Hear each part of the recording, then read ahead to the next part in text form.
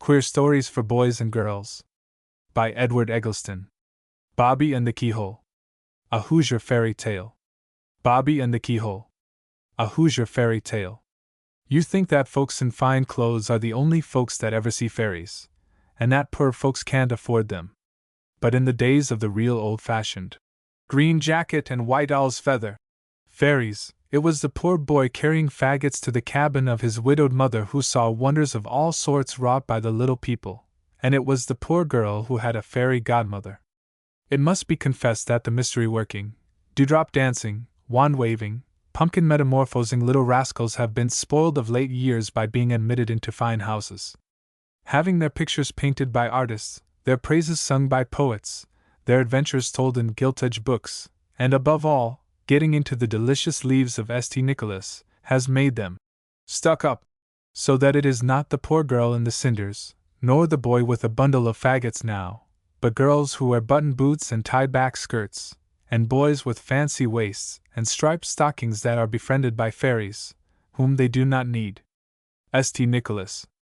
But away off from the cities there still lives a race of unflattered fairies who are not snobbish, and who love little girls and boys in pinafores and ragged jackets. These spirits are not very handsome, and so the artists do not draw their pictures, and they do not get into gilt-edged Christmas books. Dear, ugly, good fairies! I hope they will not be spoiled by my telling you something about them. Little Bobby Topate saw some of them, and it's about Bobby, and the fairies he saw, that I want to speak. Bobby was the 13th child in a rather large family. There were 3 younger than he. He lived in a log cabin on the banks of a stream, the right name of which is Indian Kentucky Creek. I suppose it was named Indian Kentucky, because it is not in Kentucky, but in Indiana, and as for Indians, they have been gone many a day. The people always call it the Injun Kaintuck. They tuck up the name to make it shorter. Bobby was only 4 years and 3/4 old, but he had been in pantaloons for 3 years and a half, for the people in the Indian Kaintuck put their little boys into breeches as soon as they can walk, perhaps a little before. And such breeches! The little white-headed fellows look like dwarf grandfathers, 1,300 years of age. They go toddling about like old men who have grown little again, and forgotten everything they ever knew. But Bobby Topate was not ugly. Under his white hair, which looked every way for Sunday, were blue eyes and ruddy cheeks, and a mouth as pretty as it was solemn. The comical little fellow wore an unbleached cotton shirt, and tattered pantaloons, with homemade suspenders or gallowses. The pantaloons had always been old, I think, for they were made out of a pair of his father's, his daddy's, as he would have told you, and nobody ever knew his father to have a new pair, so they must have been old from the beginning. For in the Indian Kaintuck country nothing ever seems to be new. Bobby Topate himself was born looking about 1,000 years old, and had aged some centuries already. As for hat, he wore one of his daddy's old hats when he wore any, and it would have answered well for an umbrella if it had not been ragged. Bobby's playground was anywhere along the creek in the woods. There were so many children that there was nobody to look after him, so he just kept a careful eye on himself, and that made it all right. As he was not a very energetic child, there was no danger of his running into mischief. Indeed, he never ran at all. He was given to sitting down on the ground and listening to the crazy singing of the loons, birds whose favorite amusement consists in trying to see which can make the most hideous noise. Then, too, he would watch the stake drivers flying along the creek, with their long, ugly necks sticking out in front of them, and their long, ugly legs sticking out behind them, and their long, ugly wings sticking out on each side of them. They never seemed to have any bodies at all. People call them stake drivers because their musical voices sound like the driving of a stake. Quack! Quack! They also call them fly up the creeks, and plenty of ugly names besides. It was one sleepy summer afternoon that Bobby sat on the root of a beech tree, watching a stake driver who stood in the water as if looking for his dinner of tadpoles, when what should the homely bird do but walk right out on the land and up to Bobby. Bobby then saw that it was not a stake driver, but a long-legged, long-necked, short-bodied gentleman in a black bobtail coat. And yet his long, straight nose did look like a stake driver's beak, to be sure. He was one of the stake driver fairies, who live in the dark and lonesome places along the creeks in the Hoosier country. They make the noise that you hear. Quack! Quack! It may be the driving of stakes for the protection of the nests of their friends the catfish. Good morning, Bobby, quack! Said the long, slim gentleman, nodding his head. He said quack after his words because that is the polite thing to do among the stake driver fairies. My name hain't Bobby Quack, ner nothin', answered Bobby.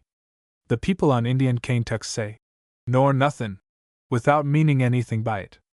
My name hain't Ani Jeth Bob, and nothin' else. But the slender Mr. Fly up the creek only nodded and said quack 2 or 3 times, by way of clearing his throat.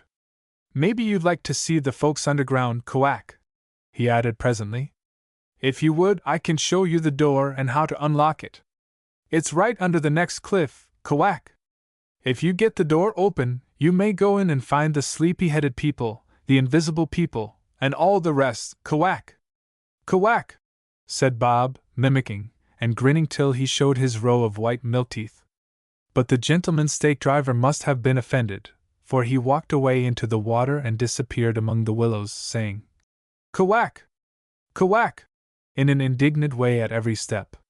When once the stake driver fairy had gone, Bob was troubled. He was lonesome. He had always been lonesome, because the family was so large. There is never any company for a body where there are so many. Now Bob wished that old Quack, as he called him, had not walked off into the willows in such a huff. He would like to see who lived under the ground, you know. After a while, he thought he would go and look for the door under the cliff. Bobby called it Clift, after the manner of the people on the Indian Kaintuck. Once under the cliff, he was a long time searching around for a door. At last he found a something that looked like a door in the rock.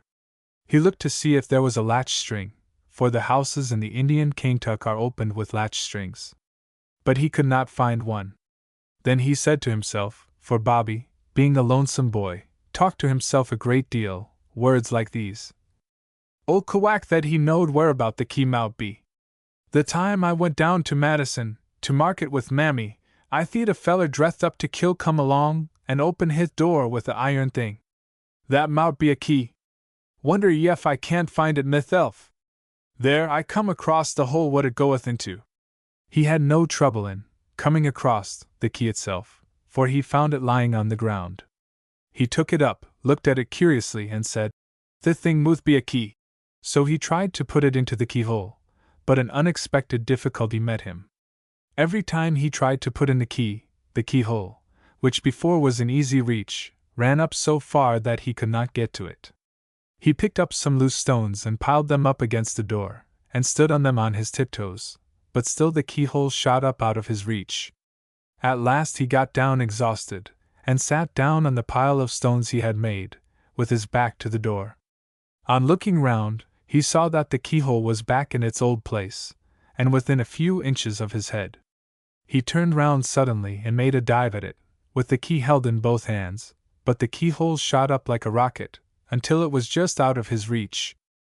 After trying to trap this keyhole in every way he could, he sat down on a stone and looked at it a minute, and then said very slowly, "Well, I never! That beats me all holler! What a funny thing a keyhole muth be!" At last he noticed another keyhole in the rock, not far away, and concluded to try the key in that. The key went in without trouble, and Bob turned it round several times, until the iron key had turned to brass in his hands. "The blamed thing is tin in yaller!" cried little Topate. You must excuse Bob's language. You might have talked in the same way if you had been so lucky as to be born on the Indian Kaintuck.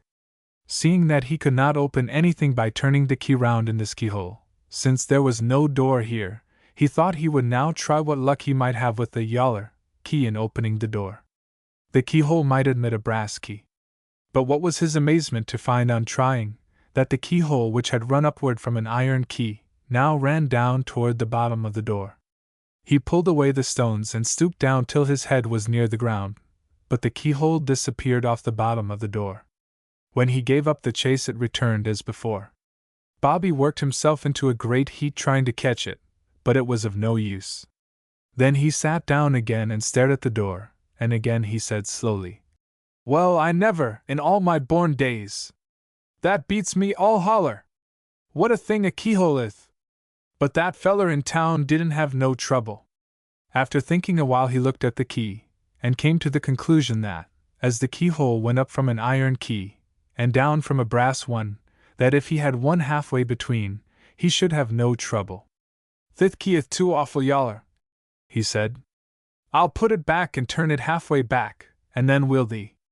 So he stuck it into the keyhole and tried to turn it in the opposite direction to the way he had turned it before. But it would not turn to the left at all. So he let go and stood off looking at it a while, when, to his surprise, the key began turning to the right of its own accord. And as it turned it grew whiter, until it was a key of pure silver. "Pretty good for you, ol' hoss," said Bob, as he pulled out the bright silver key. "Will thee if you're any better in the black one and the yellow one." But neither would the silver one open the door, for the keyhole was as much afraid of it as of the brass one and the iron one. Only now it neither went up nor down, but first toward one side of the door and then toward the other, according to the way in which the key approached it. Bobby, after a while, went at it straight from the front, whereupon the keyhole divided into two parts, the one half running off the door to the right, the other to the left. "Well, that's ahead of my time," said Bob. But he was by this time so much amused by the changes in the key and the antics of the nimble keyhole, that he did not care much whether the door opened or not. He waited until he had seen the truant keyhole take its place again, and then he took the silver key back to the other keyhole. As soon as he approached it, the key leaped out of his hand, took its place in the keyhole, and began to turn swiftly round. When it stopped, the silver had become gold. "Yaller again, by hokey," said Bob. And he took the gold key and went back, wondering what the keyhole would do now. But there was now no keyhole. It had disappeared entirely. Bob stood off and looked at the place where it had been, let his jaw drop a little in surprise and disappointment, and came out slowly with this: "Well, I never, in all my born days." He thought best now to take the key back and have it changed once more. But the other keyhole was gone too. Not knowing what to do, he returned to the door and put the key up where the nimble keyhole had been, whereupon it reappeared, the gold key inserted itself, and the door opened of its own accord. Bob eagerly tried to enter, but there stood somebody in the door, blocking the passage. "Hello?" said Bob. "You here, old Quack? How did you get in?" "By the back door, I low." "Put my yellow waistcoat back where you got it, Quack," said the stake driver, shivering. "It's cold in here, and how shall I go to the party without it, Quack?" "Your yellow waistcoat?" said Bob. "I hain't got no waistcoat, Quack or no Quack." "You must put that away," said the fly up the creek, pecking his long nose at the gold key. "Quack! Quack!" "Oh," said Topate. "Why didn't you say so?" Then he tossed the gold key down on the ground, where he had found the iron one, but the key stood straight up, waving itself to and fro, while Bobby came out with his drawling: "Well, I never! Pick it up! Pick it up! Quack! You've pitched my yellow waistcoat into the dirt, Quack, Quack!" "Oh! You call that a waistcoat, do you? Well, I never!" And Bobby picked up the key, and since he could think of no place else to put it, he put it into the keyhole, upon which it unwound itself to the left till it was silver. Bobby, seeing that the key had ceased to move, pulled it out and turned toward the open door to see the stake driver wearing a yellow vest, which he was examining with care, saying, "Quack, Quack," as he did so. "I knew you'd get spots on it, Quack, throwing it on the ground that way." Poor Bobby was too much mystified by this confusion between the gold key and the yellow vest, or waistcoat, as they call it on the Indian Kaintuck, to say anything. "Now, my white coat, put that back, Quack," said the fly up the creek fairy. "I can't go to the party in my shirt sleeves, Quack." "I hain't got your coat, old daddy longlegs," said Bobby. "'Less you mean this key." On this suspicion he put the key back, upon which it again unwound itself to the left, and became brass. As soon as Bobby had pulled out the brass key and turned round, he saw that the fairy was clad in a white coat, which, with his stunning yellow vest, made him cut quite a figure. Now, my yellow cap, said the stake driver, adding a cheerful quack or two, and Bobby guessed that he was to put the brass key in the keyhole, whereupon it was immediately turned round by some unseen power until it became iron, and then thrown out on the ground where Bobby Topote had found it at first. Sure enough, the fairy now wore a yellow cap, and quick as thought he stepped out to where the key was lying, and struck it twice with his nose, whereupon it changed to a pair of three-toed boots, which he quickly drew on. Then he turned and bowed to Bobby and said, "Quack! You've ironed my coat and vest, and brushed my cap and blacked my boots. Good day, Quack, I'm going to the party. You can go in if you want to." Bobby stood for some time, looking after him as he flew away along the creek, crying, "Quack, quack, quack!" And Bobby said once again, "Well, I never, in all my born days," and then added, "Hain't Daddy Longlegs pert? Thinks he's some in his yaller waistcoat, I lo." When once the fly up the creek had gone out of sight and out of hearing, Bobby started on his search for the sleepy-headed people. He traveled along a sort of underground gallery or cave, until he came to a round basin-like place. Here he found people who looked like fat little boys and girls, rather than men and women. They were lolling round in a ring, while one of the number read drowsily from a big book which was lying on a boulder in the middle of this sleepy hollow. All seemed to be looking and listening intently. But as soon as those who sat facing Bobby caught sight of him, they gave a long yawn and fell into a deep sleep. One after another they looked at him, and one after another the little round, lazy fellows gaped, until it seemed their heads would split open, then fell over and slept soundly, snoring like little pigs. Bobby stood still with astonishment. He did not even find breath to say, "Well, I never!" for presently every one of the listeners had gone off to sleep. The reader, whose back was toward the newcomer, did not see him. He was the only one left awake, and Bobby looked to see him drop over at any moment. But the little fat man read right along in a drawling, sleepy mumble, something about the Athenians until Bob cried out, "Hello, old puttin' everybody gone to sleep, you jeth as well hole up your readin' a while." The little man rolled his eyes round upon Bob, and said, "Oh my! I'm gone off again," and then he stretched his fat cheeks in an awful yawn. "Hey! You'll never get that mouth of your end shet, if you don't be mighty careful," cried Bob, but the fellow was fast asleep before he could get the words out. "Well now, that's a pretty-looking crowd, hain't it?" said Bob, looking round upon the sleepers. Just at that moment they began to wake up, one after another, but as soon as they saw Bob, they sighed and said, "He's so curious," or "He's so interesting," or something of the sort, and fell away into a deep slumber again. At last Bob undertook to wake some of them up by hallooing, but the more noise he made, the more soundly they slept. Then he gave over shaking them and shouting at them, and sat down. As soon as he was quiet they began to wake up again. "Hello!" cried Bob, when he saw 2 or 3 of them open their eyes. "If you'd only keep still till I get awake," said one of them, and then they all went to sleep again. By keeping quite still he got them pretty well waked up. Then they all fell to counting their toes, to keep from becoming too much interested in Bobby, for just so sure as they get interested or excited, the sleepy-headed people fall asleep. Presently the reader awoke, and began to mumble a lot of stuff out of the big book, about Epaminondas, and Sesostris, and Cyaxares, and Clearchus, and the rest, and they all grew a little more wakeful. When he came to an account of a battle, Bobby began to be interested a little in the story, but all the others yawned and cried out, "Read across, read across!" and the reader straightway read clear across the page, mixing the 2 columns into hopeless nonsense, so as to destroy the interest. Then they all waked up again. "I know a better thatty than that air," said Bobby, growing tired of the long mumbling reading of the dull book. "Do you? Tell it," said the reader. So Bobby began to tell them some of his adventures, upon which they all grew interested and fell asleep. "Don't tell any more like that," said the little reader, when he awoke.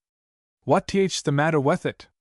He'd better thatty than that big book that you're a-mumblin' over, Mr. Puddendot." "We don't like interesting stories," said the sleepy reader. "They put us to sleep." This is the best book in the world. It's Rollin's Ancient History, and it hasn't got but a few interesting spots in the whole of it. Those we keep sewed up, so that we can't read them. The rest is all so nice and dull, that it keeps us awake all day." Bobby stared, but said nothing. "Can you sing?" said one of the plump little old women. "Yeth, I can sing dandy, Jim." "Let's have it." "I do love singing, it soothes me and keeps me awake." Thus entreated, little Bobby stood up and sang one verse of a Negro song he had heard, which ran: "When the preacher took his text, he looked so berry much perplex, for nothing come across his mind but Dandy Jim from Caroline." Bobby shut his eyes tight, and threw his head back and sang through his nose, as he had seen big folks do. He put the whole of his little soul into these impressive words. When he had finished, and opened his eyes to discover what effect his vocal exertions had produced, his audience was of course fast asleep. "Well, I never!" said Bob. "The tune's too awful lively," said the little old woman, when she woke up. "You ought to be ashamed of yourself. Now, hear me sing." And she began, in a slow, solemn movement, the most drawling tune you ever heard, and they all joined in the same fashion. "Poor old Piddy! She died last Friday. Poor old creeter! The turkey buzzards!" But before they could finish the line, while they were yet hanging to the tails of the turkey buzzards, so to speak, Bobby burst out with: "La! That's the tune the old cow died on. I wouldn't think that." "You wouldn't, hey?" said the woman, getting angry. "No, I wouldn't, little dumplin' dot." Whereupon the little woman got so furious that she went fast asleep, and the reader, growing interested and falling into a doze, tumbled off his chair on his head, but as his head was quite soft and puttyish, it did him no particular harm, except that the fall made him sleep more soundly than ever. When they had waked up again, Bobby thought it time to move on, but as soon as he offered to move, the sleepy-heads surrounded him and began to sing a drawling song, which made Bobby sleepy. He soon found that they meant to make him one of themselves, and this was not at all to his taste. He struggled to get away, but something held him about the feet. What should he do? Suddenly a bright thought came to his relief. The sleepy-heads were now all standing in a ring around him. He began to tell a story at the top of his voice. "My grandpappy, he fit with a red Injun.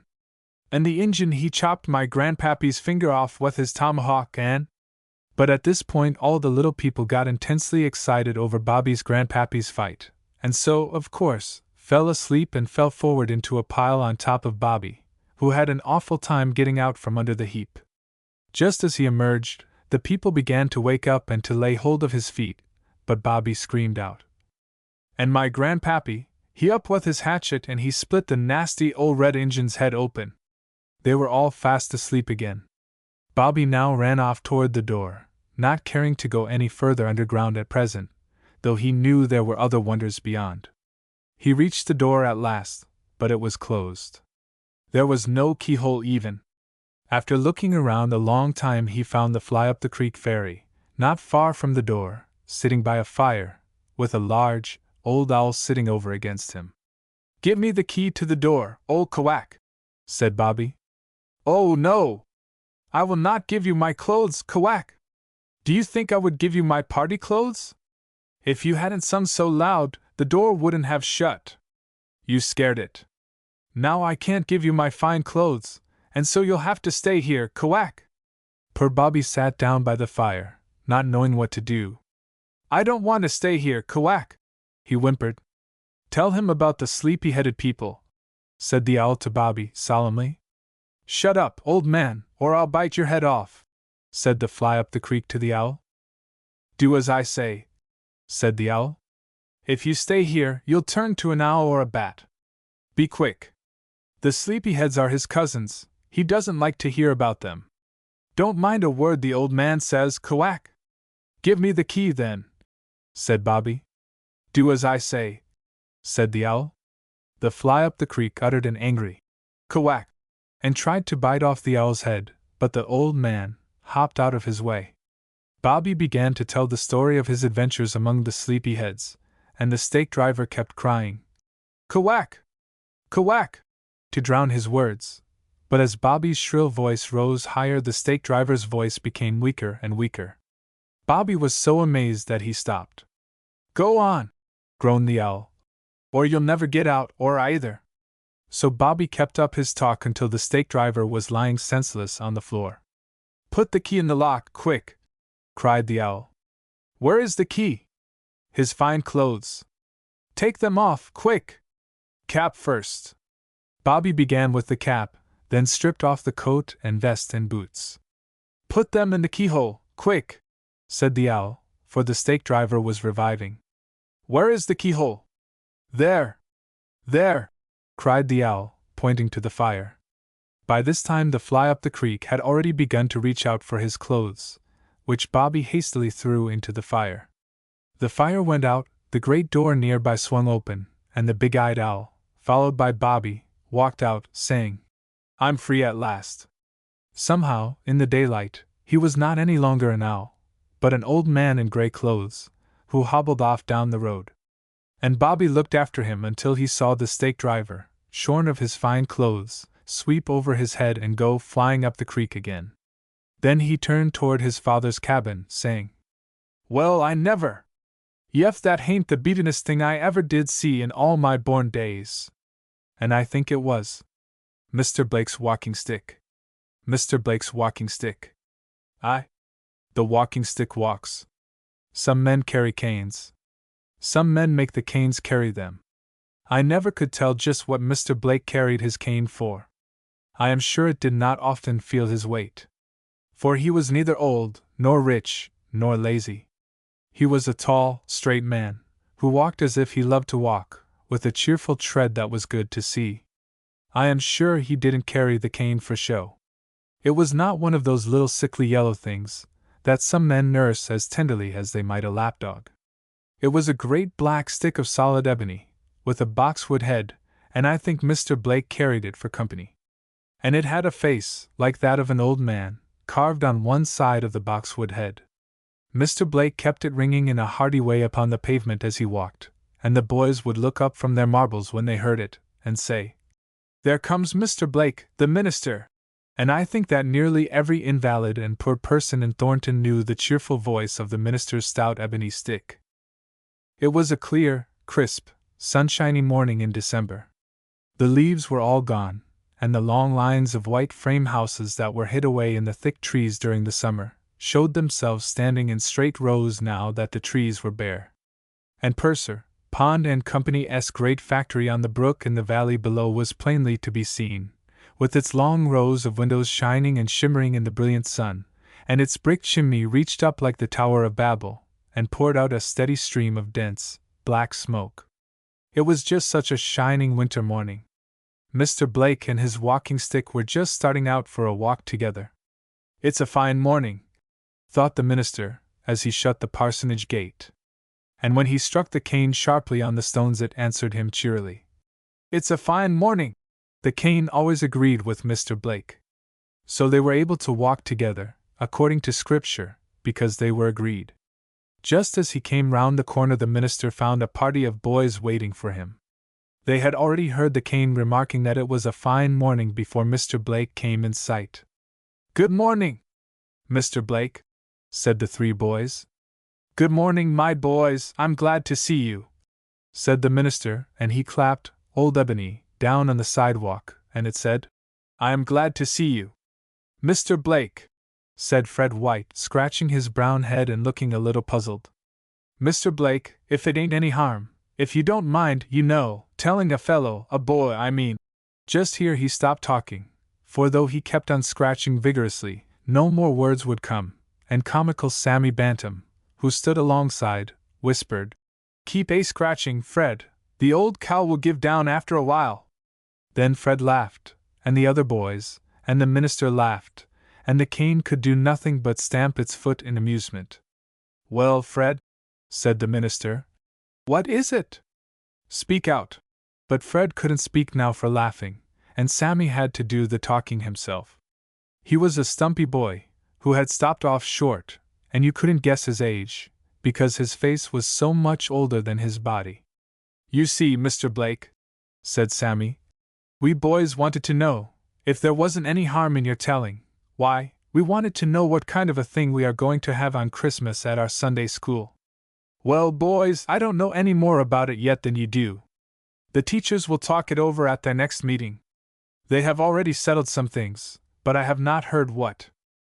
I hope it will be something good to eat, said Tommy Puffer.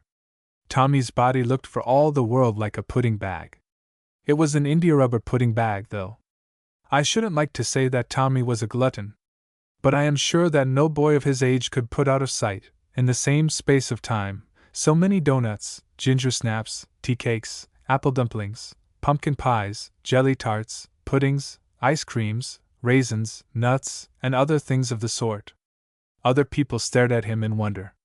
He was never too full to take anything that was offered him, and at parties his weak and foolish mother was always getting all she could to stuff Tommy with. So when Tommy said he hoped it would be something nice to eat, and rolled his soft lips about, as though he had a cream tart in his mouth, all the boys laughed, and Mr. Blake smiled. I think even the cane would have smiled if it had thought it polite. I hope it'll be something pleasant, said Fred Welch. So do I, said stumpy little Tommy Bantam. So do I, boys, said Mr. Blake, as he turned away, and all the way down the block old Ebony kept calling back. So do I, boys. So do I. Mr. Blake and his friend the cane kept on down the street, until they stood in front of a building that was called the Yellow Row. It was a long, two-story frame building that had once been inhabited by genteel people. Why they ever built it in that shape, or why they daubed it with yellow paint, is more than I can tell. But it had gone out of fashion, and now it was, as the boys expressed it, seedy. Old hats and old clothes filled many of the places once filled by glass. Into one room of this row Mr. Blake entered, saying, "How are you, Aunt Parmley?" "Howdy, Mr. Blake, howdy! I knowed you was a-comin', honey, fair I heerd the sound of your cane afore you come in. I'm miserable these yer days, thank you. I see got a headache, and a backache, and a toothache in de boot." I suppose the poor old colored woman meant to say that she had a toothache. To boot. You see, Mr. Blake, Jane's got a little somepin' to do now, and we can get bread enough, thank the Lord, but as fair coal, that's the hardest of all. We has to buy it by the bucketful, and that's mighty high at 15 cents a bucket. And 'pears like we couldn't never get nothin' ahead on account of my roommate eyes. Where de coal's to come from dis air winter I don't know, 'cept de good Lord sends it down out of the sky, and I reckon stone coal don't never come dat dar road. After some more talk, Mr. Blake went in to see Peter Siles, the blind broom maker. "I heerd your stick, Preacher Blake," said Siles. "That 'ere stick o' yourn's better'n a whole rigiment of doctors fare the blues. And I've been a-havin' on the blues powerful bad, Mr. Blake, these yer last few days. I remembered what you was a-saying the last time you was here, about trustin' of the good Lord. But I've had a pretty considerable heartache under my jacket fair all that. Now, there's that Ben of mine," and here Silas pointed to a restless little fellow of 9 years old, whose pants had been patched and pieced until they had more colors than Joseph's coat. He was barefoot, ragged, and looked hungry, as some poor children always do. Their minds seem hungrier than their bodies. He was rocking a baby in an old cradle. "There's Ben," continued the blind man. "He's as pert a boy as you ever see, Preacher Blake, yef I do say it as hadn't orter say it. Benny hain't got no clothes. I can't beg. But Ben orter be in school." Here Peter Siles choked a little. "How's broom making, Peter?" said the minister. "Well, you see, it's the machines as is a-spoiling us. The machines makes brooms cheap, and what can a blind fella like me do eggin' the machines with nothing but my fingers? 'Tain't no sort o' use to but my head eggin' the machines, when I ain't got no eyes nuther. It's like a goat trying it on a locomotive. Yef I could only educate Peter and the other two, I'd be satisfied. You see, I never had no book larnin' myself, and I can't talk proper no more'n a cow can climb a tree." "But, Mr. Siles, how much would a broom machine cost you?" asked the minister. "More'n it's any use to think on. It'll cost $70, and if it cost 70 cents 'twould be jest exactly 70 cents more'n I could afford to pay." For the money my old woman gets fair washin' don't go no ways at all towards feedin' the 4 children, let alone buying me a machine. The minister looked at his cane, but it did not answer him. Something must be done. The minister was sure of that. Perhaps the walking stick was, too. But what? That was the question. The minister told Celeste goodbye, and started to make other visits. And on the way the cane kept crying out, "Something must be done! Something must be done! Something must be done!" making the must ring out sharper every time. When Mr. Blake and the walking stick got to the market house, just as they turned off from Milk Street into the busier Main Street, the cane changed its tune and begun to say, "But what, but what, but what, but what?" until it said it so sharply that the minister's head ached, and he put old Ebony under his arm, so that it couldn't talk any more. It was a way he had of hushing it up when he wanted to think. Must. What? 2. Long-headed Willie. "De biscuits is cold, and de steaks is cold as ice, and dinner spiled," said Curlypotty, a girl about 3 years old, as Mr. Blake came in from his forenoon of visiting. She tried to look very much vexed and put out, but there was always either a smile or a cry hidden away in her dimpled cheek. "Shaw! Curlypotty," said Mr. Blake as he put down his cane. "You don't scold worth a cent!" and he lifted her up and kissed her. And then Mamma Blake smiled, and they all sat down to the table. While they ate, Mr. Blake told about his morning visits, and spoke of Parmley without coal, and Peter Celeste with no broom machine, and described little Ben Seidel's hungry face, and told how he had visited the widow Martin, who had no sewing machine, and who had to receive help from the overseer of the poor. The overseer told her that she must bind out her daughter, 12 years old, and her boy of 10, if she expected to have any help, and the mother's heart was just about broken at the thought of losing her children. Now, while all this was taking place, Willie Blake, the minister's son, a boy about 13 years of age, sat by the big porcelain water pitcher, listening to all that was said. His deep blue eyes looked past the pitcher at his father, then at his mother, taking in all their descriptions of poverty with a wondrous pitifulness. But he did not say much. What went on in his long head I do not know, for his was one of those heads that projected forward and backward, and the top of which overhung the base, for all the world like a load of hay. Now and then his mother looked at him, as if she would like to see through and read his thoughts. But I think she didn't see anything but the straight, silken, fine, flossy hair, silvery white, touched a little bit, only a little, as he turned it in looking from one to the other, with a tinge of what people call a golden, but what is really a sort of a pleasant straw color. He usually talked, and asked questions, and laughed like other boys, but now he seemed to be swallowing the words of his father and mother more rapidly even than he did his dinner, for, like most boys, he ate as if it were a great waste of time to eat. But when he was done he did not hurry off as eagerly as usual to reading or to play. He sat and listened. "What makes you look so sober, Willie?" asked Helen, his sister. "What you thinkin', Willie?" said Curlypotty, peering through the pitcher handle at him. "Willie," broke in his father, "Mamma and I are going to a wedding out at Sugar Hill." "Sugar Hill, oh my!" broke in Curlypotty. "Out at Sugar Hill," continued Mr. Blake, stroking the Curlypotty, "and as I have some calls to make, we shall not be back till bedtime. I am sorry to keep you from your play this Saturday afternoon, but we have no other housekeeper but you and Helen. See that the children get their suppers early, and be careful about fire." I believe to be careful about fire is the last command that every parent gives to children on leaving them alone. Now I know that people who write stories are very careful nowadays not to make their boys too good. I suppose that I ought to represent Willie as taking on a good deal when he found that he couldn't play all Saturday afternoon, as he had expected. But I shall not.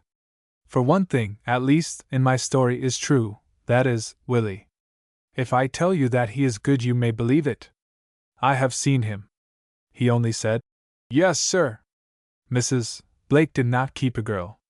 The minister did not get a small fortune of a salary. So it happened that Willie knew pretty well how to keep house. He was a good brave boy, never ashamed to help his mother in a right manly way.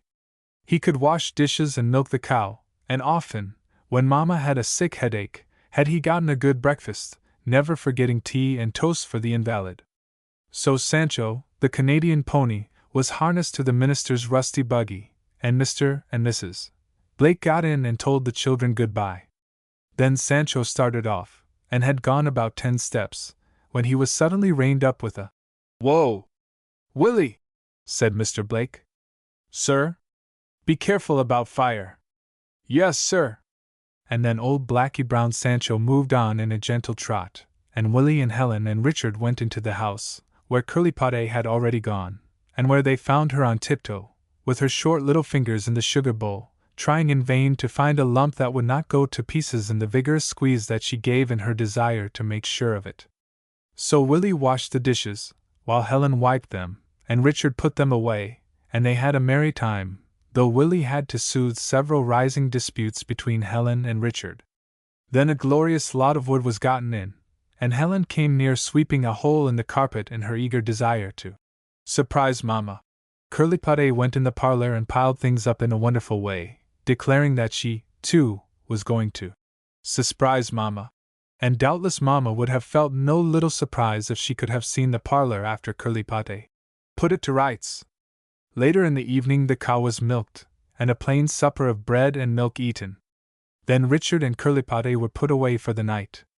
And presently Helen, who was bravely determined to keep Willie company, found her head trying to drop off her shoulders, and so she had to give up to the Sandman and go to bed. 3. The Walking Stick a Talking Stick. Willie was now all by himself. He put on more wood, and drew the rocking chair up by the fire, and lay back in it. It was very still. He could hear every mouse that moved. The stillness seemed to settle clear down to his heart. Presently a wagon went clattering by. Then, as the sound died away in the distance, it seemed stiller than ever. Willie tried to sleep, but he couldn't. He kept listening, and after all he was listening to nothing but that awful clock, that would keep up such a tick-tick, tick-tick, tick-tick. The curtains were down, and Willie didn't dare to raise them, or to peep out. He could feel how dark it was outdoors. But presently he forgot the stillness. He fell to thinking of what his father had said at dinner. He thought of poor old rheumatic Parmley, and her single bucket of coal at a time. He thought of the blind broom maker who needed a broom machine, and of the poor widow whose children must be taken away because the mother had no sewing machine. All of these thoughts made the night seem dark, and they made Willie's heart heavy. But the thoughts kept him company. Then he wished he was rich, and he thought if he were as rich as Captain Purser, who owned the mill, he would give away sewing machines to all poor widows who needed them. But pshaw! What was the use of wishing? His threadbare pantaloons told him how far off he was from being rich. But he would go to the Polytechnic, he would become a civil engineer. He would make a fortune some day when he became celebrated. Then he would give Widow Martin a sewing machine. This was the nice castle in the air that Willie built. But just as he put on the last stone a single thought knocked it down. What would become of the widow and her children while he was learning to be an engineer and making a fortune afterward? And where would he get the money to go to the Polytechnic? This last question Willie had asked every day for a year or two past. Unable to solve this problem, his head grew tired, and he lay down on the lounge, saying to himself, "Something must be done! Something must be done!" Willie was sure somebody spoke. He looked around. There was nobody in the room. Something must be done! This time he saw in the corner of the room, barely visible in the shadow, his father's cane. The voice seemed to come from that corner. Something must be done! Yes, it was the cane. He could see its head, and the face on one side was toward him. How bright its eyes were! It did not occur to Willie just then that there was anything surprising in the fact that the walking stick had all at once become a talking stick. Something must be done, said the cane, lifting its one foot up and bringing it down with emphasis at the word must. Willie felt pleased that the little old man, the walking stick, should come to his help. I tell you what, said old Ebony, hopping out of his shady corner. I tell you what, it said, and then stopped as if to reflect. then finished by saying, "It's a shame!" Willie was about to ask the cane to what he referred, but he thought best to wait till old Ebony got ready to tell of his own accord. But the walking stick did not think best to answer immediately, but took entirely a new and surprising track. It actually went to quoting scripture. "My eyes are dim," said the cane, "and I never had much learning. Canes weren't sent to school when I was young. Won't you read the 35th verse of the 20th chapter of Acts?" Willie turned to the stand and saw the Bible open at that verse. He did not feel surprised. It seemed natural enough to him. He read the verse, not aloud, but to himself, for old Ebony seemed to hear his thoughts. He read, "Ye ought to support the weak, and to remember the words of the Lord Jesus, how he said, 'It is more blessed to give than to receive.'" "Now," said the walking stick, stepping or hopping up toward the lounge and leaning thoughtfully over the head of it. "Now I say that it is a shame that when the birthday of that Lord Jesus, who said it is more blessed to give than to receive, comes round, all of you Sunday school scholars are thinking only of what you are going to get." Willie was about to say that they gave as well as received on Christmas, and that his class had already raised the money to buy a Bible dictionary for their teacher. But old Ebony seemed to guess his thought, and he only said, "And that's another shame." Willie couldn't see how this could be, and he thought the walking stick was using very strong language indeed.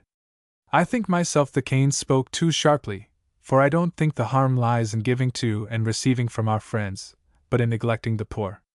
But you don't care what I think, you want to know what the cane said." "I'm pretty well acquainted with Scripture," said old Ebony, "having spent 14 years in company with a minister. Now won't you please read the 12th and 13th verses of the 14th chapter of—" But before the cane could finish the sentence, Willie heard someone opening the door. It was his father. He looked round in bewilderment. The oil in the lamp had burned out, and it was dark. The fire was low, and the room chilly. "Hi-ho, Willie, my son," said Mr. Blake. "Where's your light, and where's your fire? This is a cold reception. What have you been doing?" "Listening to the cane talk," he replied, and thinking what a foolish answer that was, he put on some more coal, while his mother, who was lighting the lamp, said he must have been dreaming. The walking stick stood in its corner, face to the wall, as if it had never been a talking stick. 4.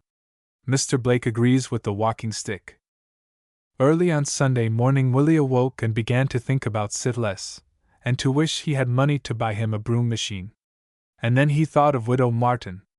But all his thinking would do no good. Then he thought of what old Ebony had said, and he wished he could know what that text was that the cane was just going to quote. "It was," said Willie, "the 12th and 13th verses of the 14th chapter of something. I'll see." So he began with the beginning of the Bible, and looked first at Genesis 14, 12, 13.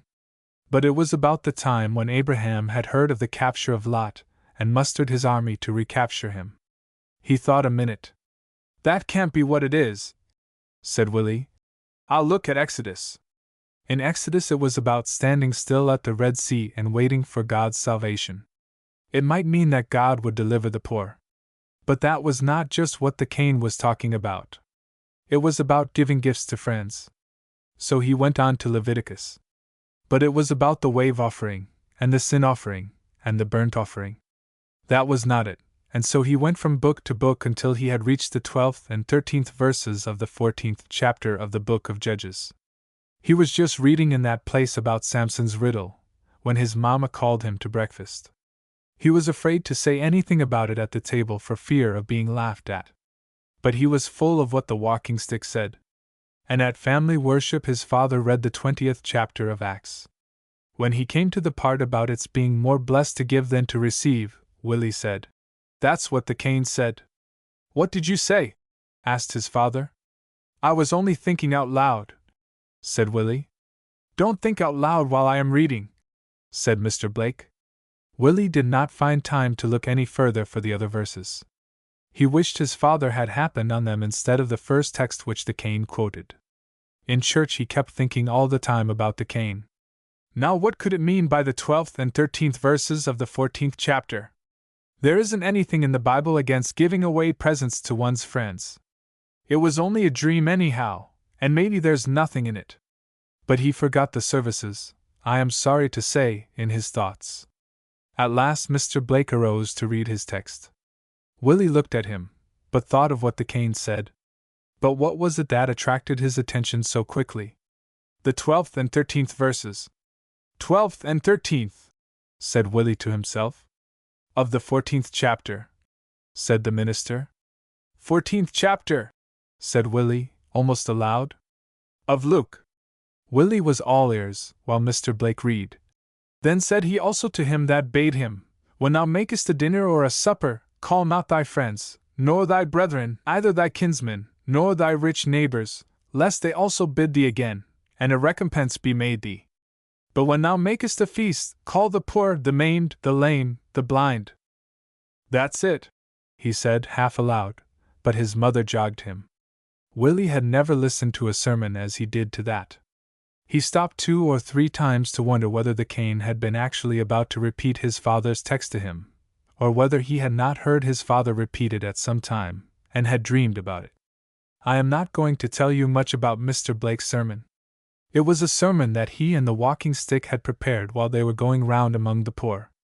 I think Mr. Blake did not strike his cane down on the sidewalk for nothing. Most of that sermon must have been hammered out in that way, when he and the walking stick were saying, Something must be done! For that was just what that sermon said. It told about the wrong of forgetting, on the birthday of Christ, to do anything for the poor. It made everybody think. But Mr. Blake did not know how much of that sermon went into Willie Blake's long head, as he sat there with his white full forehead turned up to his father. The father preaches and the son practices. That afternoon Willie was at Sunday school long before the time. He had a plan. I'll tell you what, boys, said he. Let's not give Mr. Marble anything this year, and let's ask him not to give us anything. Let's get him to put the money he would use for us with the money we should spend on a present for him, and give it to buy coal for Old and Parmley. I mean to spend all my money on soft gumdrops and tarts, said Tommy Puffer. They're splendid. And with that he began, as usual, to roll his soft lips together in a half-chewing, half-sucking manner, as if he had a half-dozen cream tarts under his tongue, and 24 gumdrops in his cheeks. Tommy, said stumpy little Sammy Bantam. It's a good thing you didn't live in Egypt, Tommy, in the days of Joseph. Why? Asked Tommy. Because, said Sammy, looking around the room absently, as if he hardly knew what he was going to say. Because you see. And then he opened a book and began to read, as if he had forgotten to finish the sentence. Well, why? Demanded Tommy sharply. Well, because if Joseph had had to feed you during the 7 years of plenty, there wouldn't have been a morsel left for the years of famine. The boys laughed as boys will at a good shot, and Tommy reddened a little and said, regretfully, that he guessed the Egyptians hadn't any doughnuts. Willie did not forget his main purpose, but carried the point in his own class. He still had time to speak to some of the boys and girls in other classes. Everybody liked to do what Willie asked. There was something sweet and strong in his blue eyes that did not seem to have any bottom, they were so deep, one of the girls said.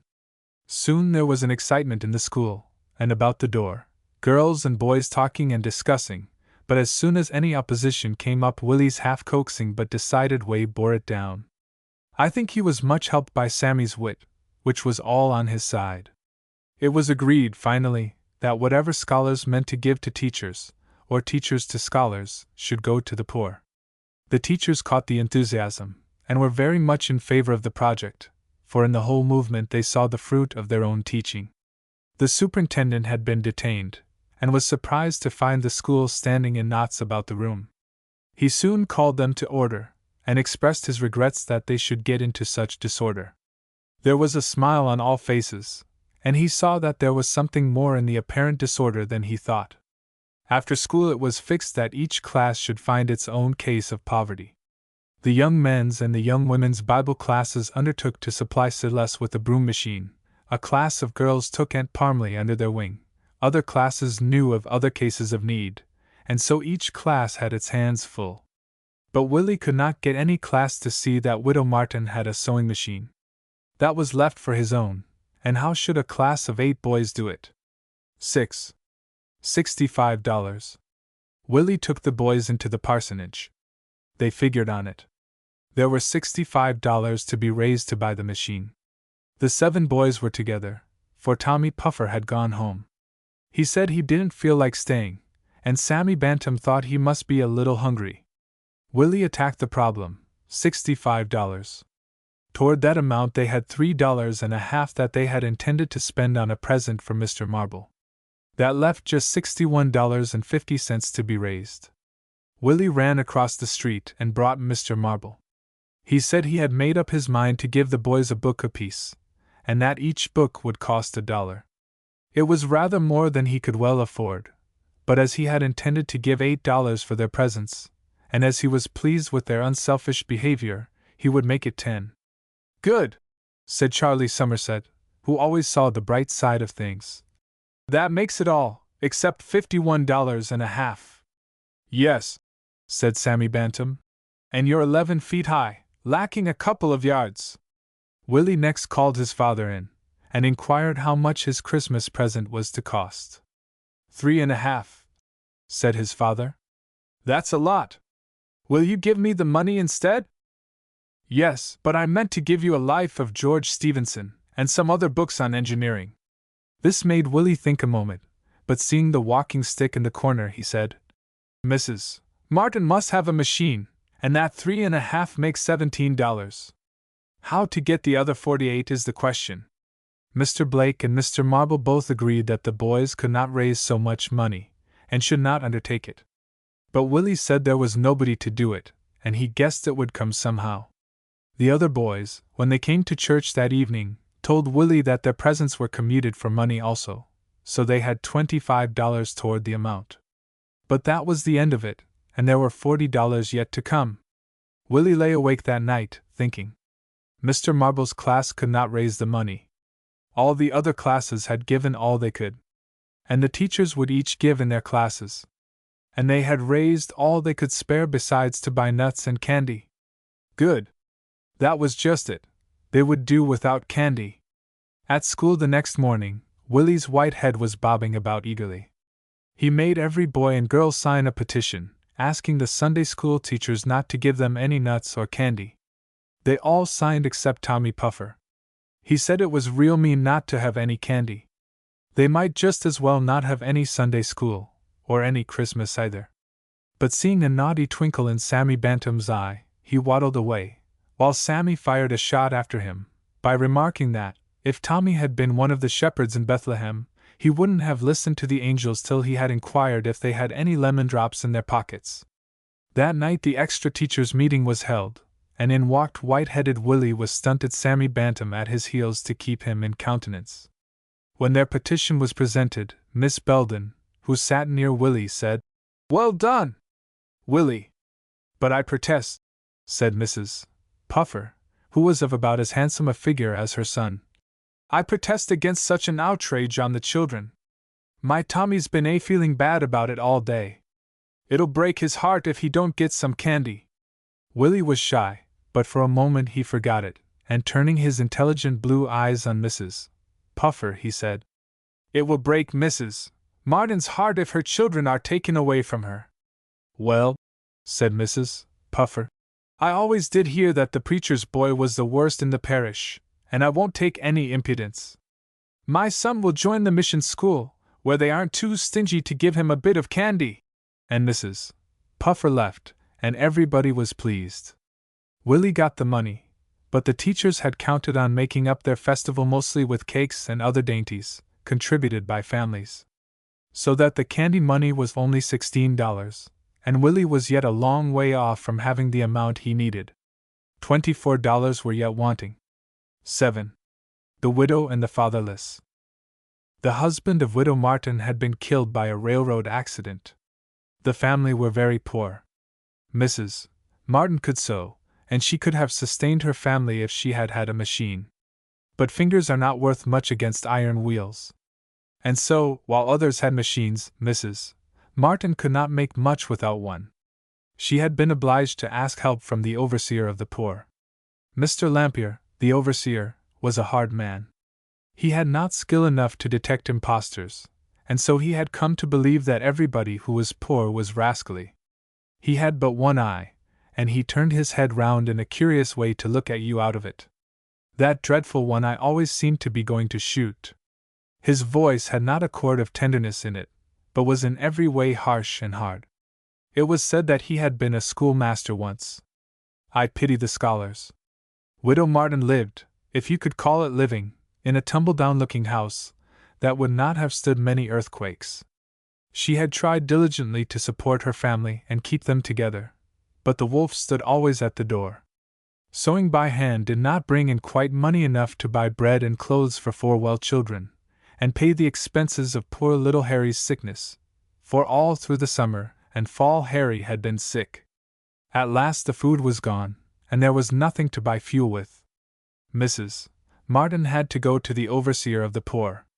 She was a little, shy, hard-working woman, this Mrs. Martin, so when she took her seat among the paupers of every sort in Mr. Lampier's office, and waited her turn, it was with a trembling heart. She watched the hard man, who didn't mean to be so hard, but who couldn't tell the difference between a good face and a counterfeit. She watched him as he went through with the different cases, and her heart beat every minute more and more violently. When he came to her he broke out with, "What's your name?" in a voice that sounded for all the world as if he were accusing her of robbing a safe. "Sarah Martin," said the widow, trembling with terror, and growing red and white in turns.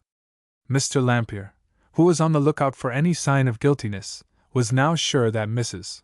Martin could not be honest. "Where do you live?" This was spoken with a half-sneer. "In Slab Alley," whispered the widow, for her voice was scared out of her. "How many children have you got?" Mrs. Martin gave him the list of her 5, with their ages, telling him of little Harry, who was 6 years old, and an invalid. "Your oldest is 12, and a girl. I have a place for her, and I think for the boy too. You must bind them out. Mr. Slicker, the landlord of the Farmer's Hotel, will take the girl, and I think James Sweeney will take the boy to run errands about the livery stable. I'll send you some provisions and coal today, but you must let the children go. I'll come to your house in a few days. Don't object, I won't hear a word. If you're as poor as you let on to be, you'll be glad enough to get your young ones into places where they'll get enough to eat. That's all, not a word, now." And he turned to the next applicant, leaving the widow to go home with her heart cold. Let Susie go to Slicker's Tavern. What kind of a house would it be without her? Who would attend to the house while she sewed? And what would become of her girl in such a place? And then to send George, who had to wait on Harry, to send him away forever was to shut out all hope of ever being in better circumstances. Then she could not sew, and the children could never help her. God pity the people that fall into the hands of public charity. The next few days wore heavily on with the widow. What to do she did not know. At night she scarcely slept at all. When she did drop into a sleep, she dreamed that her children were starving, and woke in fright. Then she slept again, and dreamed that a one-eyed robber had gotten in at the window, and was carrying off Susie and George. At last morning came. The last of the food was eaten for breakfast, and Widow Martin sat down to wait. Her mind was in a horrible state of doubt. To starve to death together, or to give up her children? That was the question which many a poor mother's heart has had to decide. Mrs.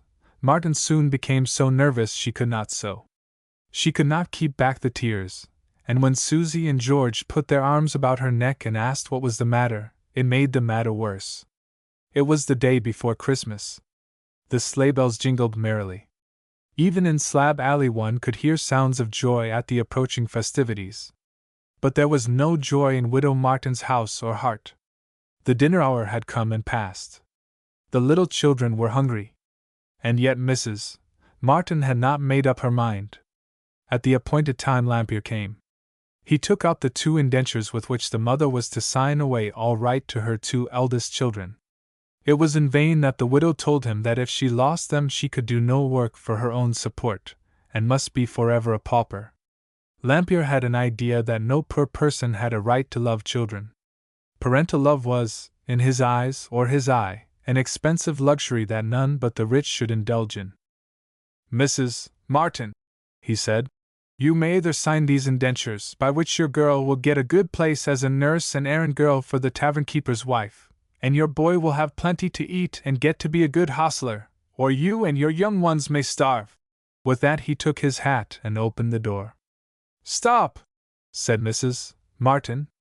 "I must have medicine and food, or Harry will not live till Sunday. I will sign." The papers were again spread out. The poor master jerked the folds out of them impatiently, in a way that seemed to say, "You keep me an unconscionable long time about a very small matter." When the papers were spread out, Mrs. Martin's two oldest children, who began to understand what was going on, cried bitterly. Mrs. Martin took the pen and was about to sign. But it was necessary to have two witnesses, and so Lampier took his hat and called a neighbor woman for the second witness. Mrs. Martin delayed the signature as long as she could. But seeing no other help, she took up the pen. She thought of Abraham with the knife in his hand. She hoped that an angel would call out of heaven to her relief. But as there was no voice from heaven, she dipped the pen in the ink. Just then someone happened to knock at the door, and the poor woman's nerves were so weak that she let the pen fall, and sank into a chair. Lampier, who stood near the door, opened it with an impatient jerk, and did the angel of deliverance enter? It was only Willie Blake and Sammy Bantam. 8. Sharps and betweens. Let us go back. We left Willie a while ago puzzling over that $24. After many hours of thought and talk with Sammy about how they should manage it, two gentlemen gave them $9, and so there was but 15 more to be raised. But that 15 seemed harder to get than the 50 they had already gotten. At last Willie thought of something.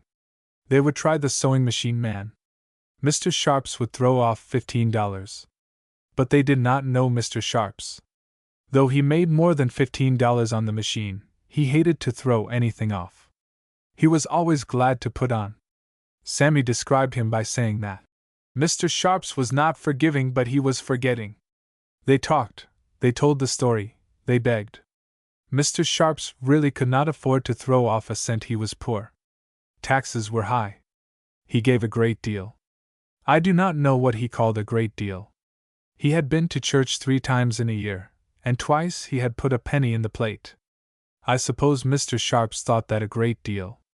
And so it was, for him, poor fellow, and then the butcher had raised the price of meat, and he had to pay $23 for a bonnet for his daughter. Really, he was too poor.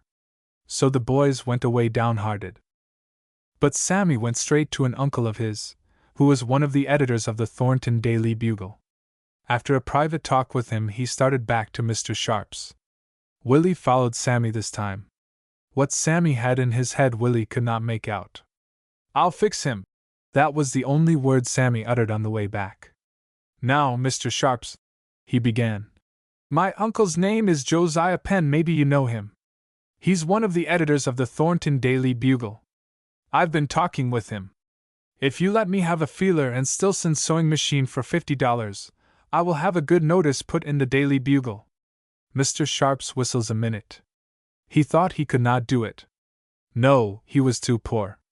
"Well then, Willie," said Sammy, "we'll go across the street and try the agent of the Hillrocks and Nibs machine. I think Mr. Betweens will take my offer." "Oh," said Mr. Sharps, "you don't want that machine. It's only a single thread, and it will revel, and, well, you don't want that." "Indeed, my mother says there isn't a pin to choose between them," said Sammy, "and I can give Mr. Betweens just as good a notice as I could give you."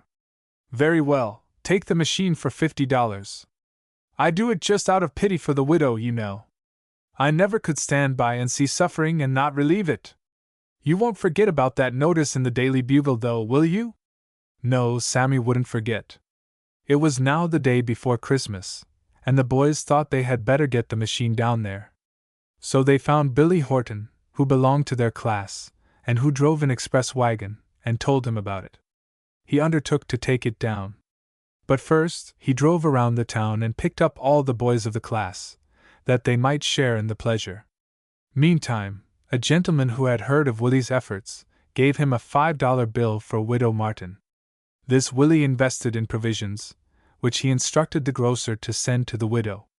He and Sammy hurried down to Widow Martin's and got there, as I told you in the last chapter, just as she was about to sign away all right, title, and interest in 2 of her children, to sign them away at the command of the hard Mr. Lampier, who was very much irritated that he should be interrupted just at the moment when he was about to carry the point, for he loved to carry a point better than to eat his breakfast. 9. The angel stays the hand. When the boys came in, they told the widow that they wished to speak with little sick Harry. They talked to Harry a while, without noticing what was going on in the other part of the room. Presently Willie felt his arm pulled. Looking round, he saw Susie's tearful face. "Please don't let Mother give me and George away." Somehow all the children in school had the habit of coming to this long-headed Willie for help, and to him Susie came. That word of Susie's awakened Willie. Up to that moment he had not thought what Mr. Lampier was there for. Now he saw Mrs. Martin holding the pen with trembling hand, and making motions in the air preparatory to writing her name. Most people not used to writing, write in the air before they touch the paper. When Willie saw this, he flew across the room and thrust his hand upon the place where the name ought to be, saying, "Don't do that, Mrs. Martin! Don't give away your children! Poor woman!" The pen dropped from her hand as the knife had dropped from Abraham's. She grasped Willie's arm, saying, "How can I help it? Do tell me!" But Lampier had grasped the other arm, and broke out with, "You rogue, what do you mean?" Willie's fine blue eyes turned quickly into Lampier's one muddy eye. "Let go," he said very quietly but very determinedly. "Don't strike me, or my father will take the law on you." Lampier let go. Just then the groceries came, and a minute later Billy Horton's wagon drove up with the machine, and all the other boys, who came in and shook hands with the poor but delighted mother and her children. I cannot tell you any more about that scene. I only know that Lampier went out angry and muttering, "X. Tommy Puffer." Willie was happy that night. He went down to the festival at the mission. There was Tommy Puffer's soft, oyster-like body among the scholars of the mission. He was waiting for something good. His mouth and eyes were watering. He looked triumphantly at the boys from the other school. They wouldn't get anything so nice. The superintendent announced that no boy's name would be called for a paper bag of refreshments, but those who had been present 2 Sundays. And so poor starving Tommy Puffer had to carry his pudding bag of a body home again without a chance to give it an extra stuffing. 11. An odd party. I cannot tell you about the giving of the broom machine to the blind broom maker, of the ton of coal to Aunt Parmley, and of all the other things that happened on Christmas Day when the presents were given. I must leave these things out. As for Aunt Parmley, she said she did not know, but dat dere coal seemed like it come from the sky. But there was an ample feast yet for the boys at the Sunday school, for many biscuits, and cakes, and pies had been baked. But every time Willie looked at the walking stick he thought of the poor, the maimed, the lame, and the blind. And so he and Sammy Bantam soon set the whole school, teachers and all, afire with the idea of inviting in the inmates of the county poorhouse. It was not half so hard to persuade the members of the school to do this as it was to coax them to the first move, for when people have found out how good it is to do good, they like to do good again. Such a company it was. There was old Crazy Newberry, who had a game bag slung about his neck, and who imagined that the little pebbles in it were of priceless value. Old Dorothy, who was nearly 80, and who, thanks to the meanness of the authorities, had not tasted any delicacy, not so much as a cup of tea, since she had been in the almshouse, and there were half-idiots, and whole idiots, and sick people, and crippled people, armless people and legless people, blind people and deaf. Such an assortment of men, women, and little children you cannot often find. They were fed with the good things provided for the Sunday school children, much to the disgust of Tommy Puffer and his mother. For Tommy was bent on getting something to eat here. There were plenty of people who claimed the credit of suggesting this way of spending the Christmas. Willie did not say anything about it, for he remembered what Christ had said about blowing a trumpet before you.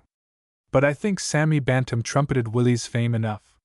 It would be hard to tell who enjoyed the Christmas the most. But I think the givers found it more blessed than the receivers. What talk Mr. Blake heard in his rounds I cannot tell. If you want to know, you must ask the old Ebony. The chairs in council. The chairs in council. It was a quiet autumn afternoon. I was stretched on a lounge, with a pile of newspapers for a pillow. I do not know that I succeeded in getting any information into my head by putting newspapers under it. But on this particular afternoon I was attacked by a disease of the eyes, or rather of the eyelids. They would droop. I don't know by what learned name the doctors call this disease, but, as I could not read with my eyes closing every second or two, I just tucked my newspapers away under my head and rested my eyelids a while. I remember that there was a hen cackling in the barn, and a big bumblebee buzzing and bumbling around in a consequential way among the roses under the window, and I could hear the voices of the children in the front yard playing with their dishes. I don't know how long I had lain thus, but I remember that the cackling hen and the bumbling bee and the laughing children seemed to get farther and farther away, the sounds becoming less and less distinct. All at once the sewing chair that sat alongside of me, with a pile of magazines on it, began to rock, and as it rocked it moved off from me. I felt surprised, and at first thought of taking hold of it, but my arm seemed so tired that I couldn't move it. And the chair rocked itself across the floor, and through the door into the sitting room. And as I looked after it, I saw my old library chair hobble into the sitting room, also. Then came the well-cushioned easy chair, puffing and panting good-naturedly, as it rolled smoothly along on casters. I was just wondering what all this meant, when the parlor door opened, and there marched in a procession of parlor chairs, behind which gathered the plainer cane-seat ones of the dining room. Next came a solemn line of black, wooden kitchen chairs. Then I heard a commotion above, and the staid bedroom seats made a fearful racket as they came down the steps. "Are we all in now?" said the easy chair blandly.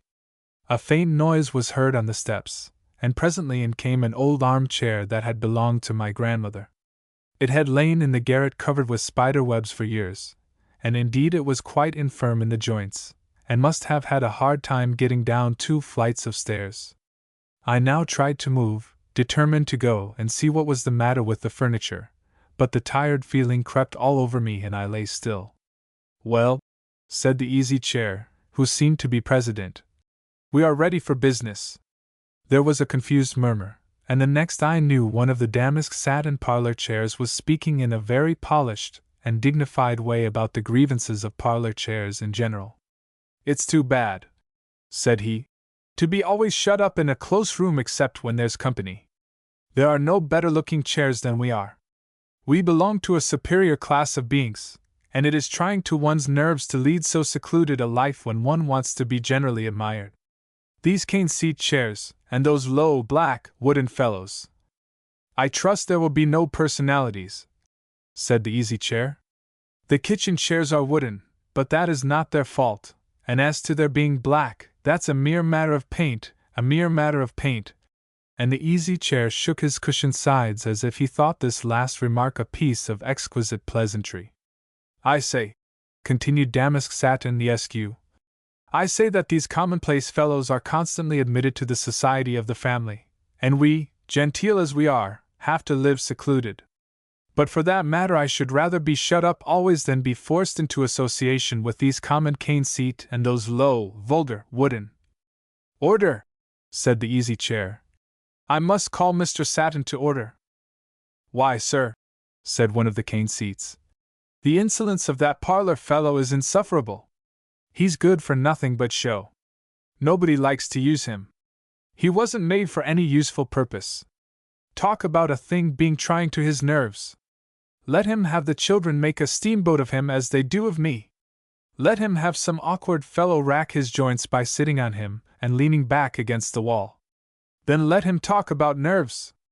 It's hard enough, sir, to have to be used in that fashion without being compelled to associate, as we have to, with those low, wooden fellows, and then have to listen to the abuse of that pampered, good-for-nothing dandy in damask satin that—" "I trust," said the easy chair, that the debate will not proceed in this way.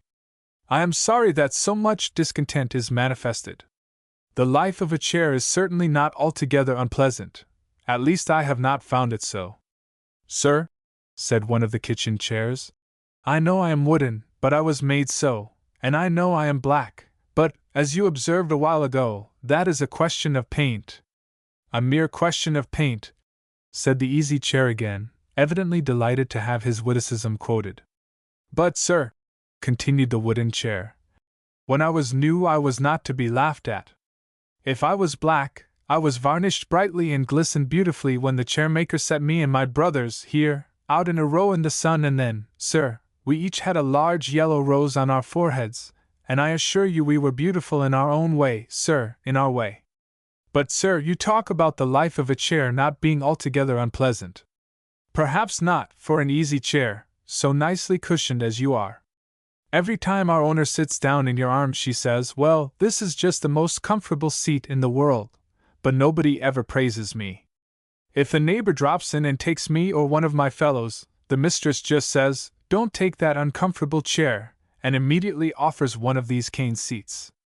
That's the way we're insulted, sir, and when anybody wants a chair to stand on, the mistress says, take a wooden one. Just see the marks of Johnny's boot nails on me now, and that scratch, caused by Bridget's using me and one of my fellows to put the washtub on.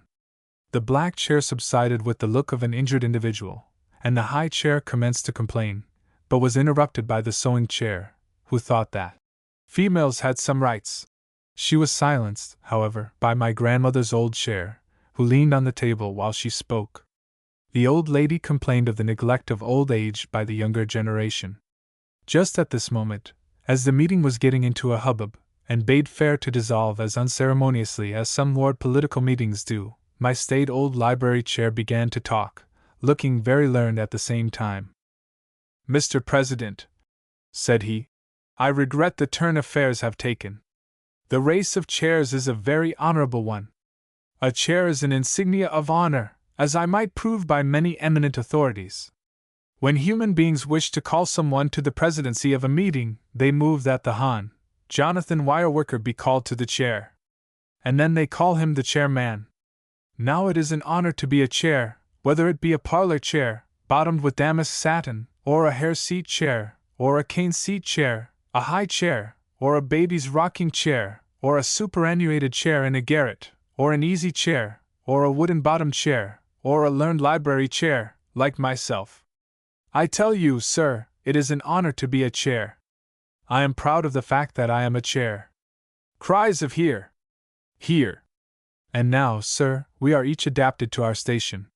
What kind of a kitchen chair would one of these high-headed, damask satin parlor gentlemen make? How would they stand washtubs and boot heels? And what sort of a looking parlor chair would my friend, Mr. Wooden-Bottom, be? Even if he were new, and covered with black varnish, and had a yellow rose on his forehead, how would he look among the pictures, and on the nice parlor carpet? Now let us each stick to our several stations, and not degrade ourselves by learning the evil and discontented habits of human beings, each one of whom thinks his lot the hardest. I felt a little provoked at this last remark, and was going to get up and dissolve the meeting, but the library chair said something about what a glorious thing it was to be a chair, and then they all applauded, damask satins, wooden bottoms, and all, and then everything was in a whirl, and I rubbed my eyes, and the sewing chair sat just as it was at first, with the pile of magazines on it, and I peeped into the parlor. And the damask satins were in their places as stiff as ever. How they all got back in their places so quickly I couldn't tell. I went into the dining room and found Allegra perched on the high chair, lashing two of the cane seat ones that were thrown down for horses. And I rubbed my eyes again. I must have slept. What the tea kettle said. What the tea kettle said. About the time the chairs had a talk together, I believe I told you. Well, ever since that time I have been afflicted, now and then, with that same disease of the eyes, inclining them to close. In fact, I am rather of the opinion that the affliction must be one of the ear, too, for I hear some curious things while the spell is on. Either that, or else something has gotten into the furniture about my house. It beats all, the time I had the other day. It was a cold, wet October day, the wind whistled through the keyholes and shook the sash violently, while the rain drizzled wretchedly against the glass.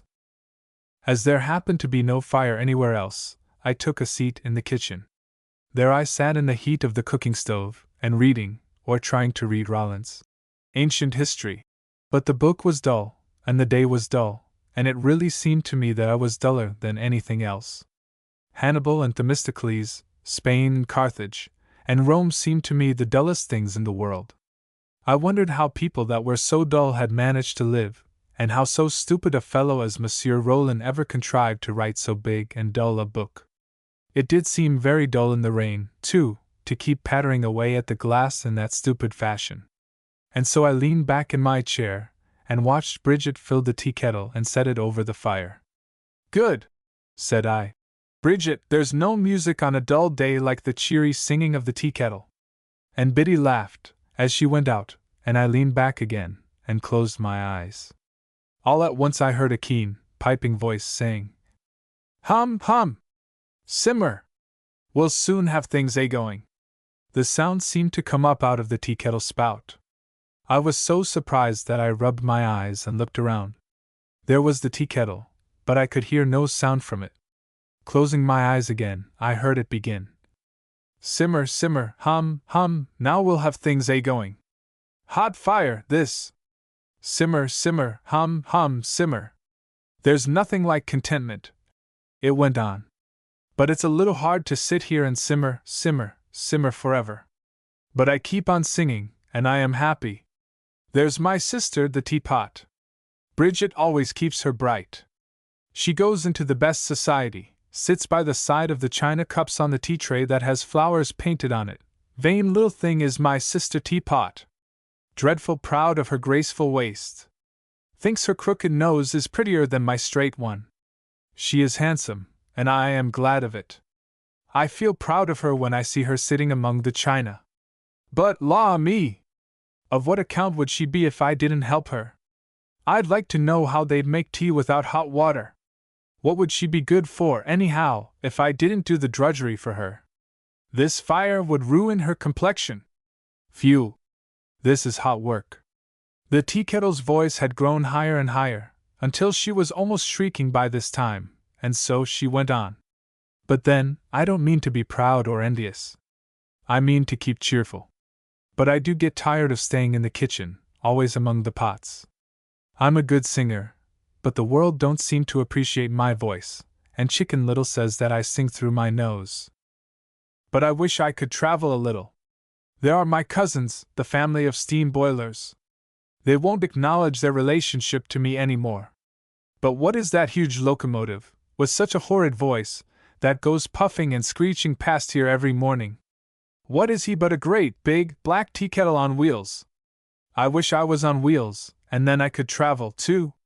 But this old stove won't budge, no matter how high I get the steam. And they do say the tea kettle family is much older than the steam boiler family. But wouldn't I like to travel? I wonder if I couldn't start off this old stove.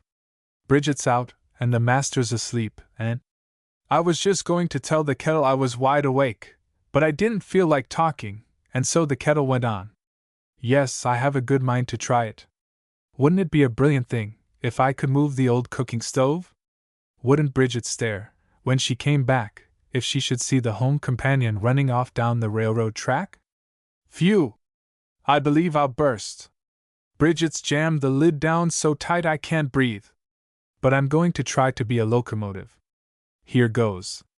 Here the kettle stopped singing, and the steam poured out the spout and pushed up the lid, and the kettle hissed and rattled and hissed so that I really was afraid it would run off with the stove. But all its puffing was in vain. And so, as the fire began to go down, the kettle commenced to sing again. Well, what a fool I was. I'm only a tea kettle. I never shall be anything else, and so there's the end of it. It's my business to stay here and do my duty in the kitchen. I suppose an industrious, cheerful tea kettle is just as useful in its place as a steam engine. Yes, and just as happy, too. And if I must stay in this kitchen among the pots the rest of my days, I mean to do my share to make it the cheerfulest kitchen in all the country. Here the voice of the tea kettle died down to a plaintive simmer, simmer, and I heard Sunbeam say, "He's asleep." She always thinks I'm asleep when I rest my eyes. "Tea is ready," said three of them, at once. Crooked Jack. Crooked Jack. Jack Grip was a queer fellow. Queer because he never got enough money, and yet never seemed to know the right use of money.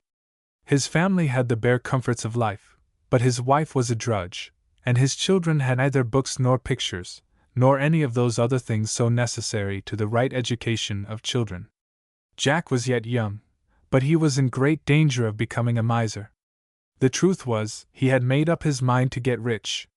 It took him some time to make up his mind to be dishonest, but he was in a hurry to be rich, and lately he had been what his neighbors called slippery in his dealings. Poor Jack! He was selling his conscience for gold, but gold could never buy it back. On a certain night in November, the night that my story begins, Jack was not at ease. His accounts showed that he had made money. He was getting rich very fast, but something troubled him. Shall I tell you what it was? Just next to Jack's farm was a perfect beauty of a little place, on which lived the widow Lundy. Her husband had bought the farm, and borrowed money of Jack Grip to pay for it. It was about half paid for when poor Lundy was killed by a falling tree. There was some money due him, and he had a little property besides, so that the widow sent word to Mr. Grip that if he would only wait till she could get her means together, she would pay up the remainder. But times were hard, and Jack saw a chance to make $2,000 by forcing the sale of the farm and buying it himself. It just fitted on to his lower field. It went hard to turn the widow out, but Jack Grip made up his mind that he would be rich. He tried to make it seem right, but he couldn't. He had forced the sale. He had bought the place for $2,000 less than it was worth. The widow was to move the next morning. She had little left, and it was a sad night in the small brown house. Poor little Jane, only 10 years old, cried herself to sleep, to think she must leave her home, and Harry was to go to live with an aunt until his mother found some way of making a living. Poor Jack could not sleep and dare not pray. He kept thinking of something in the Bible about devouring widows' houses. He could not forget the face of an old Quaker who had met him on the road that day and said, "Friend Jack, thy ways are crooked before the Lord." "Maybe they are," said Jack, "but my money is as straight as anybody's, and my farm is a good deal nearer straight than it was before I bought the Lundy place." Jack could not sleep, however, for thinking of the old Quaker and his solemn words. He tried to think that his possessions were straight anyhow. When he did sleep, he dreamed he was the young ruler that gave up Christ for the sake of his money, then he was the rich man in torment. At last he opened his eyes, and though the sun was shining in at the windows, he thought things looked curious. The chairs were crooked, so was the bedstead. The window was crooked, the whole house seemed to be crooked. Jack got up, and found he was old and crooked himself. The cat and dog on the crooked hearth were crooked. There was nobody in the house but Jack. He took his crooked stick, and went out through the crooked door, down the crooked walk, among the crooked trees, along the wall into the crooked cemetery, where were crooked graves with the names of his wife and children over them.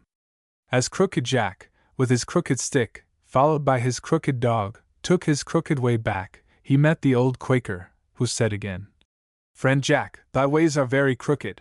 He went in at a crooked gate, and up the crooked walk among the crooked trees, in at the crooked door, and sat down on the crooked chair by the crooked hearth.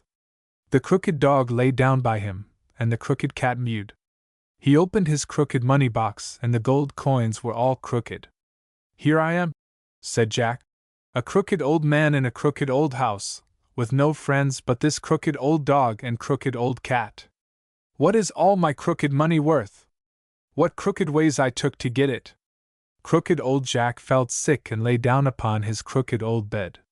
Somehow, his crooked old money box got upon his breast and seemed to smother him. Then his crooked account books piled themselves upon him, and it seemed impossible for him to breathe. He tried to call out, but his voice died to a whisper, and the only answer he received was a low growl from the crooked old dog. Then the crooked old cat mewed. Just then Jack Grip awoke, and found that all this was a crooked dream, but the perspiration stood in beads on his brow, and though it was broad daylight, and his wife and children were about him, Jack thought things were indeed crooked. In the first place, Jack was sure that his farm was crooked, for his new addition was little better than stolen.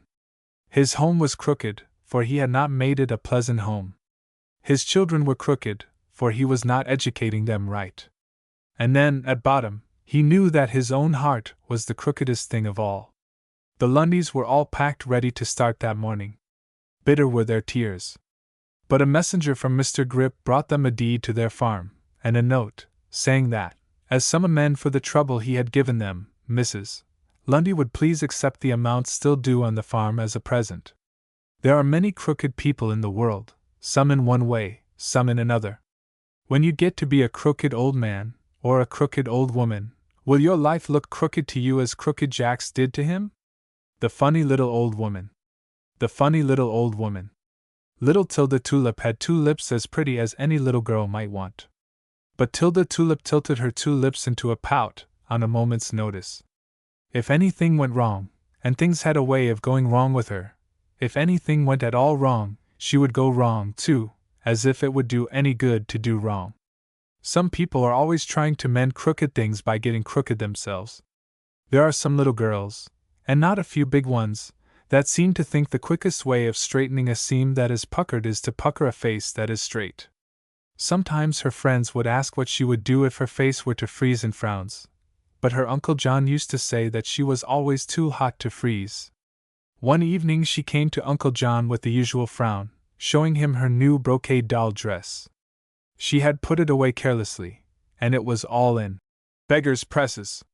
"Just see, Uncle John," she whined. "Dear me! I never get anything nice that it isn't spoiled somehow or other. Isn't that too bad? This dress has been wrinkled for a week, and now it will never come smooth at all." "That's bad, surely," said Uncle John. "But there is something more than that. I know something of yours that is finer than that brocade silk, that is all in beggar's presses." "Why, no, Uncle John, I haven't anything so fine as this, you know, and now this is all puckered and wrinkled and crinkled, and what will I do?" "Give me your hand," said Uncle John. "Do you see that skin? There is no silk so fine as that. These chubby cheeks are covered with a skin that is finer. But you have kept this skin puckered about your eyes and your forehead and the corner of your mouth, you have kept it puckered and wrinkled and crinkled as you say, till I am afraid it will never be straight. I don't think a hot iron would smooth it. Do you?" Now Uncle John spoke very kindly indeed. There were no wrinkles in his voice. Some people have wrinkles in their words. But notwithstanding her uncle's kindness, naughty little Tilda Tulip went off in a pout, and declared that Uncle John was real mean. He never feels sorry for a body when they are in trouble. And so she wrinkled her voice into a whine, and wrinkled and puckered her face up most frightfully. At last, tired of teasing and talking and troubling, Tilda Tulip tumbled into her trundle bed and was tucked tightly in. Everybody was glad when she went to sleep. Everybody dreaded the time when she should wake up. She was a good girl when she was asleep. She dreamed. It was a funny dream. I think she must have remembered what Uncle John said, for she thought she saw a funny little old house, by a funny little old hill, near a funny little old bridge. Out of this house came a funny little old woman, with a funny little old bonnet, carrying a funny little old bag on her back, and with a funny little old cane in her hand. Her face was wrinkled and cross, wrinkled all over, and she stooped dreadfully. But she tossed her funny little old bag on to the back of a funny little old donkey, and climbed up herself. Then she was cross with the funny little old bag, and mad with the funny little old donkey, and she beat him with a funny little old stick, and scolded with a funny little old cracked, quivering, peevish, hateful voice. And so Tilda followed her as she rode, and all the rude boys along the road cried out, "There goes the funny little old woman and her donkey!" And a beautiful lady came along, and when she met the funny little old woman, she sat down on a stone and wept, and said, "Oh, Miriam, my daughter!" But the funny little old woman only beat her donkey and scolded more than ever. And Tilda wondered why the beautiful woman called the funny little old woman her daughter. And Tilda dreamed that many days passed, and that every day the funny little old woman rode on the funny little old donkey to the city. And every day the beautiful woman wept and said, "Oh, Miriam, my daughter!" One day Tilda approached the beautiful woman and spoke to her. "Why do you call that funny, hateful, little old woman your daughter?" "Because she is my daughter." "But she is so much older than you are." "Why?" said the beautiful woman. "Don't you know the history of the funny little old woman that rides her donkey to town every day? She is my daughter. She is not old, but she was a cross child. She fretted and pouted, and scolded and screamed. She frowned till her brow began to wrinkle. I do not know whether a fairy enchanted her or not, but when she became angry there was one wrinkle that could not be removed. The next time she was mad, another wrinkle remained. When she found that the wrinkles would not come out she became mad at that, and of course, every time she got into a passion there came other wrinkles. Then, too, her temper grew worse. Her once beautiful voice began to sound like a cracked tin horn. The wrinkles soon covered her face, then they grew crosswise. You see, it is all in beggars' presses. She got old, she shriveled up, she stooped over. She became so cross that she spends most of her time in that funny little old house, to keep away from the rest of us. She must have something to do, and so she gets angry at the stones and breaks them up. She then carries them to the city and throws them into the river. She must have something to beat, and so we let her have this poor donkey, whose skin is thick. She beats him, and us people are saved from her ravings. I do not know whether she will ever come to her senses or not. Oh, Miriam, my daughter!" At last Tilda dreamed that the funny, wrinkled, cross, little old woman got down one day off her donkey, poured the stones out of the bag, and came and sat down by the beautiful lady. Then the funny little old woman cried. She put her head in the lap of the beautiful lady and said, "Oh, mother, how shall I get these wrinkles away?" And the beautiful lady kissed her and said, "Ah, my daughter, if you will but cast out the bitterness from your heart, as you poured the stones from the bag, I shall not care for the wrinkles." The next day Tilda saw the funny little old woman feeding and petting the donkey. Then she saw her carrying food to a poor widow. And every time the funny little old woman did a kind act there was one wrinkle less on her face. And then she went into a hospital, and she was so kind to the sick that they all loved the funny little old woman. And still the wrinkles grew fewer, and the form grew straighter, and the face grew fresher, until all the people in the hospital said, "Our funny little old woman is really getting younger." And still younger she became, until the beautiful lady kissed her beautiful Miriam again, and the music came back into her voice once more. And Tilda Tulip thought in her dream that Miriam looked like herself, and that the beautiful lady seemed like her own mother. And then she waked up and found it morning, for she had dreamed all this long dream in one night. And when she was about to fly into a passion with her stockings, in dressing, the thought of the funny little old woman and her face in beggars' presses kept her from it. When she was dressed she told Uncle Jack all about the dream, and he smiled. "Suppose you try the plan that the funny little old woman did, and see if you can't get rid of some of your wrinkles," he said to Tilda. Widow Wiggins' Wonderful Cat. Widow Wiggins' Wonderful Cat. Widow Wiggins was a wee, wiry, weird woman, with a wonderful cat, a very wonderful cat, indeed. The neighbors all said it was bewitched. Perhaps it was, I don't know, but a very wonderful cat it was. It had a strange way of knowing, when people were talking, whether what they said was right or wrong. If people said what they ought not to say, wee Widow Wiggins' wonderful cat would mew. Perhaps the cat had lived so long with the wee, wiry, weird widow woman, who was one of the best in the world, that it had gotten her dislike to things that were wrong. But the wee widow's neighbors were afraid of that cat. When Mrs. Vine, a very vile, vinegar-tongued, vixenish virago, abused her neighbors to the wee, wiry, weird, widow woman, the Widow Wiggins' wonderful cat would mew. And so the vile, vixenish virago wished the cat was dead. And when slender, slim, slippery, sly, slick, Esq. tried to persuade the widow to swindle her neighbor, the cat mewed furiously. And so it came that Mr. Slick did not like the wee widow's wonderful cat. In fact, he said it was a nuisance. And Tilda Tattle, the tiresome-tongued, town talebearer, could not abide the cat, because it mewed all the time she was tattling. And so it happened that good Deacon Pettibone, and his wife, who was even better than the deacon, were about the only visitors the wee, weird widow Wiggins had. As the deacon never said any harm of anybody, and as the deacon's wife never thought any harm, and as the wee widow woman never felt any harm, the cat would lie stretched out on the hearth all day while these three good people talked. But though the deacon was good, and his wife was better, yet the deacon's oldest son was not the boy he ought to have been. Somehow or other, as it will happen sometimes, he listened to everybody but his father and his mother.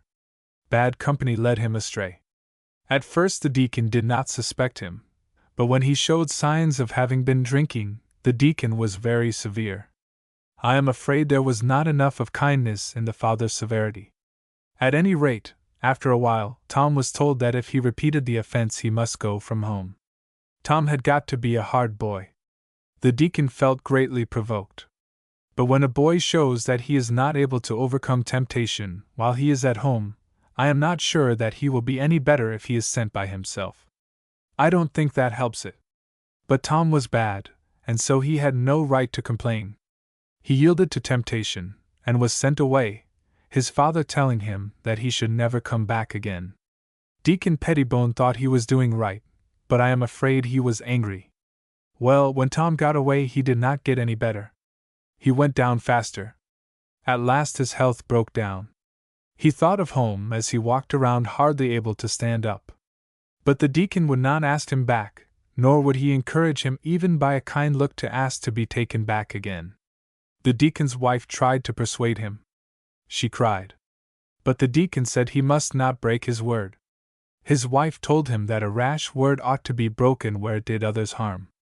The deacon's wife grew sick, and the vile, vinegar-tongued, vixenish virago said that the deacon was an old brute. The tattling, tiresome-tongued, town talebearer talked about a good many things that she might say, if she wanted to, and she did say that the deacon and his wife did not get on like angels. But the wee, wiry, weird widow Wiggins watched wearily by the bedside of the sick Mrs. Pettibone. And still Deacon Pettibone refused to break his word, though he was breaking his wife's heart, and breaking God's command, and ruining his son. At last the sick mother, longing for her son, thought of a plan by which to bring her husband to reason. "Fetch your cat over the next time you come," she said to the wee, wiry, widow woman. And so when the wee, weird widow Wiggins came again, the wonderful cat followed her, and lay down by the stove. Soon after the deacon came in, looking very sad but very stern. "Did you see Tom?" asked his wife. "No, I didn't," said the deacon. "And I don't want to." "Mew," said the cat. The deacon noticed the cat, and got a little red in the face, but he went on talking. "I tell you what, wife, Tom has made his bed and he must lie on it, that's all." "Mew! Mew! Mew! I can't break my word anyhow. I said he shouldn't come back, and he shan't, so now there's no use in pining yourself to death over a scapegrace." "Mew! Mew! Mew! Meow!" shrieked the cat, with every bristle on end, and her claws scratching the floor. "Mrs. Wiggins, I wish you would keep that miserable cat at home," said the deacon, and so the wee widow woman took up the wonderful cat and carried it home. But the poor deacon couldn't rest. That night he thought he could hear that cat mewing at him all the time. He remembered that he had not seen Tom for some days. What if he was dying? It was a long night. The deacon at last got to thinking of the touching and wonderful parable of the prodigal. And then in the stillness he thought he could hear something in his heart mewing at him. At last daylight came, and he hastened to find Tom in a wretched garret racked with disease. He brought him home tenderly, and Tom got well both in his body and in his soul. The Chicken Little Stories. Simon and the Garrily. Simon and the Garrily. Chicken Little fixed herself up in her new rocking chair, set her mouth in a very prim fashion, leaned her head on one side, and began to rock with all her might, jerking her feet from the floor every time. "I yish," she began. "I yish somebody you'd tell some stories yet you'd be little for me to hear." And having made this speech, which was meant as a hint for me, she rocked harder than ever, nearly upsetting herself 2 or 3 times. "What shall it be about?" I said. "'Bout some naughty boy or 'nother." She likes to hear of naughty boys, but not of naughty girls. She thinks stories of naughty girls are a little personal. And so, with her chair going and her shining eyes peering out from under her overhanging forehead, I began the story. Simon was a selfish fellow. He was always willing anybody should divide good things with him, but was never willing, himself, to divide with anybody else. He was never willing to play with others, for fear he would not be treated right. His 2 brothers and his sister had their playthings together, but Simon would not play with them, for fear he should not get his rights in all things, and so he took his little stock and set up for himself. His brothers and sister, of course, by putting theirs together, had many more than he. Then, too, by working together, they managed to fix up many nice things. But poor Simon had nobody to help him, and nobody to play with him. So he came to feel very bad.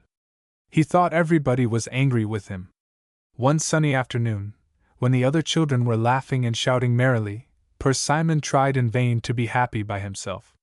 Something in his throat kept choking him. I guess it was the cry that choked him, broke in the small chicken. I had a cry in my throat yesterday. It was bigger than my fist, and most choked me to death, till I let it out. Yes, that was what hurt him, and presently he let it out, as you say, and had a good, hard cry. Then gradually he went off into a sort of doze. Soon he felt something strike him on the head. Wake up! Wake up! Simon opened his eyes, and saw a funny, little, old man standing over him, who kept one of his eyes shut all the time, and looked out of the other with the queerest twinkle in the world. He had a knotty stick in his hand, and was tapping Simon over the head with it. What do you want? Growled Simon. With that the old man hit him another sharp blow over the head. Get up, he said, and come with me, and I will show you where I live. I am one of the Garreleys. Simon got to his feet, partly because he was afraid of another blow from the cudgel, and partly because he had a very great desire to know something of the Garreleys. Come along! Come along! Said the queer little man, as he gave Simon another tap. He took the road through the woods pasture, down under Swallow Hill, and then through the blackberry patch, until they came to the brook known as Bee Tree Run. Here, just at the foot of a large sycamore, and among its roots, was fastened a curious boat, made of a large turtle shell turned upside down. Get in! Get in! Squealed the little old Garreley. I am too large, said Simon.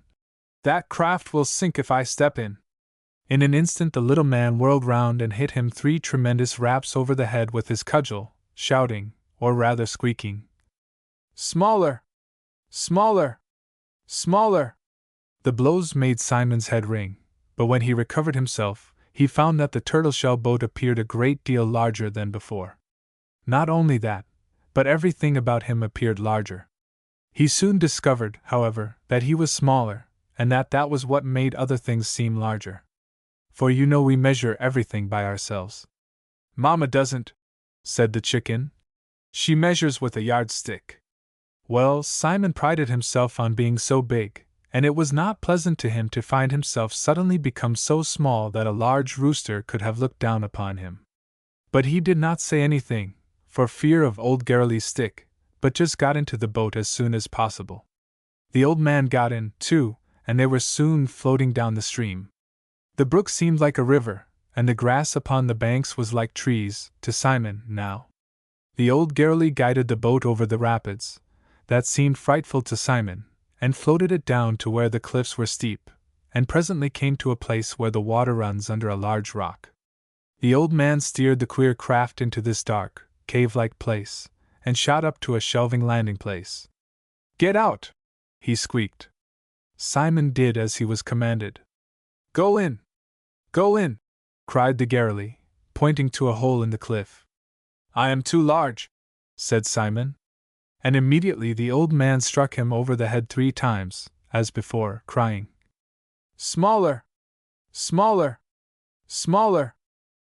Simon now found himself not more than half as large as he was before. He went in with the Garreley, who had also grown smaller.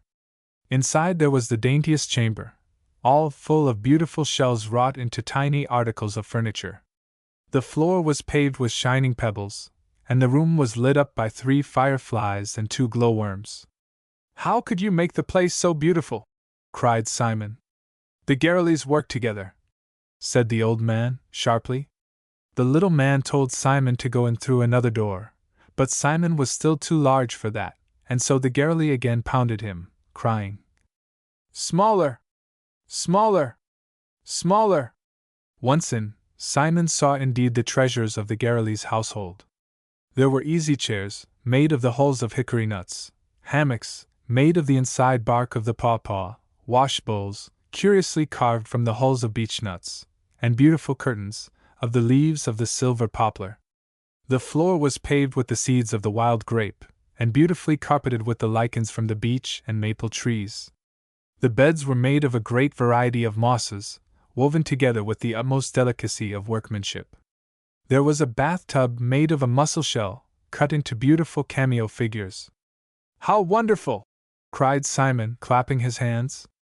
"The Garreleys work together," said the old man, more decidedly than before. Simon noticed that his own voice was beginning to squeak like that of the old Garreley himself. But after seeing the interior of his dwelling, he would not have minded being changed into a Garreley. The old man was now leading him out through a different entrance. Then along a path they went until they came to a fence, the rails of which seemed to Simon to be larger than logs. They crawled through the fence, and found themselves in a farmyard. The chickens seemed to be larger than those great creatures that geologists say once lived on the earth, and that were as high as a house. Presently they came to a bee stand. The bees seemed to Simon to be of immense size, and he was greatly afraid. But the old Garreley spoke to the fierce-looking sentinel bee that stood by the door and shook one of his antennae in a friendly way. "His Aunt Annie?" said Chicken Little. "What do you mean?" "His antennae are his feelers, the little hair-like things that stand out from his head." Now the bees seemed to know the Garreley, and so they let him pass in. But poor Simon had to be pounded down again before he was small enough to go in. When he got in, he saw a world of beauty. Being so small himself, and so near to the bees, he could see how beautiful their eyes were, made up of hundreds of little eyes, with little hairs growing out between them. And then, too, the honeycombs seemed like great, golden wells, full of honey. Each well seemed as large as a barrel. They climbed up along the sides of the combs, and saw some bees feeding the young, some building cells, some bringing in honey, some feeding the queen bee, some clearing out the waste matter, and others standing guard. They all seemed cheerful. "Bees all work together," piped the old man. "No bee is selfish. These bees will not live to eat this honey. Bees that work hard in summer only live to be about 2 months old. This honey is stored for others. But see how happy they all are. How much may be done by those who work together cheerfully." Out of the hive they went, and back toward the Garreleys' house. But the old man turned aside to go to an ant-hill. "Let's go in here," said the Garreley. "No, I am too large," said Simon. "Smaller! Smaller! Smaller!" cried the Garreley, beating him over the head again, until Simon was not much larger than the ants, and the ants appeared to be as large as ponies. Down the well-like hole they climbed, until they entered the chambers of the ants. Here all were busy, some carrying out earth, others excavating new chambers, others caring for the eggs, others bringing in food, while others were clearing out the road. But no one grumbled, none said that he had the heaviest load. "See!" cried the Garreley. "The little ants work together. They have all things in common. There is no selfishness and no quarreling among them." Just then a wise old ant came up, and hearing the Garreley's remark, he said, "Did you never hear the story of the selfish ant? There was once a selfish ant who could never be satisfied. He always thought he had the hardest work in the world. If he carried burdens, he complained that those who cared for the eggs had the easiest time, and if he had charge of the eggs, he wished to be changed to some other kind of work. At last he thought he would set up for himself. It was exceedingly hard work for him to dig and find his own food with no help, so that half the summer was gone before he got a place to live in, and a sorry place it was. Before he got any food laid by, the rain filled up his house, and he had to spend another month in digging. And so, with one mishap and another, and no one to help him, The summer was soon almost gone, and he had no store for winter. When the first frost came, the selfish fellow came back, heartbroken and crestfallen, and begged to be taken into the colony again. All winter long he had to eat the bread that others had gathered, and he never afterward grumbled because his work was a little harder than that of others. "You see," said the Garrily, "that the ants work together. What a shame it is that you should not be able even to play with your brothers and sister." And with that the little old man turned his one eye on Simon, and it shone like a coal of fire, and Simon thought he could feel it burning him. Just then an ant came up, who had heard the conversation, and asked the Garrily what it meant. "He will not even play with his brothers," said the old man, looking fiercer than ever. "Put him out!" cried the ant. And then 100 ants cried, "Put him out!" and they began tugging at him with all their might. One caught hold of his right foot and another of his left, one took him by the arm and another by the head, and as they were nearly as big as he was, they were about to carry him off bodily, when Simon suddenly awoke, and started up, to find that instead of the ants tugging at him, it was the other children, who had come to awaken him, for fear he would catch cold sleeping in the night air. And to find that what he thought was the one fiery eye of the Garrily was the full moon shining through the trees. "There," said the wee chick. "That spoils the story. I don't want it to be a dream. What made 'em yank him up so twick?" "Was he better afterward?" said Fairy. "Yes, for the very next day he moved to the same playhouse with the rest of the children, and whenever he was selfish he would look around to see if the old Garrily was looking at him out of one eye." The Job Lilies. The Job Lilies. We have oak trees and green grass at our house, what many children in crowded cities do not get. 3 little girls love to play in the green grass, with some pet chickens, and a white, pink-eyed rabbit for companions. Now, you must know that I am quite as fond of the oaks and the grass and the blue sky as Sunbeam, or Fairy, or the brown-faced little chick. And so it happens, when the day is hot, and the lazy breezes will not keep the house cool, that I just move my chair and table out by the lilac bush that grows under the twin oaks, and then I think I can write better. And there I sit, and watch the trains coming and going to and from the great, bustling city, only a dozen miles away, or listen to the singing of the robins while I write. I was sitting thus one dull, hot afternoon, trying to write. But it was a lazy day. The robins had forgotten to sing, the little sparrows that live up in the oaks had stopped twittering, and the very honey bees were humming drowsily, when Chicken Little came up with a wreath of white clover around her head, and begged for a story. The older children wanted one, also, and so I had to tell one. To tell the truth, I was a little lazy myself, and so I willingly sat down in the grass among the children and began. "Shall I tell about a lazy girl about as big as Chicken Little?" I asked. "No, sir," she said. "Tell about a lazy boy that was as big as Sunbeam." Sunbeam laughed at this, and nodded her head for me to go on. And so I began thus. "Little lazy Larkin laughed and leaped, or longed and lounged the livelong day, and loved not labor, but liked leisure." "Ha! Ha!"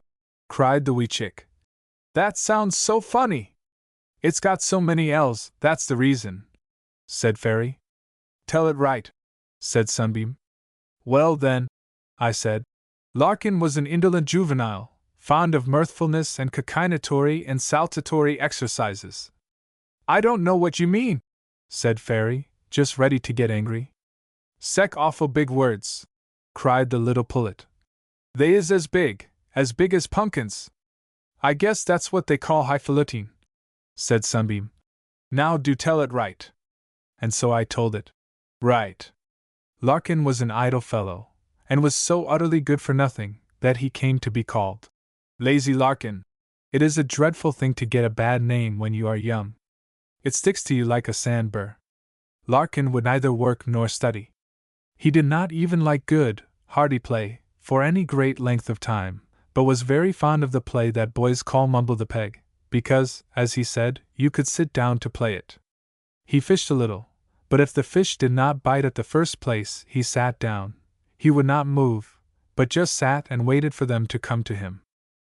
He had gone out to Bass Lake to fish, one day, in company with some other boys, but they had put him out of the boat because he was too lazy to row when his turn came. The others were rowing about, trolling for pickerel, and he sat down on a point of land called Duck Point, and went to fishing. As the fish would not bite, he sat looking at them in the clear water, and wishing that he was a fish. They had such a lazy time of it, lying there in the sun, or paddling idly around through the water. He saw a large pickerel lying perfectly still over a certain spot near the shore. When other fish came near the pickerel, it darted out and drove them off, and then paddled back to the same place again. Larkin dropped his bait nearby, but the fish paid no attention to it, and indeed, seemed to have nothing to do but to lie still in the same place. "I wish I were a pickerel," said the lazy fellow. "I wouldn't have to carry in wood or pull weeds out of the garden, or feed the chickens, or get the multiplication table, or do anything else." And he gave one vast yawn, stretching his mouth so wide, and keeping it open so long, that it really seemed as if he never would get it together again. When it did shut, his eyes shut with it, for the fellow was too lazy to hold them open. "Ha! Ha! Lazy fellow! Lazy fellow!" Larkin heard someone say this, and raised up his head to see who it was. Not finding anyone about, he thought he must have been dreaming. So he just gave one more yawn, opening his mouth like the lid of an old tin coffee pot, and keeping it open nearly a minute. Then he stretched himself upon the grass again. "Ha!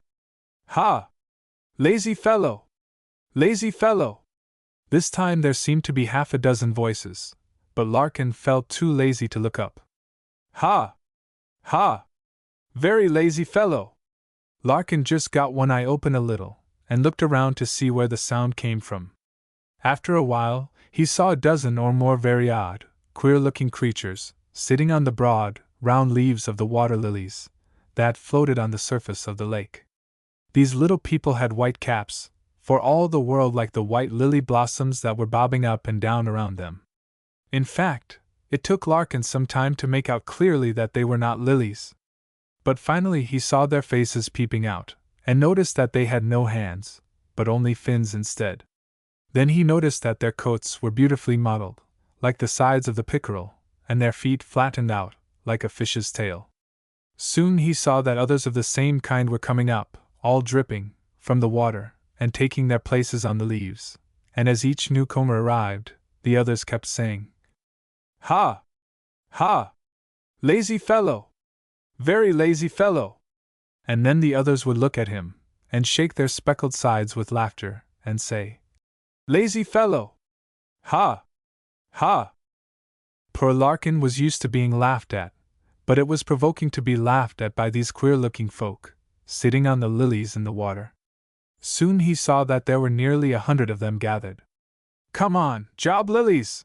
cried one of them, who carried a long fishbone, and seemed to be leader. "Let's make a job lily of him." Upon that the whole swarm of them came ashore. The leader stuck his fishbone in Larkin, and made him cry out. Then they all set up another laugh, and another cry of, "Lazy fellow! Bring me 3 grains of silver-white sand from the middle of the lake," said the leader, and 2 of them jumped into the water and disappeared. "Now fetch 3 blades of dry grass from the lining of the kingfisher's nest," he said, and immediately 2 others were gone. When the 4 returned, the leader dropped the grains of sand in Larkin's eyes, saying, "3 grains of silver sand. From the joblily's hand. Where shall the joblily lie? When the young owl learns to fly?"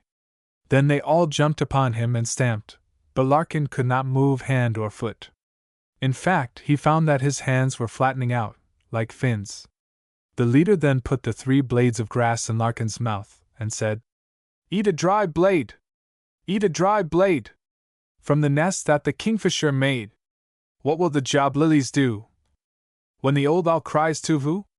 And then the whole party set up such a cry of "Tuvu! Tuvu!" that Larkin was frightened beyond measure, and they caught him and rolled him over rapidly, until he found himself falling with a great splash into the water. On rising to the surface, he saw that he was changed into a job lily himself. Then the whole party broke out singing, "When the sun shines the job lilies roam. When the storm comes we play with the foam." When the owl hoots, job lilies fly home. When they had sung this, they all went under the water, and the leader, giving Larkin a thrust with his fishbone, cried out, "Come along!" And lazy Larkin had nothing to do but to swim after them. Once under the water, the scene was exceedingly beautiful. The great umbrella-like leaves of the lilies made spots of shadow in the water and on the pebbles of the bottom, while the streaks of sunshine that came down between flecked everything with patches of glorious light, just as you have seen the hills and valleys made glorious by alternate patches of light and shade, produced by the shadows of the clouds. And the tall lily stems, in the soft light, appeared to be pillars, while the great variety of waterweed, that wound about them in strange festoons, was glorious beyond description. There were beautiful bays turning their sides up to the sun, and darting about through these strange, weird scenes, seeming to enjoy their glorious abode. "You have an easy time of it, no doubt," said Larkin to one of these fish. "Easy time of it, indeed! I have rather a happy time of it, because I have plenty to do, but you are a strange job lily if you do not know that I have anything but an easy time of it. Chasing minnows, jumping 3 feet out of water after a butterfly, catching wigglers and mosquitoes, and keeping a sharp lookout for unlucky grasshoppers that may chance to fall in my way, all these are not easy. I tell you, there is no family of our social position that has more trouble to earn a living than the Bay's family. Come along," said the job lily, giving another punch with his fishbone, and Larkin traveled on. Presently they came to a log with something growing on it. "What beautiful moss!" "Moss, indeed," said one of the job lilies. "That is a colony of small animals, all fast to one stem. They have an easy time of it, I suppose," said lazy Larkin. "They don't have to travel, for they cannot move." "True, but these beautiful, transparent moss animals have to get their living by catching creatures so small that you cannot see them. They have great numbers of little fingers or feelers that are going all the time." Larkin touched one, and it immediately drew itself in, really swallowed itself, for these little things take this way of saving themselves from harm. And so Larkin swam on, and found that it was a busy world beneath the lake. He saw mussels slowly crawling through the sand. He found that the pickerel, which he had supposed idle, was really standing guard over her nest, and fanning the water with her fins all day long, that a current of fresh water might be supplied to her eggs. And all the time the job lilies kept singing, "Work! Work! Never shirk! There is work for you! Work for all to do!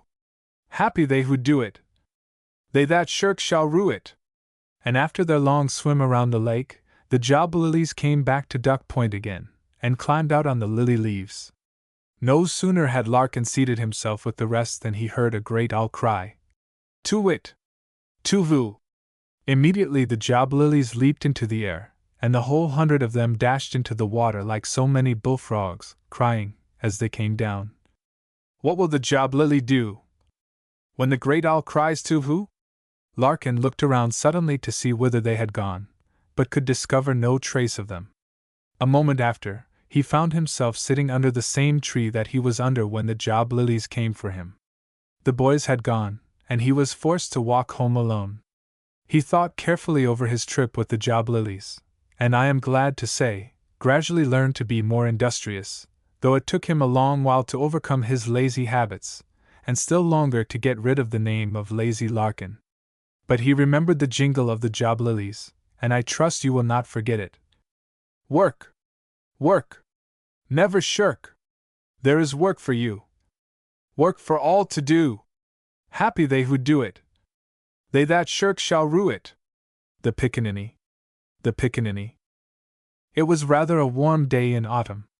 Aunt Cheery had given the sewing machine and the piano a holiday, and was sitting in the woodshed, paring apples for preserves. Wherever Aunt Cheery was, the children were sure to be, and so there was Sunbeam, knife in hand, and Fairy, cutting a paring something less than half an inch thick, while the dear little chicken was wiping apples for the others to pare, and little Towhead, baby brother, was trying to upset the peach box, in which were a couple of pet chickens that were hatched out too late, and that had to be kept indoors to secure them from Jack Frost. For you must know that at the nest, Sunbeam is called the old hen. That is, she has charge of the chickens. They know her so well that, when she feeds them, they fly up on her shoulders and eat out of her hands. And if there is any unfortunate one, it is well cared for. One poor, little wayward pullet wandered into our neighbor's garden. She was very naughty, doubtless, but she got severely punished, for our neighbor thinks a great deal of his garden, and not much of chickens, unless they are fricasseed. He shot at our little runaway pullet, and the poor thing came home dragging a broken and useless leg. Now, if any chicken ever had good care, our little Lamey has. After weary weeks of suffering in hot weather, it is at last able to walk on both feet, though the broken leg is sadly crooked. The children do not object to having the other chickens killed for the table, but little Lamey's life is insured. But how did I get to talking about chickens? I was going to say that when I came home, and found the folks paring apples, I went out in the shed, too, and sat down by the little chick.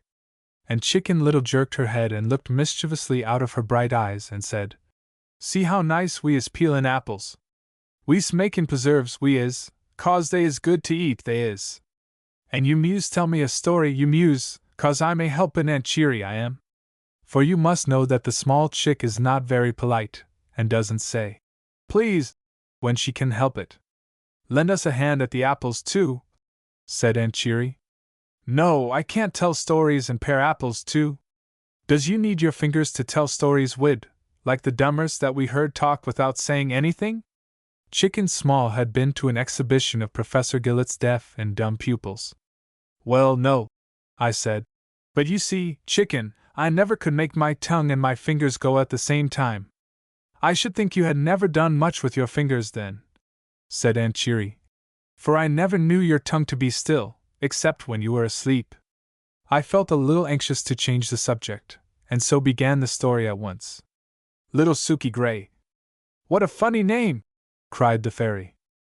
Yes, and a funny girl was Sooky Gray. She had yellow hair that was tied up in an old-fashioned knot behind, though she was only 11 years old, for you must know that Sooky lived in a part of the country where chignons and topknots of the latest style were unknown. Now Sooky's way of doing up her hair in a great knot behind, with an old-fashioned tuck comb, was not pretty. But Susan Gray lived in what was called the White Oak Flats, a region sometimes called the Hoop Pole Country. It was not the most enlightened place in the world, for there was no school, except for a short time in winter, and the people were very superstitious, believing that if they carried a hoe through the house, or broke a looking-glass, somebody would die before long, and thinking that a screech owl's scream and the howling of a dog were warnings, and that potatoes must be planted in the dark of the moon, because they grew underground, and corn in the light of the moon, because it grew above ground, and that hogs must be killed in the increase of the moon, to keep the pork from frying away to gravy. As Sooky had always lived in the White Oak Flats, she did not know that they were dreary, for she was always happy, doing her work cheerfully. But one of Susan's cousins, who lived 100 miles away, had made her a visit. This cousin, like Sooky, lived in the country, but she had plenty of books and had read many curious and wonderful things, with which she was accustomed to delight Sooky. But when Cousin Annie was gone, Sooky found the flats a dreary place. She wished there were some pagodas, such as they have in India, or that there were some cannibals living near her. She thought if she were rich, she would buy an omnibus, with 4 blaze-faced sorrel horses, to drive for her own amusement. She got tired of the pumpkins and cabbages, and longed for grizzly bears and red Indians. She hated to wash dishes and feed the chickens, but thought she would like to be a slave on a coffee plantation in Ceylon. "Oh dear!" she sighed. "I wish I was out of the Hoop Pole country. There is nothing beautiful or curious in these flats. I am tired of great yellow sunflowers and hollyhocks and pumpkin blossoms. I wish I could see something curious or beautiful." Now, isn't it strange that any little girl should talk so, with plenty of birds and trees and sunshine? But so it is with most of us. We generally refuse to enjoy what is in our reach, and long for something that we cannot get. Just as Chicken Little, here, always wants milk when there is none, and always asks for tea when you offer her milk. "Well, 'cause I'm thirsty, that's the reason," said the chicken. Now, when Suki said this, she was up in the loft, or second story, if you could call it story, of her father's house. She sat on a bench, looking out of the gable window at the old stick chimney, made by building a square cob house arrangement of sticks of wood, tapering toward the top, and plastering it with clay. The top of the chimney was surrounded by a barrel with both ends open, through which the smoke climbed lazily up into the air. Nearby stood an oak tree, in which a jay-bird was screaming and dancing in a jerky way.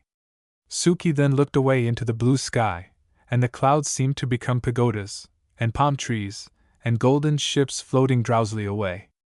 All at once she heard somebody say, in a queer, bird-like voice, "Pray, look this way, little Suki Gray. May I make bold to say you are looking glum today? You neither laugh nor play, now what's the reason, pray?" Suki started up to see where this funny jingle came from.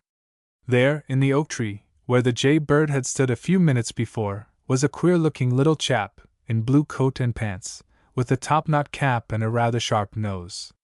He looked a little like a jay-bird, but had a most comical face and blinky eyes, and brought his words out in short jerks, making them rhyme in an odd sort of jingle.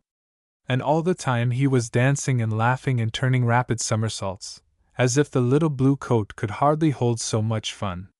"Well now," broke out Suki, "you are the only curious thing in all the hoop-pole country. I've been wishing for something odd or strange, and I am glad you have come, for there is nothing beautiful or curious in all the White Oak Flats."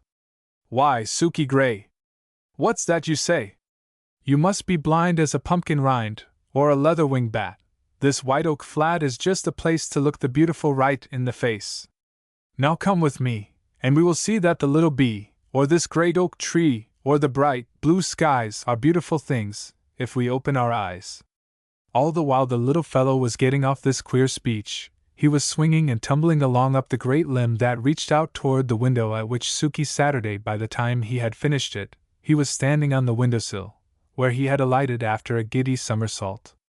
He laughed heartily, so heartily that Suki laughed, too, though she could not tell why. Then he took off his cap, and said, "A pickaninny at your service, Suki Gray. Will you take a walk with me today?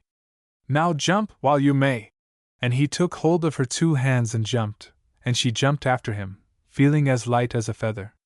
They alighted on the branch of the oak tree. He immediately began to pull lichens off the bark, and show Suki how curious they were. He showed her how curiously one kind of lichen grew upon another, omitting its own stalk and leaves, and making use of those of the other. Then he laughed at her, because he had found curious things within 10 feet of her window. Next he took her to her own rosebush, and showed her how the limbs were swelled in some places. Then breaking off the twig, he placed it against a tree, and began to pound it with his fist. But his little arm was not strong, and he had to strike it several times before he could break it open. When it did fly open, Suki started back at seeing it full of plant lice, or aphids. "Now," said the pickaninny, "in this little house what curious things! These little aphids have no wings. But their great-great-grandfathers, and their great-great-grandmothers had.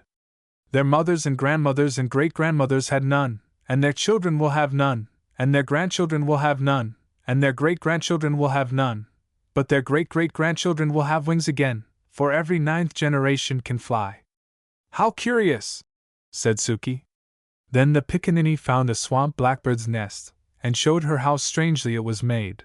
Then they climbed down the chimney of the schoolhouse, and he showed her how the chimney swallow glued her nest together, and he coaxed the katydid to fiddle with his wings, that she might see that. At last they entered the pumpkin patch. "Well," said Suki, "there's nothing curious here. I know all about pumpkins." With that the pickaninny commenced to jump up and down on one, but he was so light that he could not break it. He kept jumping higher and higher. Now he was bouncing up 10 feet in the air, then 15, then 20, until at last he leaped up as high as the top of the oak tree, and coming down, he struck his heels through the pumpkin. Suki laughed till the tears ran off her chin.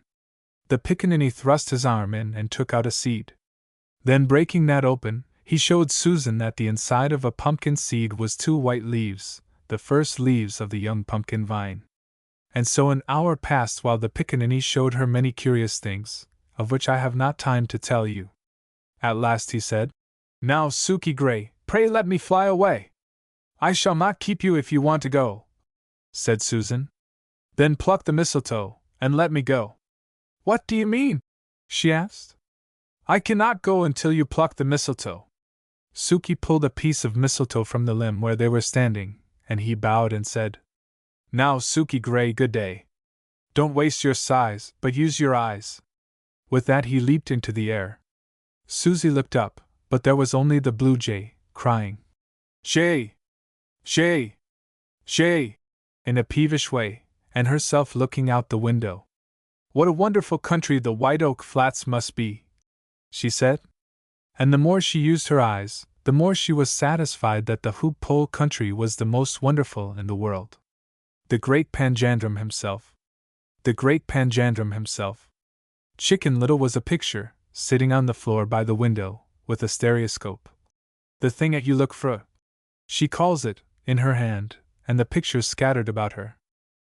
Now some of the children think that I have been making up Chicken Little, and that there is no such a being.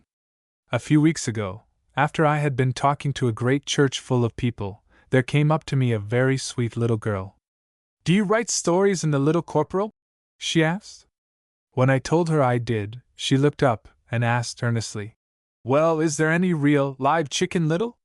Now there may be others of the great army of the Little Corporal that want to know whether there is any real, live Chicken Little. I tell you there is. If you could see her merry mischievous face, if you could see her when she stands up on my shoulders like a monkey, if you had heard her, yesterday, explain that God could see in the stove when all the doors were shut, if you could see how she always manages to do what you don't want her to do, and then find a good excuse for it afterward, you would think there was a live, real Chicken Little. If you could have seen the old, funny twinkle in her eye, when I found her with the stereoscope, you would have thought she was a real, live chicken, sure enough. "Now then, you've got to tell me a story," she said. "Got to don't tell stories." "Well, please tell me one, then." "Yes," said Sunbeam, peeping in. "About the great Panjandrum himself." "Ah, you little mink," I said. "How did you get hold of my secret?" "Why, I knew it all the time." Now you see, the case was this. I did not know that the children understood where the names of the Garruley, and the Job Lily, and the Pickaninny came from. But Sunbeam, who dips a little here and there into a great many books, and who never forgets anything she hears, had somehow gotten hold of my secret. It was this. There was a man who could repeat whatever he read once. One of his friends undertook to write something that he could not remember. So he wrote nonsense, and the man with the long memory failed to remember it. The nonsense which I read when I was a boy is, if I remember it rightly, as follows. She went into the garden to cut a cabbage leaf to make an apple pie, and a great she-bear coming down the street thrust his head into the shop. What, no soap? So he died, and she very imprudently married the barber. And there were present the Garruleys, and the Job Lilies, and the Pickaninnies, and the great Panjandrum himself, with his little, round button at the top, and they all fell to playing the game of catch-as-catch-can, till the gunpowder ran out at the heels of their boots. Now you see where the Garruleys and the Job Lilies and the Pickaninnies came from. And that's why the children thought the next story should be about the great Panjandrum. And so I began. I was wandering, one day, in the land of Nod, in that part of it known as the State of Dreams, and in the county of Sleep, and in Doe's Township, not far from the village of Shuttytown, in Sleepy Hollow, where stands the Church of the Seven Sleepers, on the corner of Snoring Lane and Sluggard Avenue, near Slumber Hall, owned by the Independent Association of Sleepy-Headed Nincompoops. "What a place!" said Fairy. Well, as I was going to say, I was walking through Sleepy Hollow, when I met some children. "Where are you going?" I asked. "We want to find a four-leaved clover and a beetle with one eye," said one of them. "For if we can find them, we shall be able to get into the great Panjandrum's place, and there we can learn whether there is a bag of gold at the end of the rainbow or not." Now, I was seized with a great desire to see the illustrious Panjandrum for myself, and to know what he had to say of that wonderful bag of gold that was to be found at the place where the rainbow touched the ground. And so I fell to work with the happy boys and girls, looking for a one-eyed beetle and a four-leaved clover. The clover was soon found, but it was a long time before we got the beetle. At last we came to a log on which two of that sort of beetles that children call pinch bugs were fighting.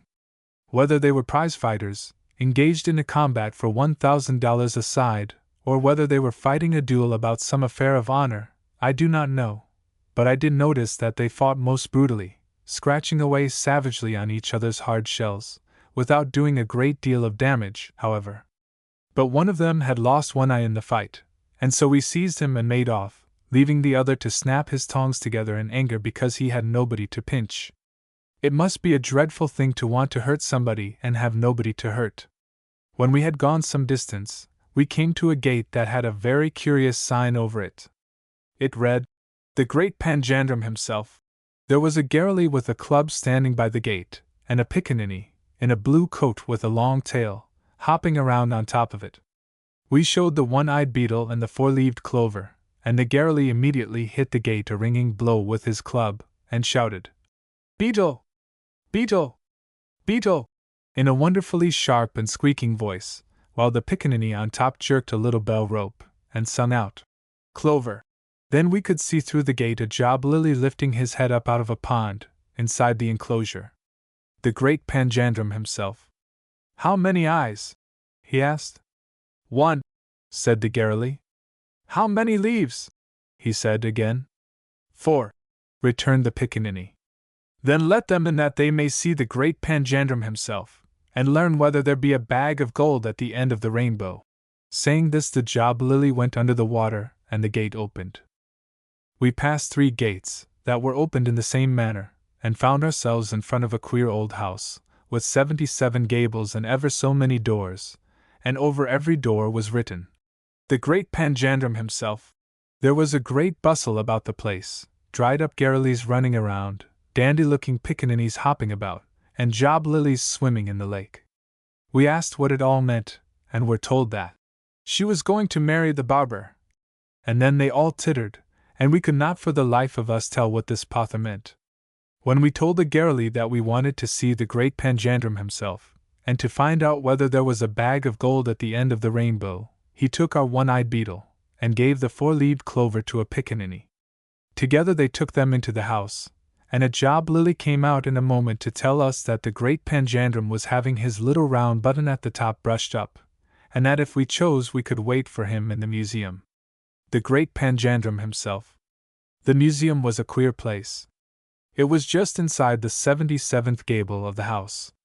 There was an old Garruley who acted as showman. We first stopped before a cage that contained a crazy mouse. "This," said the showman, "is the mouse that ran up the clock." Just as he got up there, the clock struck 1, and though the poor fellow ran back again, he has never been right since.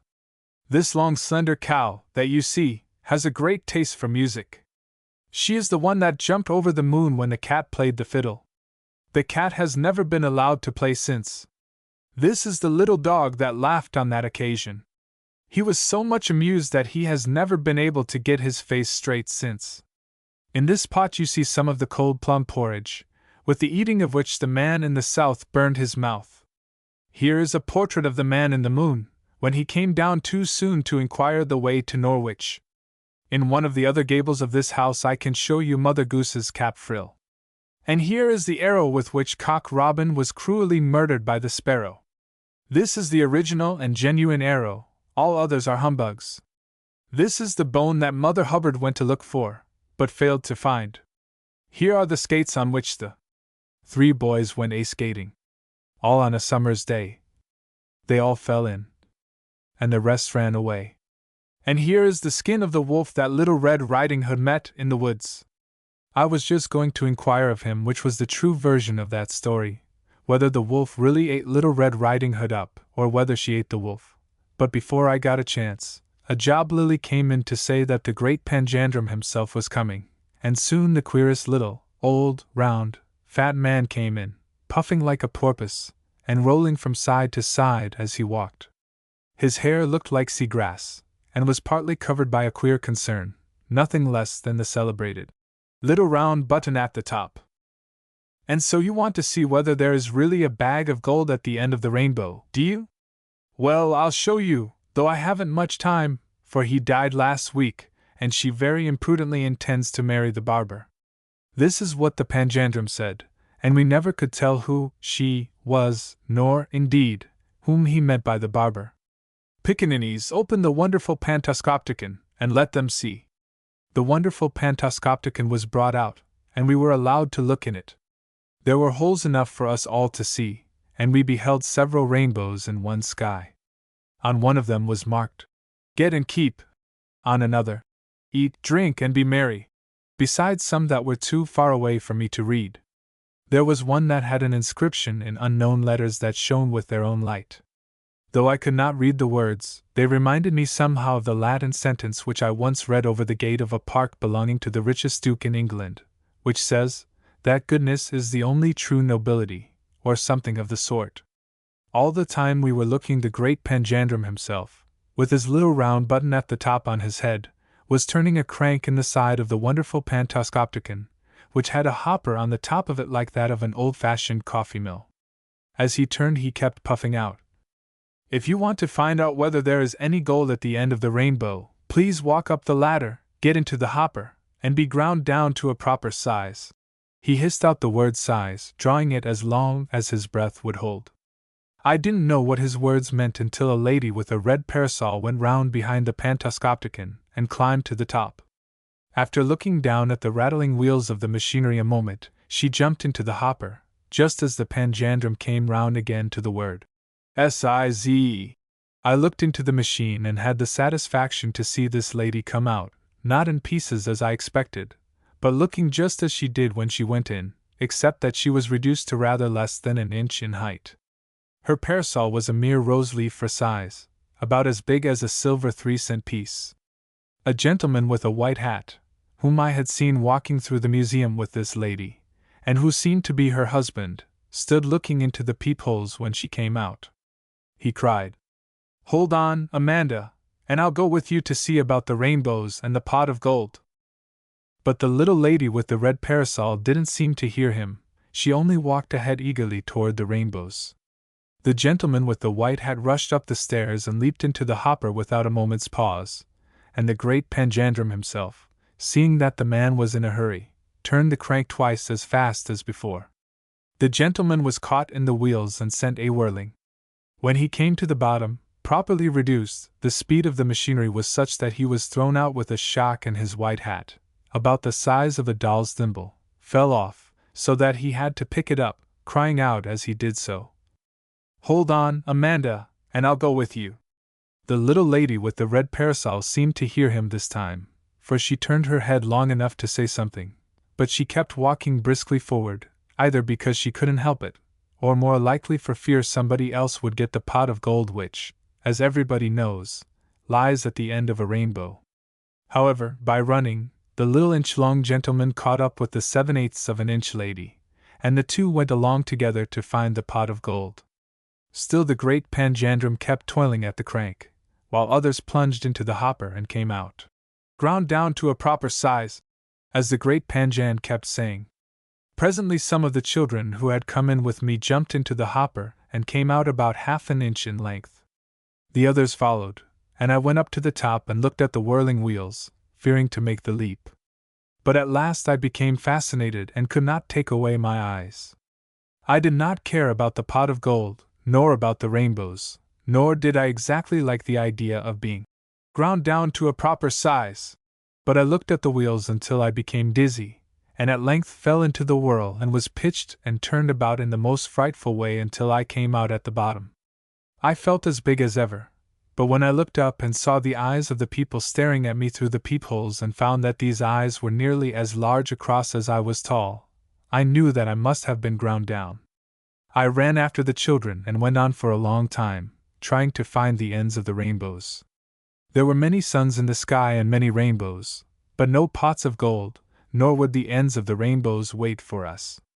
At length we came to the one written over with unknown letters that shone with their own light. This one stood still, having one end resting in a low-lying valley and the other end on top of a high mountain, which was very steep and difficult to climb.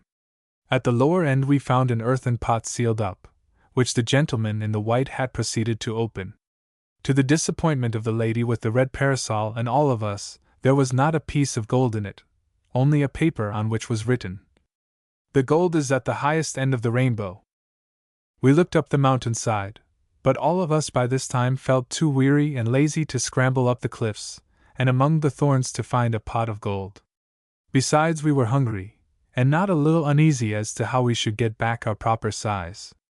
A ground-down pickaninny who had joined us proposed to hop over along the arch of the rainbow, and see whether there was any gold on the mountain top. Being very light, he easily ran up the bough, while we, anxious to get out, did not even wait for him to come back, but hurried down the long road toward the peepholes and the grinding machine. I say the long road, for it seemed miles to us little people. I suppose we had traveled twice the length of a good-sized house from the starting point, and that is a long journey for legs so short. All the way we wondered how we should get out, and whether we should ever regain our proper stature. When we came to the grinding place, the mill was still. We accosted an old Garrily who was wandering about. "How do we get out?" I said. "Why, by getting the great Panjandrum himself to set the thing a-going the other way," he squeaked. Then he walked to a speaking tube and shouted, "O great Pan, grind 'em upward." All this time I could see the eyes of ladies and gentlemen looking at us through the peepholes, and their eyes were about as big as wagon wheels to my sight. I felt mean to be stared at by such gigantic goggle-eyed creatures. The Panjandrum did not start the wheels at once because he was looking around for his little round button at the top without which he cannot do anything. At length, when the wheels were set a-going, the man in the white hat and the lady with the red parasol went up, and I was just about to climb up the pipe myself, to get out of the glare of the people's eyes, when one of the children cried out, "Oh, sir! We'll never get home. We can't reach the tube." So I took hold of them one after another and pushed them up the spout until the wheels running backward caught them. Whenever a boy or girl slipped out of my hands, I would soon after see two more of those hateful big eyes looking at me through the peepholes. All the time I was afraid the Panjandrum himself would quit turning, or that his little round button at the top would blow off before I could get out. And just as I thrust the last boy up the spout, the wheels began to slacken. "Quick!" cried the Garrily. "The great Pan has let go of the machine. Your last chance for today is to get through on the headway." I climbed in, immediately, but I could feel the works gradually stopping. Slowly my head and my body came out at the top, but the wheels stopped stock-still before my left foot could be drawn out. It was only by slipping my foot out of my boot that I escaped. Just as I got out, there came along the pickaninny that had gone over on the rainbow. He had come back some other way known to pickaninnies and had in his arms a pot just like the one we had seen. But this one was full, and he set it down for us to look at. There were doubloons of Spain, there were pistoles, guineas, Arabian pieces, Jewish money, coins of Alexander the Great, and I know not what besides. While we were examining these, a Garrily came in to say that the she-bear had brought the soap, and that the barber was waiting. The great Panjandrum, in a state of frustration, hurried past us, and we, not knowing what else to do, stood looking at each other. Just then a job lily went by with a cabbage leaf. "What is that?" asked one of the little girls of our party. "A cabbage leaf to make an apple pie," he replied, without looking around. Presently a pickaninny came along with a small keg in his hands. "What is that?" asked the same curious little girl. "Gunpowder for the heels of their boots," he answered, and went on. And a spark of fire from one of the 77 chimneys fell into the keg, and there was a frightful explosion. But I don't think it was the Panjandrum's house that got blown up, but we ourselves, for we found ourselves outside in the woods going home from Shantytown. I for one resolved that the next time I came to the rainbow with one foot in the valley and the other in the mountain, I should climb to the upper end of it. Stories told on a cellar door. The story of a flutterwheel. The story of a flutterwheel. What queer places boys have of assembling. Sometimes in one place, sometimes in another. Haymows, river banks, threshing floors, these were the old places of resort for country boys. And nothing was so sweet to me, when I was a boy, as the newly cut clover hay where I sat with 2 or 3 companions, watching the barn swallows chattering their incomprehensible gabble and gossip from the doors of their mud houses in the rafters. And what stories we told, and what talks we had. In the city, who does not remember the old-fashioned cellar door, sloping down to the ground? These were always places of resort. Tom Miller was the minister's son, and there was a party of boys who met regularly on Parson Miller's cellar door. Mrs. Miller used herself to listen to the stories they told, as she sat by the window above them, though they were unconscious of her presence. They were boys full of life and ambition, but they were a good set of boys on the whole, and it was not till lessons were learned and work done that they met thus on the cellar door. They belonged to the same class in school, and besides were cronies in all respects. There was Tom Miller, the minister's son, who intended to be a minister himself, and Jimmy Jackson, the shoemaker's boy, as full of fun and playfulness as a kitten, and poor Will Sampson, who stammered, and Harry Wilson, the son of a wealthy banker, and a brave boy too, and John Harlan, the widow's son, pale and slender, the pet of all, and great, stout Hans Schlegel, who bade fair to be a great scholar. These half-dozen were nearly always on the cellar door for half an hour on Friday evenings, when they happened to have a little more leisure than on other evenings. "I say, boys," said Hans, "I've got an idea." "How strange it must seem to you," said Tom Miller, whereupon they all laughed, good-natured Hans with the rest. "Do let's hear it," said Harry. "There has not been an idea in this crowd for a month." "Well," said Hans, "let's every fellow tell a story here on the cellar door, turn about, on Friday evenings." "All except Em and me," stammered Sampson, who was always laughing at his own defect. "I see couldn't Gigi get through before midnight." "Well," said Miller, "we'll make Will Sampson chairman, to keep us in order." They all agreed to this, and Sampson moved up to the top of the cellar door and said, "Gigi, gentlemen, this is the proudest moment of my life. I'm president of the CC Cellar Door C Club. Many thanks. Harry Wilson will tell the first STSD story." "Agreed," said the boys. After thinking a minute, Harry began. Harry Wilson's story. "I will tell you a story that my father told me. In a village in Pennsylvania, on the banks of the Schuylkill River, there lived a wealthy man. Once upon a time," said Jimmy Jackson. "BBSD still. Come to order THTH there, Jackson," stammered the chairman, and the story went on.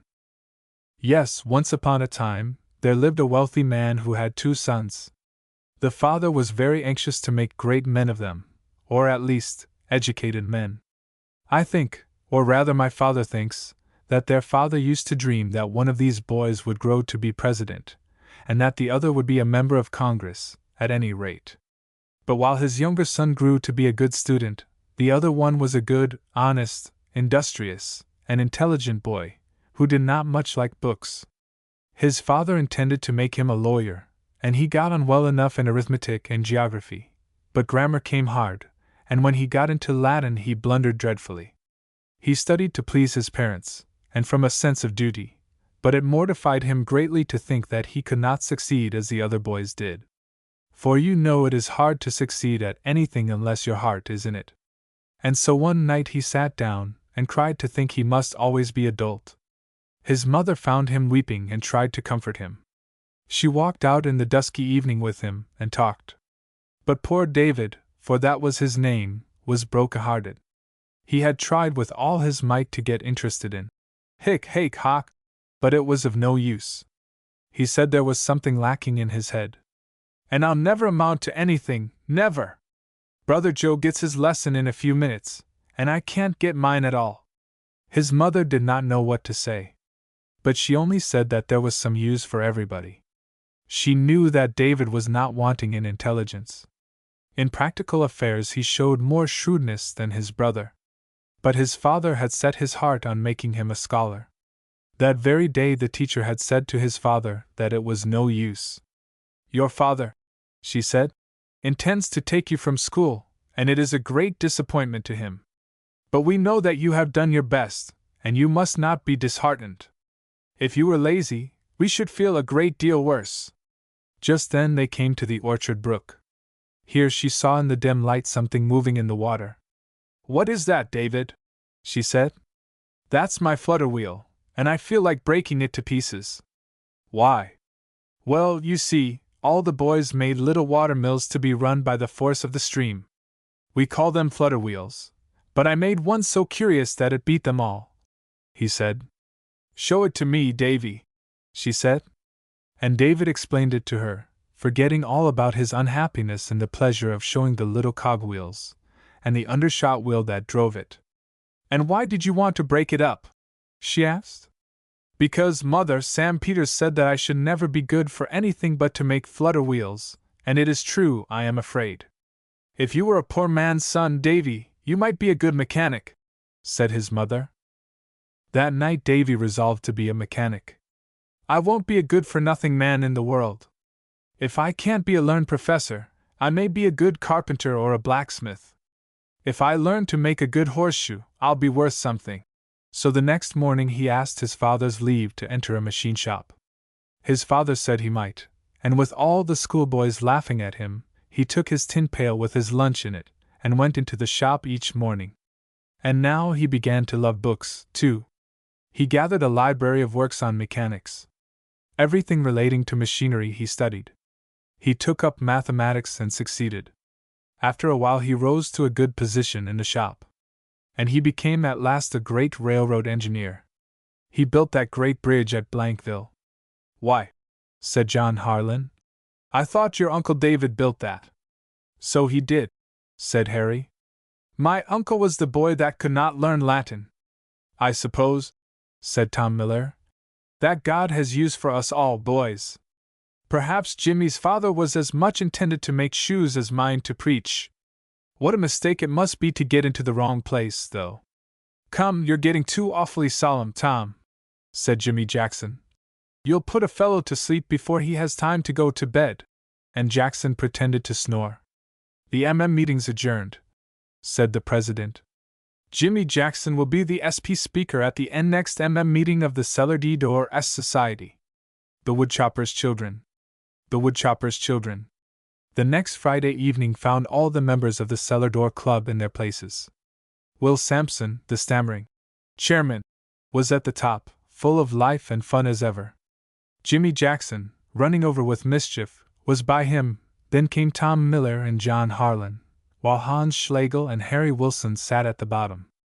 After a half-hour spent in general talk about school and plays, and such miscellaneous topics as every gathering of boys knows how to discuss, the chairman called out, Come to order!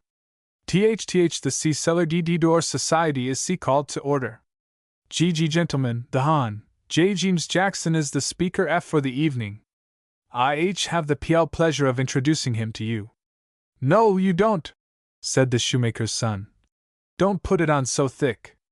If you want me to tell my yarn along with the rest of you, why, I'm ready, but if you call it a speech, you scare me out of my shoes, just like the man that tried to make a speech in the legislature, but couldn't get any farther than Mr. Speaker, I am in favor of cartwheels and temperance. Or, like a boy I knew, who tried to declaim the speech beginning, Friends, Romans, countrymen, lend me your ears. And who got so badly confused on the first line that he said, I'd like to borrow your ears. This raised a laugh at the expense of Harry Wilson, who had broken down on that line, though he did not make it as bad as Jimmy represented it. Go on with your story, stammered the chairman, and Jackson proceeded. Jimmy Jackson's story. There lived in a country a long way off, it don't matter where, a poor woodchopper whose name was, let's see, well, we will call him Bertram. It wasn't the fashion to have two names in those days, you know, people couldn't afford it. He had a son, whose name was Rudolph, and a daughter, Teresa. The boy was 12 and the girl was 11 years old. The woodchopper earned but a scanty subsistence, that means an awfully poor living, I believe, and the children soon learned to help him. Rudolph and Teresa were hard-working and cheerful, and as they had never been rich, they did not know what it was to be poor. That is, they thought they had plenty, because they never had any more, and had no time to sit down and see how nice it would be to have a fine house, and be drawn in an elegant carriage. But one day a tree fell on poor Bertram, and he was carried home with a broken arm and leg. I suppose if he had been rich enough to send for a great surgeon that lived in the city, only 2 leagues away, he would have recovered without much trouble, but poor men have to do without such attentions, and so Bertram's arm and leg, which were fixed by a country bone setter, were so crooked that he could not work. And now the burden fell heavily on the wife, who had to gather berries and nuts in the forests, which she loaded on the donkey, and carried away to the city to sell. But the poor woman was never very strong, and this extra tax was fast breaking her down. The children did what they could, but it was not much. After working hard all day, they amused themselves in the evening by manufacturing little articles out of nutshells. Rudolph had a sharp knife which had been given him for showing a gentleman the way out of the forest. But the circumstances of the family had become so distressing that they had given up their evening employments, creeping sadly away to bed after a frugal supper. One day, as they were gathering nuts in the forest, Rudolph said, "Sister, I fear that Mother is breaking down. What can we do to help her? The winter is coming on, and times will be harder than ever." "I'll tell you what, Rudolph," answered Teresa.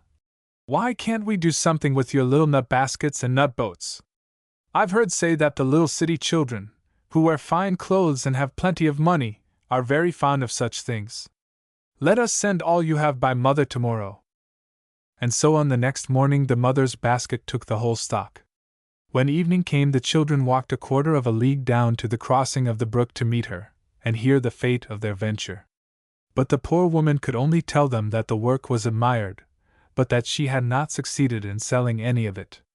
That night they went to bed more than ever disheartened. The next day, their mother carried their trinkets to town again, and when she returned they were delighted to know that some of them had sold for a few pence, and that a lady had sent an order for some mosses to make a moss basket with. "We'll make the basket ourselves," exclaimed Rudolph, and the next day they gathered the mosses, and Rudolph and his sister worked nearly all night framing a basket of twigs, and fitting in the different colored mosses. What was their delight when they learned that the lady had paid a good price for the basket. It was still uphill work to live. Sometimes the trinkets sold, and sometimes they did not.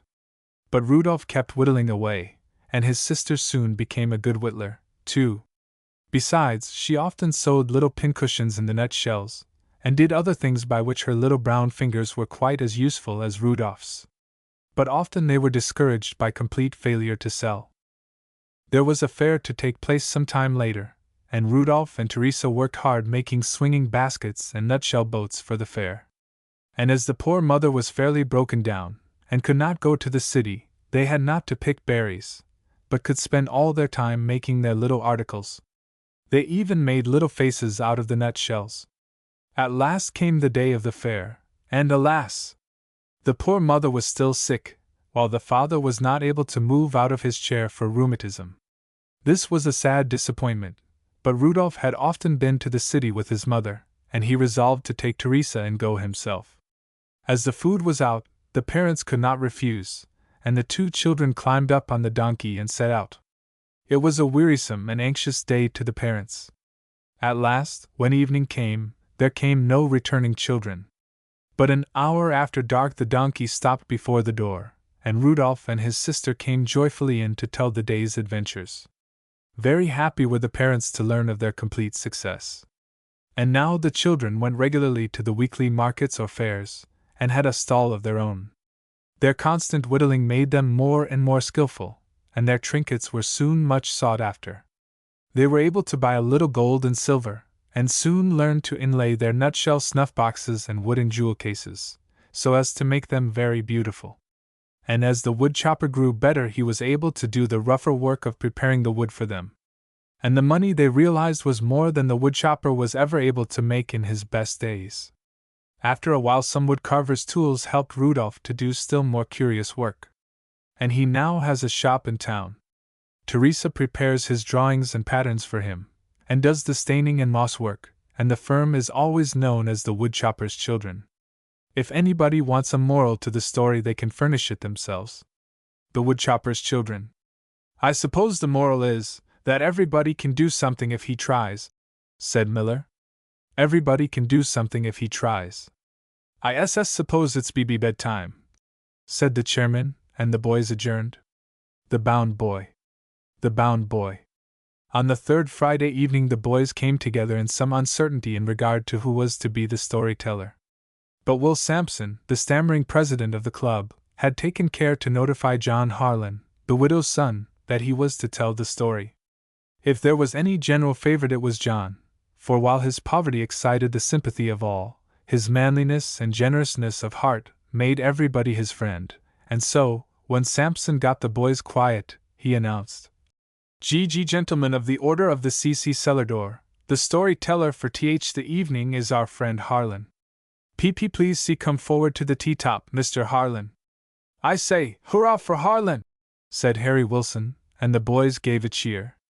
Give us a good one, John, said mischievous Jimmy Jackson. Order, said the chairman. Mr. Harlan has the FL floor, the C.C. cellar door, I mean.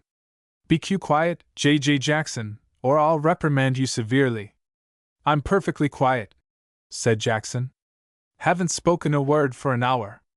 John Harlan's story. Well, boys, I don't know that I can do better than tell you the story of one of my mother's old schoolmates. His name was Samuel Tompkins. Couldn't you give your hero a prettier name? Said Jackson, but the president said, Order, and the story went on. He lived in one of the counties bordering on the Ohio River. It was a rough log cabin in which his early life was passed. He learned to walk on an uneven puncheon floor. The walls were chinked with buckeye sticks, and the cracks daubed with clay, and a barrel, with both ends knocked out, finished off the chimney. His father had emigrated from Pennsylvania, and was what they call in that country a poor manager. He never got on well, but eked out a living by doing days' works, and hunting and fishing. But Samuel's mother was a woman of education, and had just given him a good start, when she died. He was then but 8 years of age. A few months later his father died of a congestive chill, and little Sammy was thrown on the world. He was indentured to old Squire Higgins. The squire was a hard master, and in those days a bound boy was not much better off than a slave, anyhow. Up early in the morning, doing chores, running all day, and bringing the cows from the pasture in the evening, he was kept always busy. The terms of his indenture obligated the squire to send him to school 3 months in the winter, and it was a delightful time to him when he took his seat on the backless benches of the old log schoolhouse, with its one window, and that a long, low one, and its wide old fireplace. He learned to read, write, and cipher very fast. And in the summer-time, when he was employed in throwing clods off the corn after the plow, he had only to go once across the field while the plow went twice. By hurrying, he could get considerable time to wait at each alternate row. This time he spent in studying. He hid away his book in the fence corner, and by concealing himself a few minutes in the weeds while he waited for the plow, he could manage to learn something in a day. After he grew larger the squire failed to send him to school. When asked about it, he said, Wall, I low he knows a good deal more'n I do now, and 'tain't no sort o' use to learn so much. Spile's a boy to fill him chock full. But Sammy was bent on learning, anyhow, and in the long winter mornings, before day, he used to study hard at such books as he could get. I never seed such a chap, old Mrs. Higgins would say. He got a invite to a party last week, and my old man told him as how he mout go, but do ye believe it? He just sot right down thar, in that 'ere chimney corner, and didn't do nothin' but steady and steady all the whole blessed time, while all the other youngsters was a frolickin'. It beats me all holler. But the next winter poor Sam had a hard time of it. The new schoolmaster, who was hired because he was cheap, knew very little, and when Sam got into trouble with his sums, and asked the schoolmaster about them, he answered, Wall, now, Sam, I hain't ciphered no furder'n reduction, and I can't tell you. But they's a preacher over in Johnsonville a preachin' and a teachin' school. He is a reg'lar college feller, and I reckon he knows single and double rule of 3, and all the rest. Sam coaxed the squire to let him have old Blazeface, the blind mare, to ride to Johnsonville, 3 miles off, the next morning, if he would promise to be back on time to begin shucking corn bright and early. And before 6 o'clock he hitched old Blaze in front of Preacher Brown's door. When he knocked, Mr. Brown was making a fire in the stove, and he was not a little surprised to see a boy by the door in patched blue jeans pantaloons that were too short, and a well-worn roundabout that was too tight. He looked at the boy's old arithmetic and slate in surprise. "If you please, sir," said Sam, "I'm Squire Higgins' bound boy. I want to learn something, but I can't go to school, and if I could, 'twouldn't amount to much, because the master don't know as much as I do, even. I got stalled on a sum and cube root, and I come down here to get you to help me out, for I'm bound to know how to do everything there is in the old book, and I've got to be back to begin work in an hour." The minister shook him by the hand, and sat down cheerfully, and soon put daylight through the sum. Then Sam got up, and feeling down in the bottom of his pocket, he took out $0.25. "Would that pay you, sir? It's all I've got, and all I will get in a year, I guess. I hope it's enough." Keep it, said Mr. Brown, brushing away the tears. "God bless you, my boy, we don't charge for such work as that. I'd like to lend you this History of England to read. And come over any evening, and I'll help you, my brave fellow." One evening in every week the bound boy rode old Blaze over to the minister's house, and rode back after 11 o'clock, for he and the parson came to be great friends. The next year Mr. Brown threatened the old squire with the law for his violation of his part of the terms of the indenture, and forced him to release Sam, who was 18 now, from any further service. He dug his way through college, and is now professor of mathematics in University. The old squire, when he hears of Professor Tompkins' success, always chuckles and says, "You don't say now! Wall, he used to feed my hogs." "We'll adjurn with 3 cheers for Harlan," said Sampson. And they gave them. "Oh, don't go yet," said Tom Miller, and so another half-hour was passed in general talk. The profligate prince. The profligate prince. Friday evening next after the one on which John Harlan told his story it rained, so the club did not meet. But they came together on the following Friday evening, and it was decided that Hans Schlegel should tell the story. "Come, Schlegel," said Harlan. "You must know a good many, for you are always studying big German books. Tell us one of the stories that those old German fellows, with jaw-breaking names, have to tell." "Yes," said Jackson. "Tell us about Herr Johannes Wilhelm Friedrich von Schmidt-Swartry Kelversammenarbeit Verlinghusen." Jimmy's good-natured raillery raised a hearty giggle, and Hans joined in it with great gusto. "I think," said Harry Wilson, "Schlegel can make a better story than any of those old fellows, whose names take away your breath when you pronounce them. Tell us one of your own, Hans." "Do just as you please, sch. But the stammering chairman fairly broke down in trying to pronounce the name, and the boys all had another laugh. "Really, gentlemen," said Schlegel, "I should be delighted to please you, but as you have asked me to tell you a story that I've read in German, and to tell you one of my own make, and to do just as I please, I fear I shall be like the man who tried first to ride, and then to carry his donkey to please the crowd. But I think I can fulfill all 3 requests. I read a story in Krummacher some time ago, and I have partly forgotten it. Now, if I tell you this story, partly translating from the German as I remember it, and partly filling up the story myself, I shall do just as I please, and gratify you all." "Good," said Jackson. "Take Schlegel to make a nice distinction. Go on with the story." The story. Hazael was the name of the son of an Oriental prince. He was carefully educated by command of his father, and grew up in the Valley of the Wise Men. What that is, I cannot tell you, for Herr Krummacher did not deign to tell me. At last, when he came to be a young man, his father thought best to have him travel, that he might know something of other people besides his own. For people who stay at home always are apt to think everything strange that differs from what they have been accustomed to. Thus it is that English-speaking people, when knowledge is limited, think that German names are uncouth, when it is only the narrowness of their own culture that makes them seem so. Now, in the country in which Hazael lived, they didn't send young men to Europe, as we do, to complete their education by traveling at lightning speed over 2 or 3 countries, and then coming back to talk of their travels. But in that country, they sent them to Persia to live a while, that they might study the manners and customs of the people. So Hazael came into Persia. He was allowed every liberty, but his old tutor, Saruja, followed him without his knowledge, and watched his course. When Hazael reached the great city, he was dazzled with its splendors. The signs of wealth, the excitements of pleasure, and the influence of companions were too much for him. He saw the crowds of pleasure-seekers, he was intoxicated with music, he was charmed with the beauty and conversation of giddy women. He forgot all the lessons of Saruja.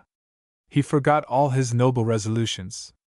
Days and nights were spent in pleasure and dissipation. In vain Saruja looked for any signs of amendment. He was a fast young man, fast because he was going downhill. One day, as he wandered in the pleasure gardens of Ispahan with his dissolute companions, he beheld his old master, Saruja, dressed as a pilgrim, with staff in hand, hurrying past him. "Whence come you, and whither do you journey?" cried out the young prince to Saruja. "I do not know where I am going," answered Saruja. "What?" said Hazael, in astonishment. "Have you left home and gone on a pilgrimage, and yet do not know where you are going?" "Oh, yes," said Saruja. "I just go here and there, taking the road that seems to be the pleasantest, or that suits my fancy." "But where will you come to at this rate? Where will such traveling lead you?" asked Hazael. "I do not know. That matters not to me," said the wise man. Then Hazael turned to his companion and said, "See! This man was once full of wisdom. He was the guide of my youth. But his reason has departed, and now, poor lunatic, he is wandering over the earth not knowing where he is going. How has the wise man become a fool?" Saruja came up to the young prince, and taking his knapsack from his back, threw it upon the ground. "You have spoken rightly," he said. "Hazael, I once led you, and you followed me. Now I follow where you lead. I have lost my road, and forgotten where I am going.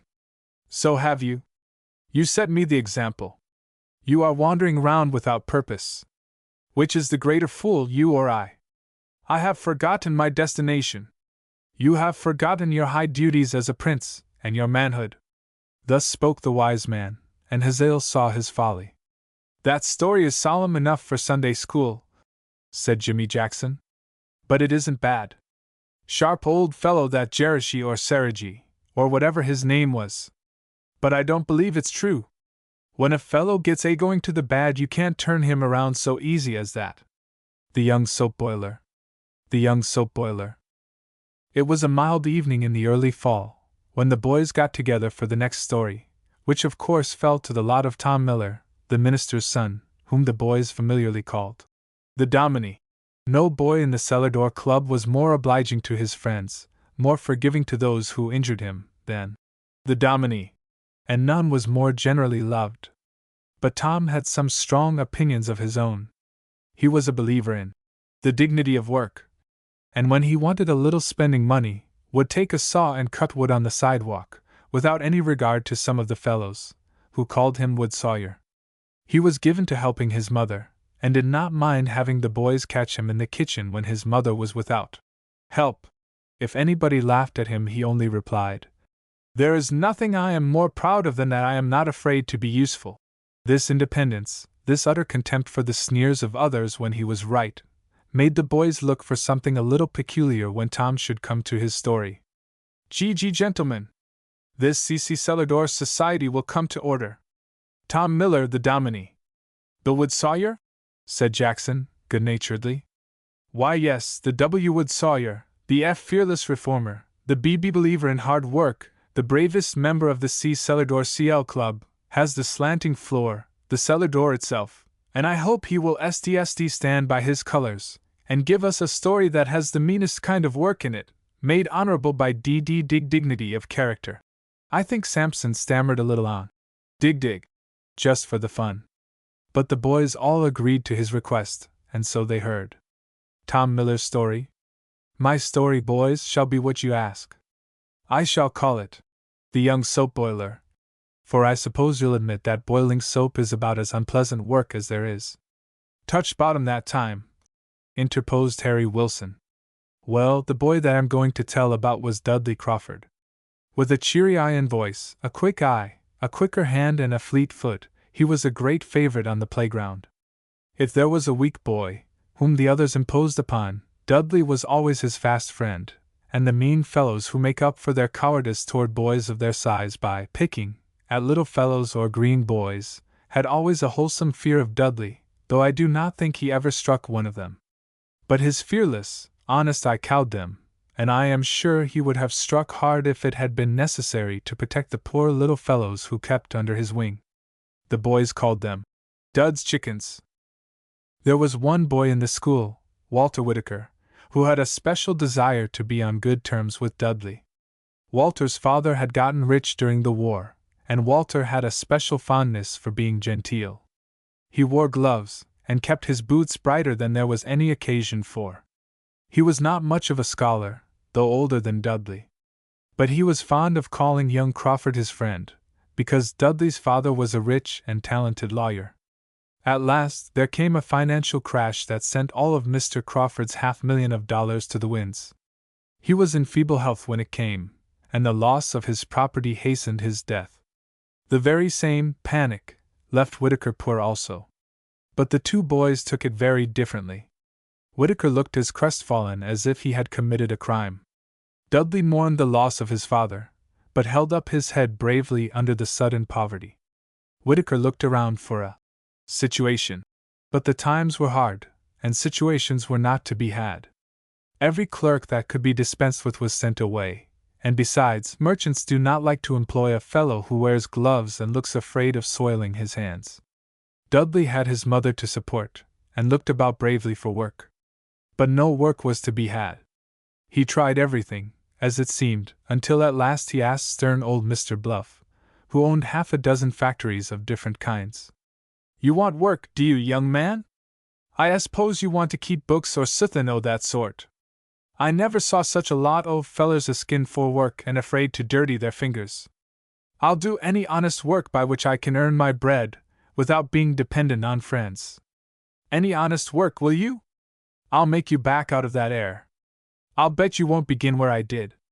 Try me, sir, and see.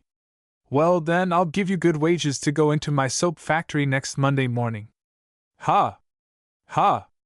That's honest work, but fellers of your cloth don't do that sort of honest work." "I will, sir." Mr. Bluff was utterly surprised, but he gave Dudley the situation, saying that he reckoned the smell of soap grease would send him out. Dudley hardly knew what to make of his own boldness. But he only told his mother that he had a situation with Mr. Bluff, and that he did not know the precise nature of his duties. He was not ashamed of his work, but afraid of giving her pain. Monday morning he went early to the soap factory, stopping at the tailor's on the way, and getting a pair of blue overalls that he had ordered.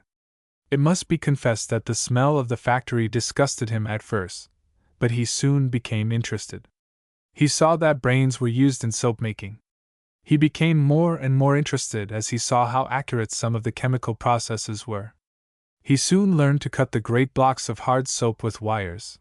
He watched with eager interest the use of coloring matters in making the modeled soaps, and he soon became so skillful that surly Mr. Bluff promoted him to some of the less unpleasant parts of the work.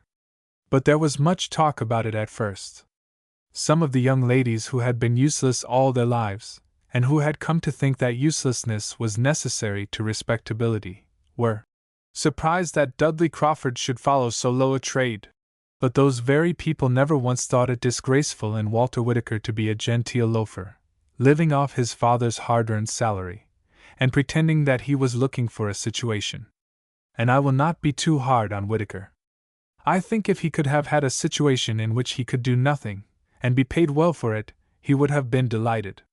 But he shunned Dudley.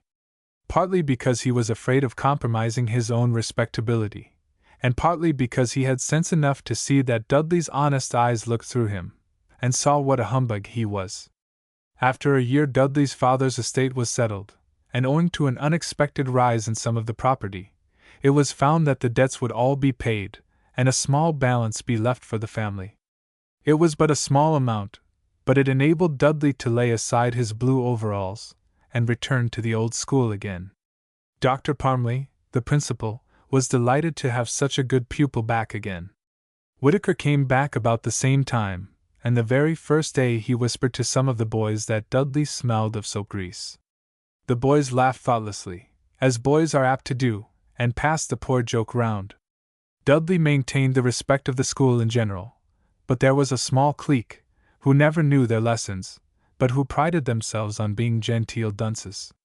These folks used to talk about the soap grease, even in Dr. Parmley's presence, but the doctor quietly retorted that if Crawford's hands smelled of soap grease, that was better than to have soap grease inside his head and pomatum on the outside. They were a little more modest after this, but they could not forbear allusions that kept Dudley under fire. His mother, who was very proud of her son's independence, could not but feel sorry that he was subject to such persecutions. "Ah, mother," he would say, "the thing that I am proudest of in my life is that I spent a year in Bluff's soap factory. Don't think that I am annoyed at the barkings of lap dogs." At last came the day of graduation. Dudley led the class. There was a great crowd of fine people. The last speech of all on the program was, "Honest work, Honorable Dudley Crawford." With a characteristic manliness he stood up bravely for work. So fine were his arguments, so undaunted his bearing, that the audience were carried away. Dr. Parmley took off his spectacles to wipe his eyes. Dudley's mother could not conceal her pleasure. "Franklin's hands had printer's ink on them," he said, "but they were shaken by Prince's and Savins. The lightning did not despise them. Garibaldi's fingers were soiled with candle grease, but they have molded a free nation. Stevenson's fingers were black with coal, and soiled with machine oil of a fireman's work, but they pointed out highways to commerce and revolutionized civilization. There are those," Whitaker and his set looked crestfallen here, "who will gladly take the hand of worthless loafers, or of genteel villains." Here certain ladies looked down, but who would not have dared shake hands with Franklin, the printer, with Garibaldi, the tallow chandler, with Stevenson, the stoker. But before God and right-thinking men there are no soiled hands but guilty hands or idle ones. When he sat down, others beside his mother shed tears, and good Dr. Parmley shook his pupil's hand in sight of the audience. But the applause was so great that nobody could hear what he said. And the next day a note came from the chief editor of a leading paper, saying that one who believed enough in labor to carry out his principles in his life would make an earnest advocate of them. He therefore tendered Mr. Crawford a place on the editorial staff of his paper. Pretty well done, Dominie," stammered Will Sampson. The shoemaker's secret. The shoemaker's secret. All things have an end. Among other things that had an end was the fine summer weather. Many other things came to an end with it. Grass, flowers, and leaves came to an end. Chirping of katydids came to an end, and chattering of swallows and songs of robins. And with the summer ended the cellar door club, like all other outdoor things that could not stand the frost. The boys understood that their last meeting had come. But Will Sampson, the stammering chairman, was to tell his story, and though the cold evening made them button up their coats, they determined to have one more good time together. And so with many a merry joke they took their places for what Jimmy Jackson called the inclined plane of social enjoyment. Tom Miller got up under the window and called the meeting to order, announcing that Mr. Sampson would tell the story for the evening. "I don't know about that," said Will. "You SSCB boys, if I tell it I shall have to do it by fits and starts. If you want a story told straight ahead, GG get somebody whose tongue will wag when they want it to. If you want a yarn JJ jerked out, I am your man." "We will take it jerked or any other way you choose, Will," said Miller. I want to say just here that patience and self-control would have cured Sampson of his stammerings. There is no excuse for anybody going through the world with such a defect, when there are so many instances of the victory of a strong and patient resolution over it. I shall give the story here as if he had spoken it smoothly. Will Sampson's story. In a country a long way off. I don't care to tell you the name of it for fear I should make some mistake in regard to its geography or history or manners, and besides don't think it's anybody's business just where a story happened, in a country a long way off. Perhaps that country never existed except in somebody's head, who knows? Besides, a country that is in your head is just as good as one that is on the map. At least it's as good for a story. Well, in this country there was a village known as the Village of Shoemakers, because nearly all the people made shoes. Peg, peg, peg could be heard from one end of it to the other, from morning till night. It was a perfect shower of hammers. Into this town came one day a peasant lad of 12 years of age, with a blue blouse and a queer red flannel cap. He had traveled many a weary mile, and he asked at every shop that he might learn the shoemaker's trade. At last he was taken into the shop of a hard master, who was accustomed to beat his boys severely. But when the master went out, the new boy in the red flannel cap did not throw bits of leather about as the rest did, but attended to his work and said nothing, even when the leather was thrown at his own red cap. And somehow he always got more work done than the rest. And the master never beat Hugo, the boy in the red flannel cap. The other boys said it was because of the charm that he wore round his neck. For Hugo wore an old copper coin suspended like a schoolboy's medal. The master paid a little something for extra work, and for some reason, the boys said on account of his charm, Hugo always had more than the rest. He did not spend it, but once a year a man with a red flannel cap like Hugo's appeared and received all the boys' pay for overwork, and then went away. The boys made up their minds that Hugo had some sort of witchcraft in his copper coin. After some years his apprenticeship expired, and Hugo became a journeyman, working in the same quiet way and doing more work than any other man in the village, though he did not work any faster. Meantime several of his brothers, each with the same quiet way, had appeared, and sat down to work in the same shop. Each of them wore the red flannel cap with a tassel, and each of them had a copper coin about his neck. Hugo had disappeared for a few days once, and had brought back a wife. His brothers lived in his house. Soon he set up a shop. As the other shoemakers were afraid of his charm, he had neither apprentice nor journeyman except his brothers. Fortunately there were no less than 10 of them, all with red flannel caps and blue blouses, and wearing copper coins about their necks. But Hugo's shop turned out more than any other. The dealers over the border, when there was an order to be quickly filled, always said, "Send to Hugo, he wears a charm." At last there came a war. The king of the country in which the Village of Shoemakers was sent a herald into the town, who proclaimed that if the village would furnish a certain number of shoes for the army by a given day, the young men should be exempt from conscription, but that if the village failed, every man in the town, young and old, should be marched off into the army. There was a great cry, for the task appeared to be an impossible one. Whether it was a superstitious reverence for Hugo's charm, or that in trouble they naturally depended on him, certain it is that the crowd by common consent gathered before the shop door of the silent shoemaker in the blue blouse and red flannel cap. For so busy had Hugo been that he had not heard the herald's proclamation. "Neighbors," said Hugo, "this is a great waste of time. We have a very few days to do a great work, and here is 1 hour wasted already. Every journeyman and apprentice is here idle. Let every one of them return to their benches and go to work. Let the masters step into my little house here to consult." The journeymen hastened off, the masters divided the work between them, and Hugo was put in charge of the whole village as one great shop. He did not allow a man to be seen on the street. He set the women at work doing such work as they could. He did not allow a shop to close until far into the night. But as the last day given by the king drew near, the masters were about to give up, for it was found that every shop was falling behind its proportion. But Hugo sternly told them to hold their men in their places. When the last night came, he did not allow a man to sleep. When morning came he made the women count the shoes from each shop, but kept the men at work. As the accounts were made up, it was found that each shop fell behind. The men quit work in despair at last, and women were crying in the streets. Hugo's shop came last. It was found that he and his brothers had made just enough over their share to make up the deficiency. The whole village hailed him as their deliverer, and everybody said that it was because of his charm. When the war was over the king came to the village to thank the shoemakers for their aid. All but Hugo appeared before him. When he heard of Hugo's conduct, he sent for him. "They tell me," said the king, "that you are the man who had the required number of shoes done. They say that you and your 10 brothers wear charms. Tell me your secret." Hugo, holding his red flannel cap in his hand, began. "Sire, when I was a lad, my father had many children. I left my mountain home, and came here to earn something to help support them.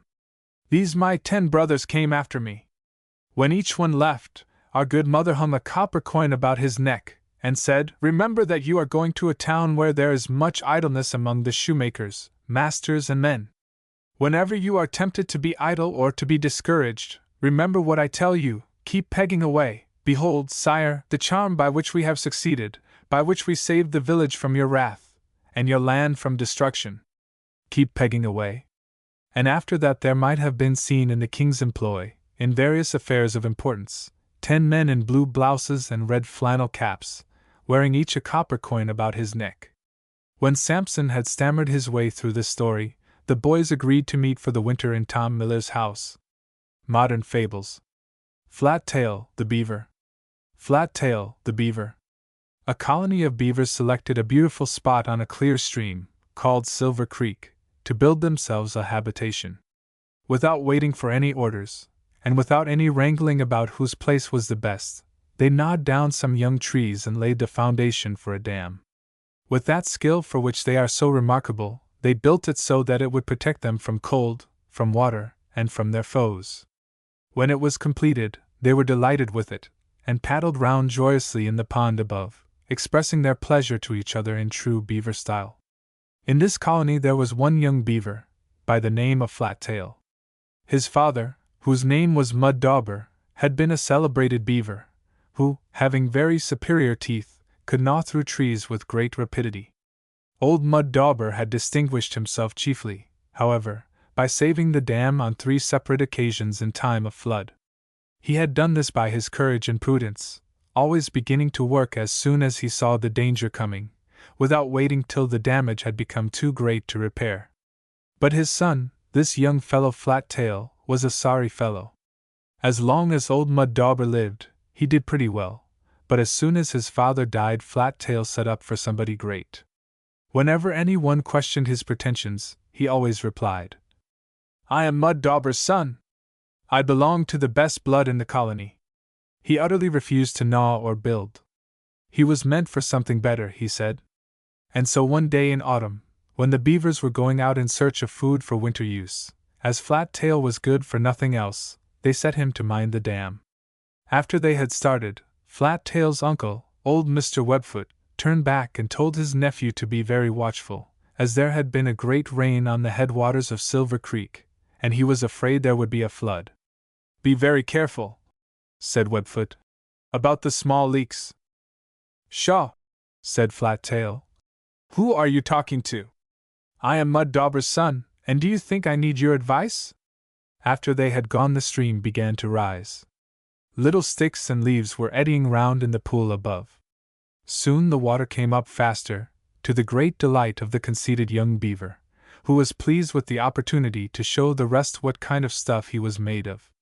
And though he disliked work, he now began to strengthen the dam in the middle where the water looked the most threatening. But just at this point the dam was the strongest, and, in fact, the least in danger. Near the shore there was a place where the water was already finding its way through. A friendly kingfisher who sat on a neighboring tree warned him that the water was coming through, but always too conceited to accept of counsel, he answered, "Oh, that's only a small leak, and near the shore. What does a kingfisher know about a beaver dam anyway? You needn't advise me. I am the great Mud Dauber's son. I shall fight the stream bravely, right here in the worst of the flood." But Flat Tail soon found that the water in the pond was falling. Looking round for the cause, he saw that the small leak had broken away a large portion of the dam, and that the torrent was rushing through it wildly. Poor Flat Tail now worked like a hero, throwing himself wildly into the water only to be carried away below and forced to walk up again on the shore. His efforts were of no avail, and had not the rest of the Silver Creek beaver family come along at that time, their home and their winter's stock of provisions would alike have been destroyed. Next day there was much beaver laughter over Flat Tail's repairs on the strong part of the dam, and the name that before had been a credit to him was turned into a reproach, for from that day the beavers called him, in derision, Mud Dauber's son, the best blood in the colony. Don't neglect a danger because it is small, don't boast of what your father did, and don't be too conceited to receive good advice. The Mockingbird Singing School. The Mockingbird Singing School. A lady brought a mockingbird from New Orleans to her home in the north. At first all the birds in the neighborhood looked upon it with contempt. The chill northern air made the poor bird homesick, and for a few days he declined to sing for anybody. "Well, I do declare," screamed out Miss Guineafowl, "to see the care our mistress takes of that homely bird. It don't seem to be able to sing a note. I can make more music than that myself. Indeed, my voice is quite operatic. Pot-rack! Pot-rack! Pot-rack!" And the empty-headed Miss Guineafowl nearly cracked her own throat, and the ears of everybody else, with her screams. And the great vain peacock spread his sparkling tail feathers in the sun, and looked with annihilating scorn on the dull plumage of the poor mockingbird. "Daddy Longlegs!" The Shanghai rooster crowed louder than ever, with one eye on the poor jaded bird, and said, "What a contemptible little thing you are, to be sure!" Gander White Esq, the portly barnyard alderman, hissed at him, and even Duck Waddler, the tadpole catcher, called him a quack. But wise old Dr. Parrot, in the next cage, said, "Wait and see. There's more under a brown coat than some people think." There came a day at last when the sun shone out warm. Daddy Longlegs crowed hoarsely his delight. The peacock tried his musical powers by shouting "Eniank! Eniank!" and Duck Waddler quacked away more ridiculously than ever. Just then the mockingbird ruffled his brown neck feathers and began to sing. All the melody of all the songbirds of the South seemed to be bottled up in that one little bosom. Even Miss Guineafowl had sense enough to stop her hideous operatic pot-rack to listen to the wonderful sweetness of the stranger's song. Becoming cheered with his own singing, the bird began to mimic the hoarse crowing with which Daddy Longlegs wakened him in the morning. This set the barnyard in a roar, and the peacock shouted his applause in a loud "Eniank!" Alas! For him, the mockingbird mimicked his hideous cry, then quacked like the duck, and even Miss Guineafowl found that he could pot-rack better than she could. The Shanghai remarked to the peacock that this young Louisianian was a remarkable acquisition to the community. Gander White thought he ought to be elected to the city council, and Miss Guineafowl remarked that she had always thought there was something in the young man. Dr. Parrot laughed quietly at this last remark. The very next day the mockingbird was asked to take up a singing school. The whole barnyard was in the notion of improving the popular capacity to sing, and Daddy Longlegs came near breaking his neck in his hurry to get up on a barrelhead to advocate a measure that he saw was likely to be popular. But it did not come to anything. The only song that the rooster could ever sing was the one in Mother Goose, about the dame losing her shoe and the master his fiddlestick, at which Professor Mockingbird couldn't help smiling. Mr. Peacock, the gentleman of leisure, could do nothing more than his frightful "Eniank!" which made everybody shiver more than a saw file would. Gander White said he himself had a good ear for music, but a poor voice, while the Hon. Turkey Pompous said he had a fine bass voice, but no ear for tune. Dr. Parrot was heard to say, "Humbug!" when the whole company turned to him for an explanation. He was at that moment taking his morning gymnastic exercise by swinging himself from perch to perch, holding on by his beak. When he got through, he straightened up and said, "In the first place, you all made sport of a stranger about whom you knew nothing. I spent many years of my life with a learned doctor of divinity, and I often heard him speak severely of the sin of rash judgments. But when you found that our new friend could sing, you all desired to sing like him. Now, he was made to sing, and each of the rest of us to do something else. You, Mr. Gander White, are good to make feather beds and pillows. Hon. Turkey Pompous is good for the next Thanksgiving Day, and you, Mr. Peacock Strudwell, are good for nothing but to grow tail feathers to make fly brushes of. But we all have our use. If we will all do our best to be as useful as we can in our own proper sphere, we will do better. There is our neighbor, Miss Sophie Jones, who has wasted 2 hours a day for the last 10 years, trying to learn music, when nature did not give her musical talent, while Peter Thompson, across the street, means to starve to death, trying to be a lawyer, without any talent for it. Let us keep in our own proper spheres. The company hoped he would say more, but Dr. Parrot here began to exercise again, in order to keep his digestion good, and the rest dispersed. The Bobolink and the Owl. The Bobolink and the Owl. Having eaten his breakfast of beechnuts, a bobolink thought he would show himself neighborly, so he hopped over to an old gloomy oak tree, where there sat a hooting owl, and after bowing his head gracefully, and waving his tail in the most friendly manner, he began chirping cheerily, somewhat in this fashion. "Good morning, Mr. Owl! What a fine bright morning we have!" "Fine," groaned the owl. "Fine, indeed! I don't see how you can call it fine with that fierce sun glaring in one's eyes." The bobolink was quite disconcerted by this outburst, but after jumping about nervously from twig to twig for a while, he began again. "What a beautiful meadow that is which you can see from your south window! How sweet the flowers look! Really you have a pleasant view, if your house is a little gloomy." "Beautiful, did you say? Pleasant! What sort of taste you must have! I haven't been able to look out of that window since May. The color of the grass is too bright, and the flowers are very painful. I don't mind that view so much in November, but this morning I must find a shadier place, where the light won't disturb my morning nap." And so, with a complaining "Hoo! Hoo! Hoo-ah!" he flapped his melancholy wings and flitted away into the depths of a swamp. And a waggish old squirrel, who had heard the conversation, asked the bobolink how he could expect any one to like beautiful things who looked out of such great staring eyes. The pleasantness of our surroundings depends far more upon the eyes we see with, than upon the objects about us. The End. The Hoosier Schoolboy. By Edward Eggleston. By. Author of The Hoosier Schoolmaster, etc. With full-page illustrations. 1 volume, 12 mo.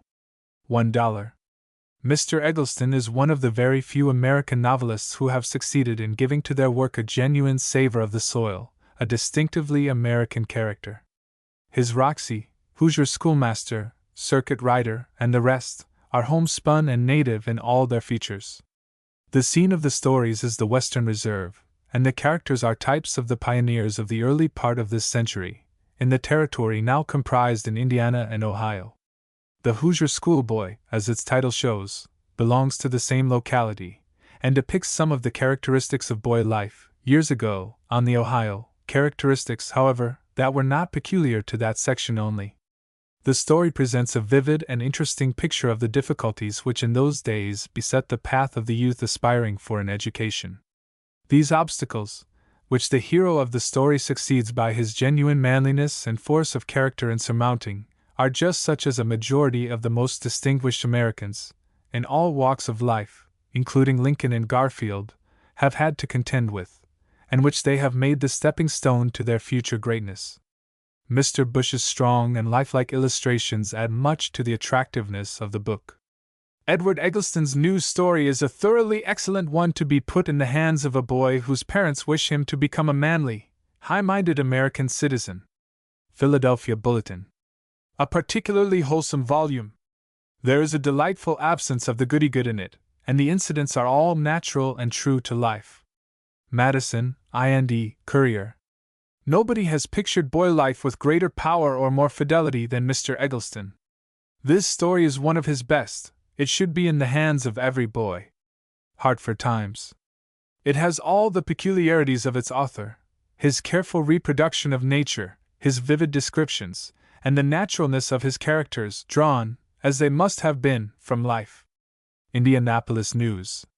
Charles Scribner's Sons, Publishers, 743 and 745 Broadway, New York. Publishers. The Merry Adventures of Robin Hood. Of great renown in Nottinghamshire.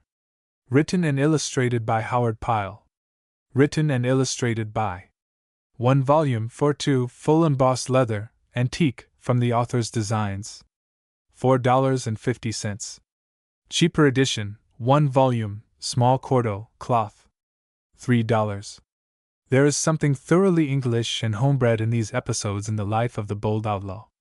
His sunny, open-air nature, his matchless skill at archery, his generous disposition, his love of fair play, and his ever-present courtesy to women, form a picture that has no counterpart in the folklore of any other people. The simple ballad English has been most successfully preserved in Mr. Pyle's easy prose, and, as regards the text, this edition is in all respects the most complete, and in every way the most desirable that has ever been issued. But it has other claims to notice in the admirable illustrations which Mr. Pyle has strewn profusely throughout his book. These pictures set forth most graphically every eventful scene in the narrative, and they are in perfect keeping with the story, even to the smallest detail. As specimens of figure drawing, they form the most admirable and artistic series that an American artist has created for many years. In them the persons of Robin Hood, Little John, Will Stutely, the Sheriff of Nottingham, Allan a Dale, Queen Eleanor, Friar Tuck, and all the rest, become as familiar as their names and characteristics. A volume that stands at the head of books for the young, both in the attractiveness of its letterpress, and singular beauty, variety, and antique character of its illustrations. It is a book of very delight, a credit to the author, illustrator, and publisher, and will please every boy who has taste and likes to see a thorough piece of work. Hartford Courant. Charles Scribner's Sons, Publishers, 743 and 745 Broadway, New York. Publishers. The Story of Siegfried. By James Baldwin. With a series of superb illustrations by Howard Pyle. 1 volume, square 12 mo. $2. To wise parents who strive, as all parents should do, to regulate and supervise their children's reading, this book is most earnestly commended. Would there were more of its type and excellence! It has our most hearty approval and recommendation in every way, not only for beauty of illustration, which is of the highest order, but for the fascinating manner in which the Old Norse legend is told. The Churchman. What more calculated to inspire the courage, to elevate the imagination, to mold the conduct of youth, than these reproductions of the heroic legends of the Old Norse and German folk? Minneapolis Tribune. No more delightful reading for the young can be imagined than that provided in this interesting book, and the manner of the recital is so graceful that older readers will derive from it scarcely less pleasure. Boston Saturday Evening Gazette. The story is told simply and strongly, preserving the fire and force of the original, and not losing the subtle charm of the old fable with all its pathetic beauty. Brooklyn Union Argus. It is a good, strong story. It comes in among the mass of juvenile books like a wind blown from northern woods. Philadelphia Sunday School Times. The Story of Roland. By James Baldwin. With a series of illustrations by R. B. Birch. 1 volume, square 12 mo. $2. This volume is intended as a companion to the story of Siegfried. As Siegfried was an adaptation of northern myths and romances to the wants and the understanding of young readers, so is this story a similar adaptation of the Middle-Age romances relating to Charlemagne and his paladins. As Siegfried was the greatest of the heroes of the North, so too was Roland the most famous among the knights of the Middle Ages. While the story of Siegfried exemplifies the sublime old-world spirit of the Gothic nature myths, its counterpart, the story of Roland, is less remote, and the incidents, though equally wonderful, are of a more human character and appeal with greater force to our sympathies. Mr. Birch has contributed a number of spirited illustrations that bring clearly before the eye the forms of Roland and his friend Oliver, of Olger, the Dane, and other famous knights and paladins, as well as the scenes of their wondrous exploits and adventures. Charles Scribner's Sons, Publishers, 743 and 745 Broadway, New York. Publishers. The American Boy's Handy Book. Or, What to Do and How to Do It. By Daniel C. Beard. Fully illustrated by the author. 1 volume 8 vo. $3. Mr. Beard's book is the first to tell the active, inventive, and practical American boy the things he really wants to know, the 1,000 things he wants to do, and the 10,000 ways in which he can do them, with the helps and ingenious contrivances which every boy can either procure or make. The author divides the book among the sports of the four seasons, and he has made an almost exhaustive collection of the cleverest modern devices, besides himself inventing an immense number of capital and practical ideas in spring, autumn, kite making, trapping, fishing, taxidermy, aquarium making, homemade hunting, etc., apparatus, etc., summer, winter, boat building, ice boating, boat rigging, snowball warfare, boat sailing, winter fishing, camping out, sled building, balloons, puppet shows, etc., etc.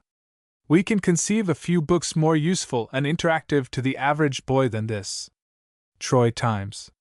This is by far the most intelligible, comprehensive, and practical boy's book which we have ever seen. Kingston Freeman.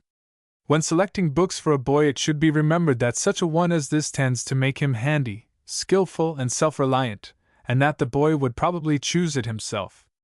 Boston Globe.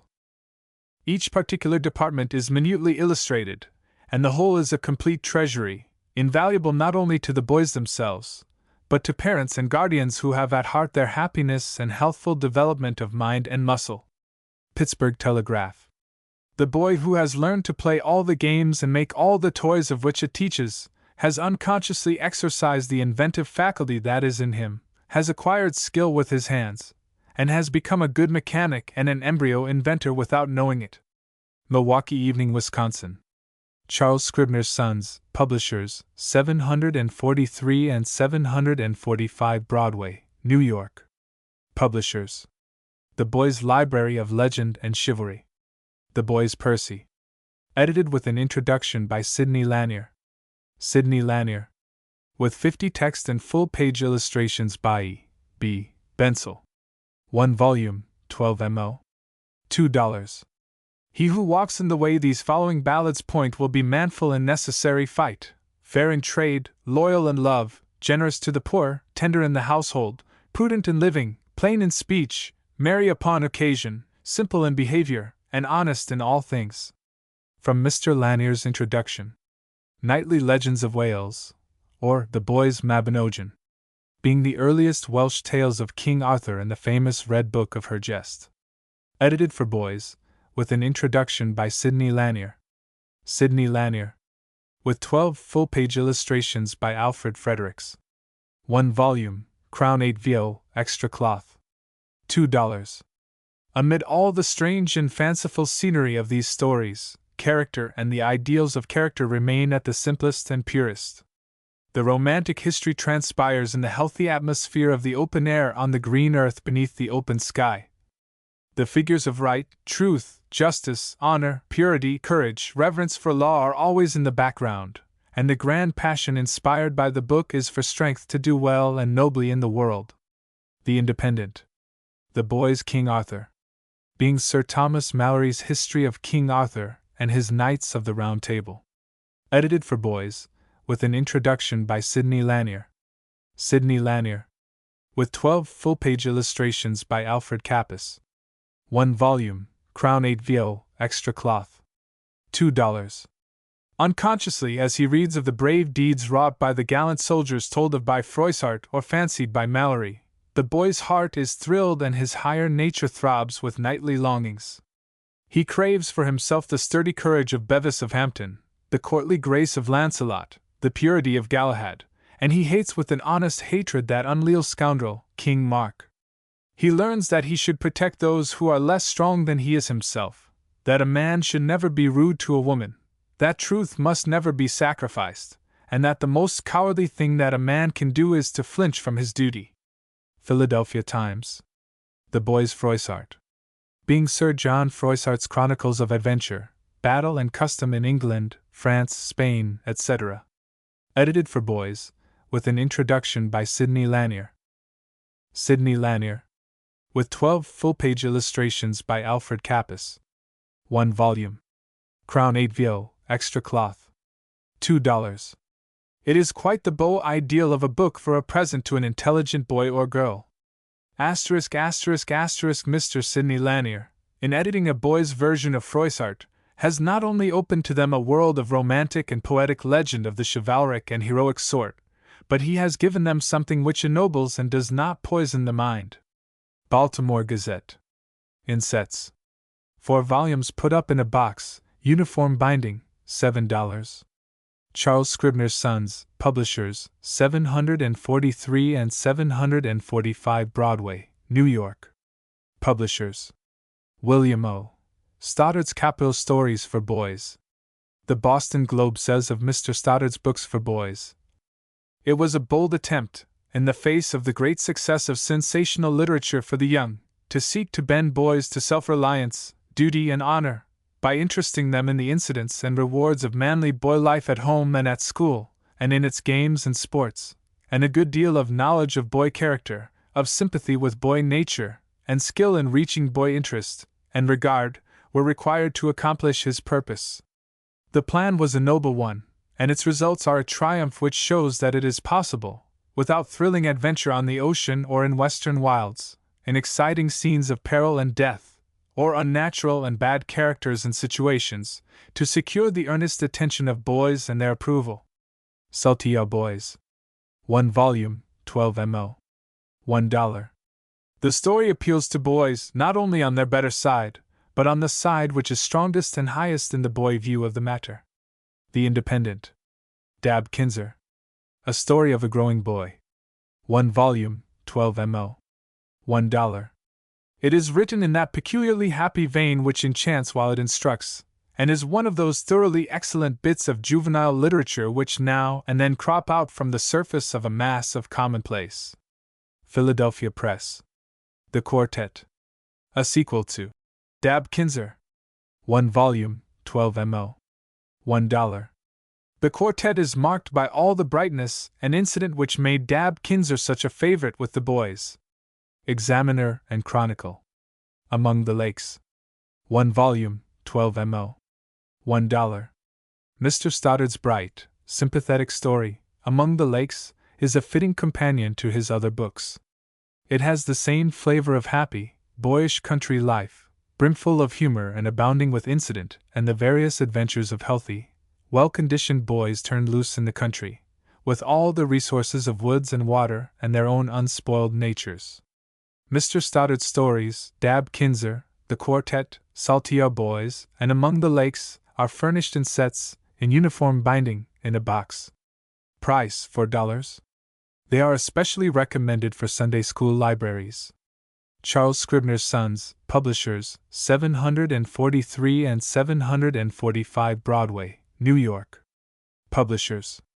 Noah Brooks Out-of-Door Stories for Boys. The Fairport 9. By Noah Brooks. By. Author of The Boy Emigrants. 1 volume, 12 mo. $1.25. The Fairport 9 have their closely contested baseball matches with the White Bears, and the description will bring vividly before every lover of that manly sport similar scenes in which he has shared. But they also have their 4th of July frolic, their military company, their camp in the woods, and the finding of hidden treasure, with many boyish episodes, in which are faithfully portrayed the characteristic features of American boys' life in the country. It is a capital story, with a manly and healthful tone, and will go straight to a boy's heart. As a thoroughly wholesome and delightful book for boys, The Fairport 9 is not likely to have its superior this season. It is published, moreover, in an attractive form, with a taking cover and frontispiece. N.Y. Evening Mail. The Boy Emigrants. By Noah Brooks. By. 1 volume, 12 mo cloth. New edition. With illustrations by Thomas Moran W. L. Shepard, and others. $1.50. The Boy Emigrants is a story of the adventures of a party of young gold seekers on the overland emigrant route, and in California, during the early rush to the mines. Since the author was himself an emigrant of this description, the scenes and incidents are drawn from life, and the book may be accepted as a fresh and vivid picture of life on the plains and in the mines from an entirely novel point of view. It is one of the best boys' stories we have ever read. There is nothing morbid or unhealthy about it. The author sets before his readers no impossible goodness or unattainable perfection, His heroes are thorough boys, with all the faults of their age. Christian at work. We do not think we have had so far any painting of the scenes on the plains in the early days of the emigration to this state which, artistically, will at all compare with that dashed off by Mr. Brooks. The sketches of mining adventures which subsequently occurred have the rare merit of being true to the life and the fact. San Francisco Bulletin. Charles Scribner's Sons, Publishers, 743 and 745 Broadway, New York. Publishers. Mrs. Mary Mapes Dodge's Charming Books. A new illustrated edition of Hans Brinker, or The Silver Skates. A Story of Life in Holland. By Mrs. Mary Mapes Dodge. By Mrs. Author of Rhymes and Jingles, and editor of St. Nicholas. With 12 full-page illustrations. 1 volume 12 mo cloth, beveled edges. $1.50. For children, what could be better as a gift than a copy of Mrs. Dodge's Hans Brinker, or The Silver Skates, of which we are now given a new and beautiful edition? This is one of the most charming of juvenile stories, dealing with fresh scenes and a strange life, and told with sweet simplicity and great beauty. Congregationalist. Hans Brinker is a charming domestic story, which is addressed, indeed, to young people, but which may be read with pleasure and profit by their elders. The lessons inculcated are elevated in tone, and are in the action of the story and the feelings and aspirations of the actors. The Atlantic Monthly. This book has been a great favorite, not only in America but in other lands. The author has every reason to be gratified at the success and constant popularity of this charming narrative, which teaches so finely the noblest lessons of character and life, while picturing the customs and scenes of Holland. Boston Advertiser. Rhymes and Jingles. By Mrs. Mary Mapes Dodge. By Mrs. Editor of St. Nicholas. Profusely illustrated. 1 volume small quarto, extra cloth, a new edition. $1.50. There are in this collection nonsense rhymes and verses of the soundest sense. There are brief bits of wisdom for little folks, and stories in verse for those who are older, while some of the so-called rhymes include verses which are as truly poetical as anything in the language. Some of these poems have been pronounced without rivals in our language. In the new edition now published, Mrs. Dodge has made a careful revision of the work. Every child should have a copy of these witty and beautiful verses. Charles Scribner's Sons, Publishers, 743 and 745 Broadway, New York. Publishers. Godfrey Morgan. A California Mystery? By Jules Verne. By. With numerous illustrations. 1 volume. 12 mo. $2. Jules Verne's cyclopedic fancy this time finds scope for its vagaries in the Californian El Dorado, among the millionaires of absolutely limitless resources, who, the French romancer would have us believe, form a large class of the population around the Golden Gate. Nevertheless, the story is of the Crusoe order, and is concerned with the adventures of the restless young Californian, Godfrey Morgan, and his companion, the dancing master, Tartlet, upon a strange island where they have been wrecked. The story is one of the most amazing efforts of Verne's genius, and certainly lacks neither interest nor amusement. The illustrations are very numerous and equal the text in force and character. Phaeton Rogers. By Rossiter Johnson. Rossiter Johnson. 1 volume. 12 mo. With illustrations. $1.50. As for Phaeton Rogers, the adventures of that remarkable boy and his colleagues who investigate the mysteries of the art preservative are full of delightful humor, in which the oldest member of the family can sympathize. Minneapolis Journal. One of the funniest, liveliest juvenile stories of the year is Phaeton Rogers, by Rossiter Johnson. The writer shows as much ingenuity in inventing comical adventures and situations as Phaeton does with his kite teams, fire ladders, and comets. Holyoke Transcript. A new edition at reduced price. About old storytellers. Of how and when they lived, and what stories they told. By Donald G. Mitchell. Donald G. Mitchell. Author of The Reveries of a Bachelor, etc., etc., with numerous illustrations. 1 volume, 12 mo. $1.25. Mr. Mitchell's literary style, so chaste, simple, and pure, is admirably adapted for this kind of writing, and he employs his facile and congenial pen, in the present instance, with entire success.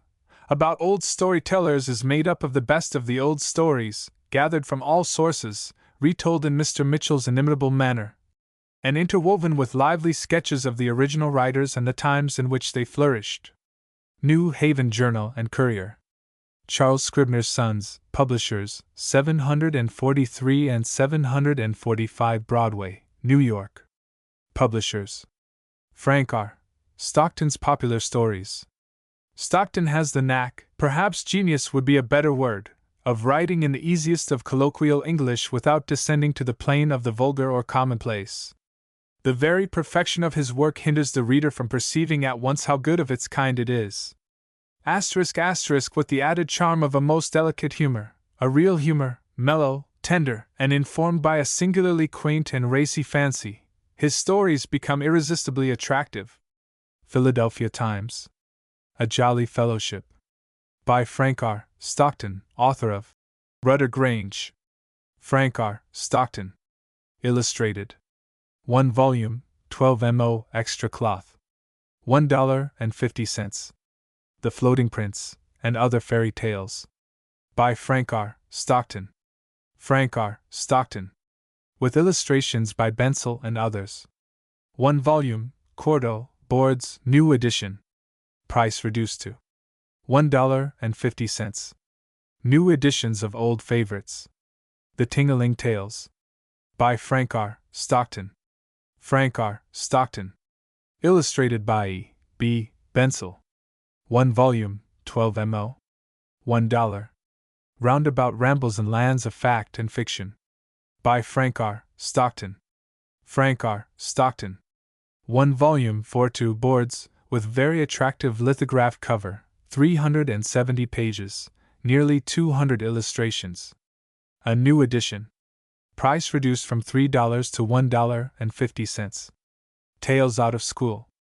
By Frank R. Stockton. Frank R. Stockton. 1 volume, 42 boards, with handsome lithographed cover, 350 pages, nearly 200 illustrations. A new edition. Price reduced from $3 to $1.50. The Roundabout Rambles and Tales Out of School are 2 large handsome volumes, full of stories of home, travel, and adventure, and the elegance and finish of the engravings can scarcely be surpassed in juvenile literature. Without and within, they are a treasury of beauty and enjoyment for the children. St. Paul Pioneer. Charles Scribner's Sons, Publishers, 743 and 745 Broadway, New York. Publishers. Standard Books for Young People. Travel, History, Science, and Art. A new edition at reduced price. Bayard Taylor's Library of Travel. 6 volumes, square 12 mo, with many illustrations. Handsomely bound. Japan in Our Day. Central Asia. Travels in Arabia. The Lake Regions of Central Africa. Travels in South Africa. Siam, the Land of the White Elephant. Price per set in a box. $6. Or sold separately at $1.25 per volume. Epochs of History. These volumes contain the ripe results of the studies of men who are authorities in the respective fields. The Nation. Epochs of Modern History. Epochs of Ancient History. The Era of Protestant Revolution. The Greeks and the Persians. The Crusades. The Athenian Empire. The 30 Years' War, 1618 to 1648. The Macedonian Empire. Early Rome. The Houses of Lancaster and York. The Gracchi, Marius and Sulla. The French Revolution and First Empire. The Roman Triumvirates. The Age of Elizabeth. The Early Empire. The Fall of the Stuarts. The Age of the Antonines. The Puritan Revolution. Rome and Carthage. The Early Plantagenets. Troy. Age of Anne. The Spartan and Theban Supremacy. In Press. The Beginning of the Middle Ages. Each one volume, 16 mo, with maps. The Normans in Europe.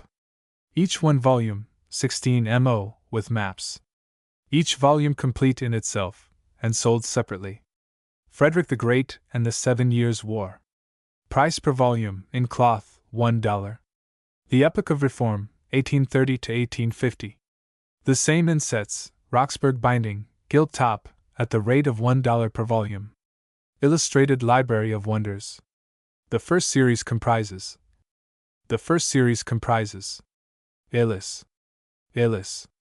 Wonderful Escapes. 26. The Human Body. 43. Bodily Strength and Skill. 70. The Sublime in Nature. 44. Balloon Ascents. 30. Intelligence of Animals. 54.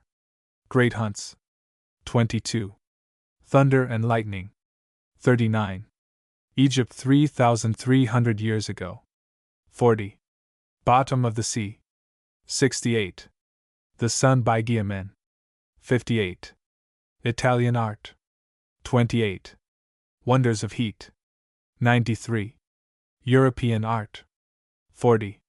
Optical Wonders. 71. Architecture. 60. Wonders of Acoustics. 110. Glassmaking. 63. The Heavens. 48. Wonders of Pompeii. 22. Price per single volume cloth, $1.25. The same, in sets of 20 volumes cloth, with a rack. 25.00. Charles Scribner's Sons, Publishers, 743 and 745 Broadway, New York. Publishers. The Works of Jules Verne. The Complete and Authorized Editions. Jules Verne's Greatest Work. The Exploration of the World. 3 volumes, 8 vo, extra cloth, with 100 full-page engravings in each. Price per volume, $3.50. The work includes 3 divisions, each in 1 volume complete in itself. Famous Travels and Travelers. The Great Navigators. The Explorers of the 19th Century. Each volume in the series is very fully illustrated with full-page engravings by French artists of note, and the volume of Famous Travels is made still more interesting by many facsimiles from the original prints in old voyages, atlases, etc. Even if truth were not stranger than fiction, to the healthful mind it ought to be far more fascinating. Such works as this are not only entertaining and informing, but their whole atmosphere is bracing. They are as much better than sentimental heart histories or imaginary personal experiences as a day in the open air is better than a day in a close and crowded apartment. N.Y. Observer. The book may very well be a favorite at the holiday time, but it has permanent worth and permanent interest also, which will give it a place in well-selected libraries. N.Y. Evening Post. Jules Verne's Other Works. Michael Strogoff, or The Courier of the Tsar. Profusely illustrated after designs by Raya. 1 volume 8 vo, new edition. $2. The Mysterious Island. Volume 1, Drop from the Clouds. Volume 2, Abandoned. Volume 3, The Secret of the Island. The complete work in 1 volume with 150 illustrations. 8 vo. $3. A Journey to the Center of the Earth. With 52 full-page illustrations. 1 volume 8 vo. $3. Stories of Adventure. Comprising Meridiana and A Journey to the Center of the Earth. 68 full-page illustrations. 1 volume, 12 mo. $1.50. A Floating City and the Blockade Runners. With numerous illustrations. 1 volume, 8 vo. Extra cloth, gilt. New edition. $2. Hector Servadac, or The Career of a Comet. With over 100 full-page illustrations. 1 volume, 8 vo, elegantly bound, new edition. $2. From the Earth to the Moon direct in 97 hours, 20 minutes, and a journey around it. 1 volume, 12 mo. $1.50. Dick Sands. Superbly illustrated by 100 full-page cuts. 1 volume 8 VO. $3. The Demon of Cawnpore. Part 1, of the Steam House. Illustrated. 1 volume, 12 MO. $1.50. Tigers and Traders. Part 2, of the Steam House. Illustrated. 1 volume, 12 MO. $1.50. 800 Leagues on the Amazon. Part 1, of The Giant Raft. Illustrated. 1 volume, 12 MO. $1.50. The Cryptogram. Part 2, of The Giant Raft. Illustrated. 1 volume, 12 MO. $1.50. Charles Scribner's Sons, Publishers, 743 and 745 Broadway, New York. Publishers.